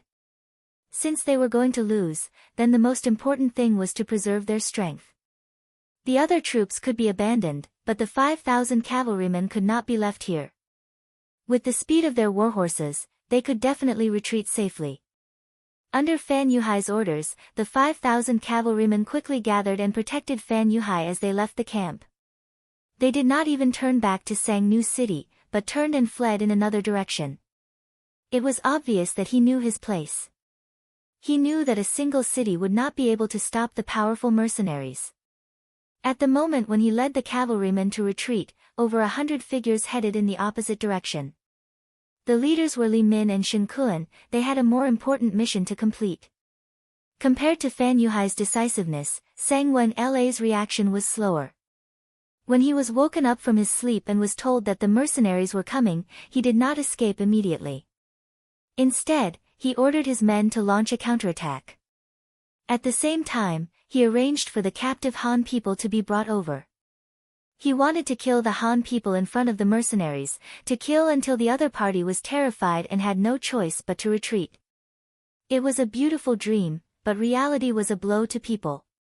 Sang Wenla had forgotten how strong the enemy was, and how he had successfully infuriated the other party when he forced them to retreat earlier in the day. Once the order was given, how likely was it to be executed? The second and third cold vanguard was like a ferocious tiger, stabbing into the heart of the enemy like a pair of sharp blades. After facing a little resistance, they managed to rescue 4 groups of Han people, each group having about 1,000 Han people. These captive Han people were like livestock, their movements fixed by a few wooden stakes. Even when the cold vanguard arrived, they did not dare to break through the stakes. Just from this point, they were a bunch of zombies, without any fighting spirit. Fortunately, not only were these people obedient to the enemy, they were also obedient to the mercenaries. When the slogans were heard, each and every one of them lay on the ground, trembling. It was as if they wouldn't get up even if they were beaten to death. This allowed them to dodge the bullets flying in all directions, ensuring their safety to the greatest extent. Some of the enemies were still threatening and even killing a few people, trying to force them to stand up. However, it was all in vain. Facing the Han people who were already scared out of their wits, their words did not have any effect. Even if they waved the butcher's knife, they would only kill a few hostages who did not dare to resist. When they realized that the Han people could no longer be used as hostages and the mercenaries were advancing faster and faster, the Lansang soldiers had no choice but to retreat. Without hostages, the mercenaries could unleash 100% of their strength and were not afraid of the enemy's counterattack. In the middle of the army, Sang Wenla took the initiative to enter the battlefield, leading his personal guards to command the 100,000 Lansang workers who were woken up from their sleep to use the catapults to launch a counterattack. "General, our soldiers are currently fighting with the mercenaries. If the rocks fall, it will injure the enemy and also our own brothers." One of the captains saw that the enemy was about to attack indiscriminately and anxiously came up to console him. "Scram! It is our soldiers' glory to be able to fight to the death with the mercenaries. Men, throw the rocks, throw them." Sang Wenla already knew that Fan Yuhai had escaped with the cavalry and at this moment, he was incomparably furious. Does the world think that the mercenaries are invincible? Then I will use my strength to defeat them and tell the world that the Lansang soldiers are the strongest. The 100,000 workers came to the front of the catapults and pushed the rocks that were prepared during the day over. Then, the rocks flew into the air. It looked like a huge commotion. However, in the dark night, without any professional training, the catapults had no accuracy at all. They just hit wherever they hit. The rocks flew in all directions and whistled past everyone's heads before smashing into the ground, creating a huge pit. It created a huge pressure on the soldiers on the battlefield. They are really vicious, even smashing their own people. "Quick, charge with me. As long as we reach the front of the catapults, these things will be useless." Wu Xing saw a huge rock fly past his head and smash a dozen meters behind him. He couldn't help but grin and suck in a breath of cold air. Then, he quickly made a decision and ordered the army to speed up. The huge rocks gave the mercenaries a huge amount of pressure. At the same time, it also gave pressure to the Lansang soldiers and the 40,000 soldiers that Fan Yuhai had abandoned. When they saw the falling rocks, they originally wanted to rely on their numbers to fight it out with the mercenaries. But now, they turned and ran. What kind of joke was this? These rocks did not have eyes at all. Before they could even see the mercenaries, they would be smashed to death by the rocks. How unlucky would that be? Sang Wenla, who had originally wanted to use the catapults to turn the situation around, did not know that his actions had caused the army at the front to crumble.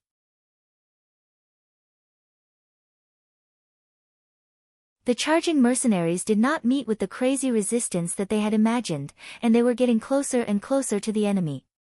The 2nd Regiment and 3rd Regiment were like two sharp knives. The 20 battalions of auxiliary soldiers were like a huge net, pushing forward from behind. The 30,000 Vietnamese mercenaries were at the back, constantly rescuing the Han civilians and dealing with the small groups that had slipped through the net. At this point, it was worth mentioning that the 2 million silvers were not spent in vain. Under the instructions of Grand Tutor Long Chi, although they managed to obtain the Lansang weapons, they were only half-finished products. When they encountered the incoming Vietnamese mercenaries, they got into formation and engaged in battle, only then did they discover that the blades and spears in their hands had been broken into two after just a few clashes. The weakness of their weapons dealt a heavy blow to the Lansang soldiers. How could they be a match for steel blades and spears with their bare hands? Thus, many of the Lansang soldiers died with hatred. They did not lose in terms of battle strength, nor did they lose in terms of courage.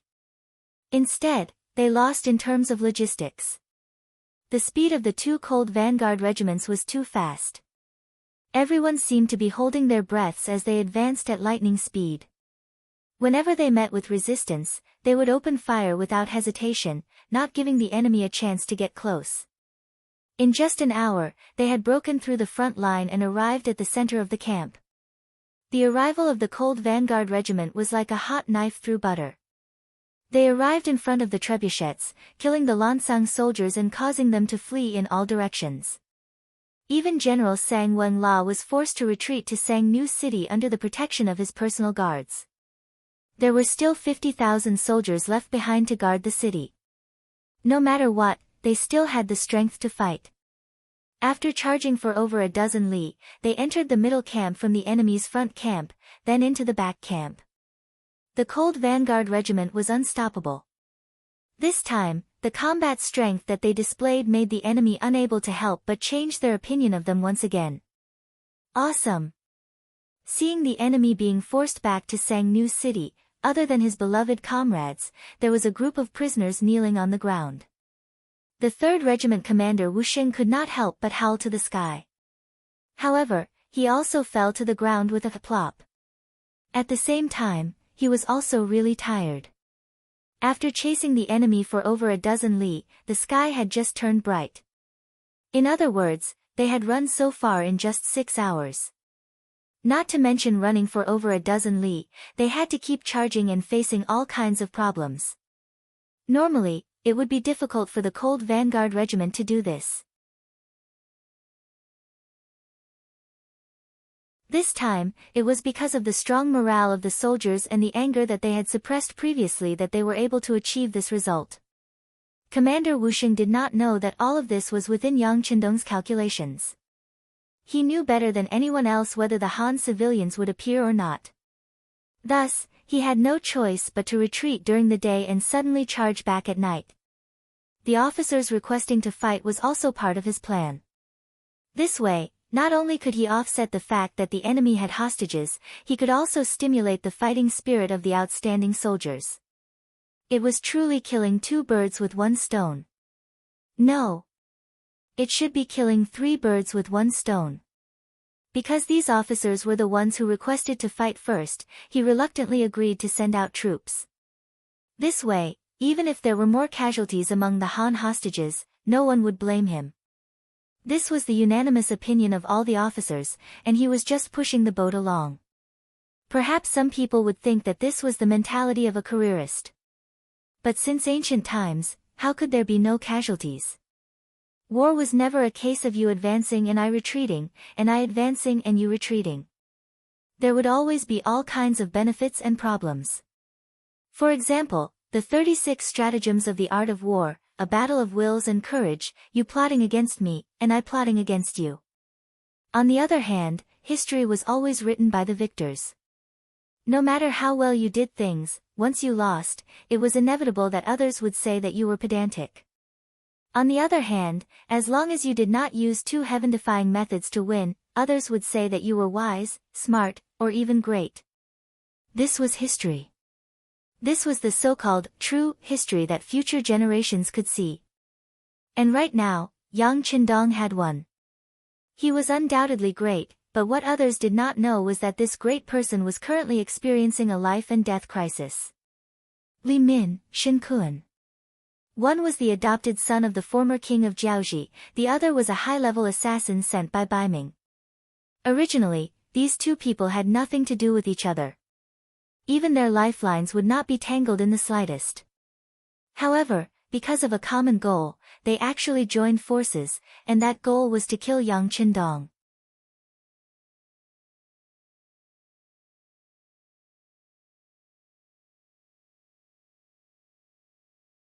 Chapter 579.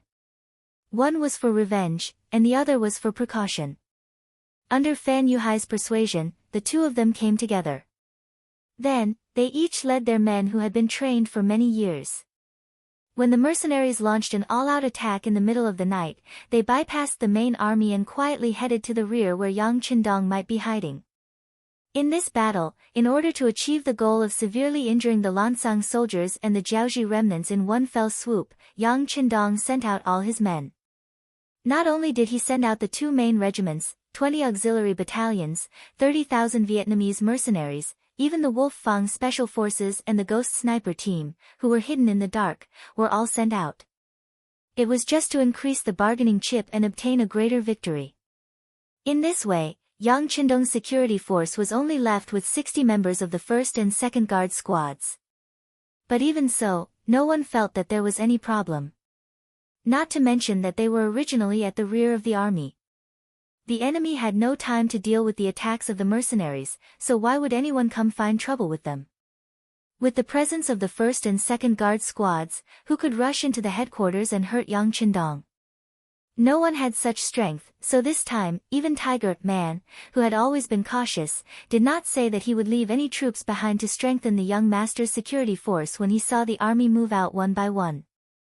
Now that the battle was the priority, one more person left behind would mean one less force on the battlefield. In the big picture, he would not do this. No one thought that there would be any danger, but the danger really did appear.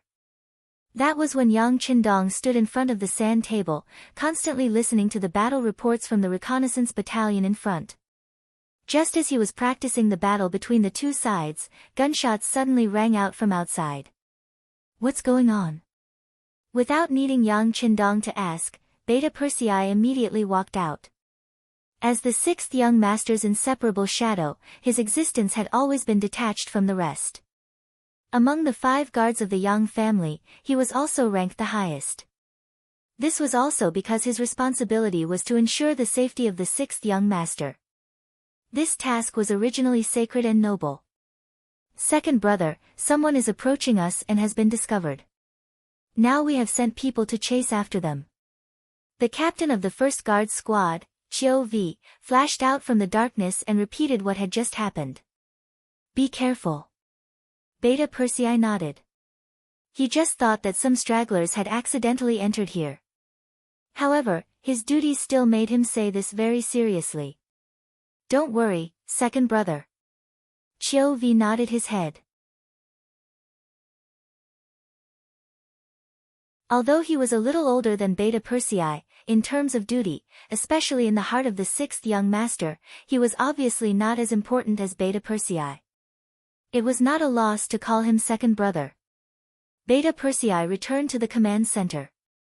When he saw Tiger's Mane's questioning gaze, he gently shook his head, indicating that it was not a big deal. After Tiger's Mane gave him a reassuring look, he followed behind Yang Qindong and inserted flags everywhere on the sand table. Bang, bang, bang. Several gunshots rang out again. This time, the sound seemed to be a little clearer. Beta Persei's figure flashed out again, but not long after, he walked back. There were still small groups of enemies appearing, but it was not a big deal. Tiger's Mane continued to assist the 6th young master in completing the military situation analysis on the sand table, but then the third wave of gunshots rang out. This time, without waiting for Beta Persei to rush out of the command center, Tiger's Mane was the first to walk out. If the first time was a coincidence, the second time was an accident, then what was the third time? If it was too much of a coincidence, then it was not a coincidence. Someone had done it on purpose. Soon, Tiger's Mane walked back to the command center, but at this moment, his face was not looking good. When he noticed that Yang Qindong was looking at him, he knew that he had to tell the truth. He lowered his head and said, Young master, some unknown enemies suddenly appeared outside. They are like ghosts. They come and go without a trace. 3 of our team members have been injured. Injured? Did you catch the culprit? Yang Qindong was surprised when he heard this. He was well aware of the strength of the guard squad. Putting aside the fact that their training requirements were already higher than the most elite of the cold front, just the sparring sessions with him had already shown how much they had improved. For someone to be able to injure them, and even injure 3 of them in one go, it was only natural that they would be shocked. Tiger's Mane, who was questioned by Yang Qindong, looked a little bitter. After a moment of hesitation, he replied, Our brothers are incompetent. We didn't catch the culprit. They were too fast, and the team members didn't dare to chase after them. They were afraid that they would be lured away. We didn't catch them. This time, Yang Qindong raised his eyebrows, but soon he laughed out loud. Interesting, interesting. It seems that this is a force to be reckoned with. What about the young master? Although Yang Qindong was laughing, Tiger's Mane knew that he was laughing out of anger. How could the master laugh happily when his team members were injured? What do we do? Of course, we hit them. We can't let them act tough in front of us. How about this, if they come again, let the team members chase after them. They can hide for a while in the dark, but I don't believe that they can hide forever. If you see any suspicious targets, shoot. Don't be afraid of wasting bullets, Yang Qindong said fiercely. His smile had long since disappeared. Yes. Tiger's mane naturally wouldn't disobey Yang Qindong's suggestion. However, there was still a problem, so he asked, Young master, how many people should we send out at once? Let's send out the entire second guard team first, Yang Qindong replied after pondering for a moment. If he sent out too few people, he was afraid that they would fall into the enemy's ambush. The gains would not make up for the losses. The entire second squad had 30 people, and they were used to cooperating with each other. Even if they faced enemies 10 times more than them, there wouldn't be any problems. With the advantage of guns, they could still retreat if they couldn't win. As soon as he heard that the entire second squad would be sent out, Tiger's mane hesitated for a moment and said, Young master, isn't it too much? Not much, not much. The first time we send out the second squad, if there are still people coming, it proves that the enemy's strength and numbers won't be too small. Then, we'll send out the first squad as well.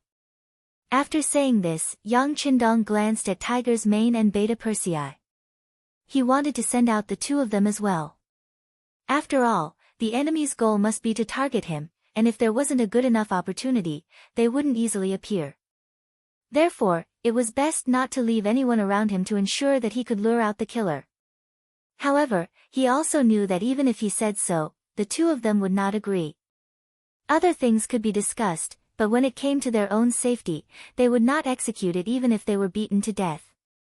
Being able to withdraw the two guard squads was already the biggest concession they could make. Tiger's mane didn't know that Yang Qindong wanted to send him out, because even if the first guard team was sent out, he would have already jumped to his feet. No, absolutely not. Looking at Tiger's mane's desperate look, Yang Qindong was moved, but he pretended to be angry and said, What? You're the young master, and I'm the young master. If I say it's okay, then it's okay.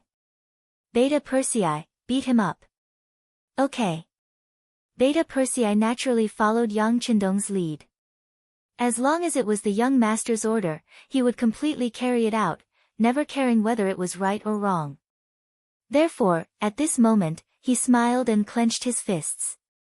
There was a creaking sound as he stretched his muscles and bones. Tiger's mane's strength was originally on par with Beta Persei.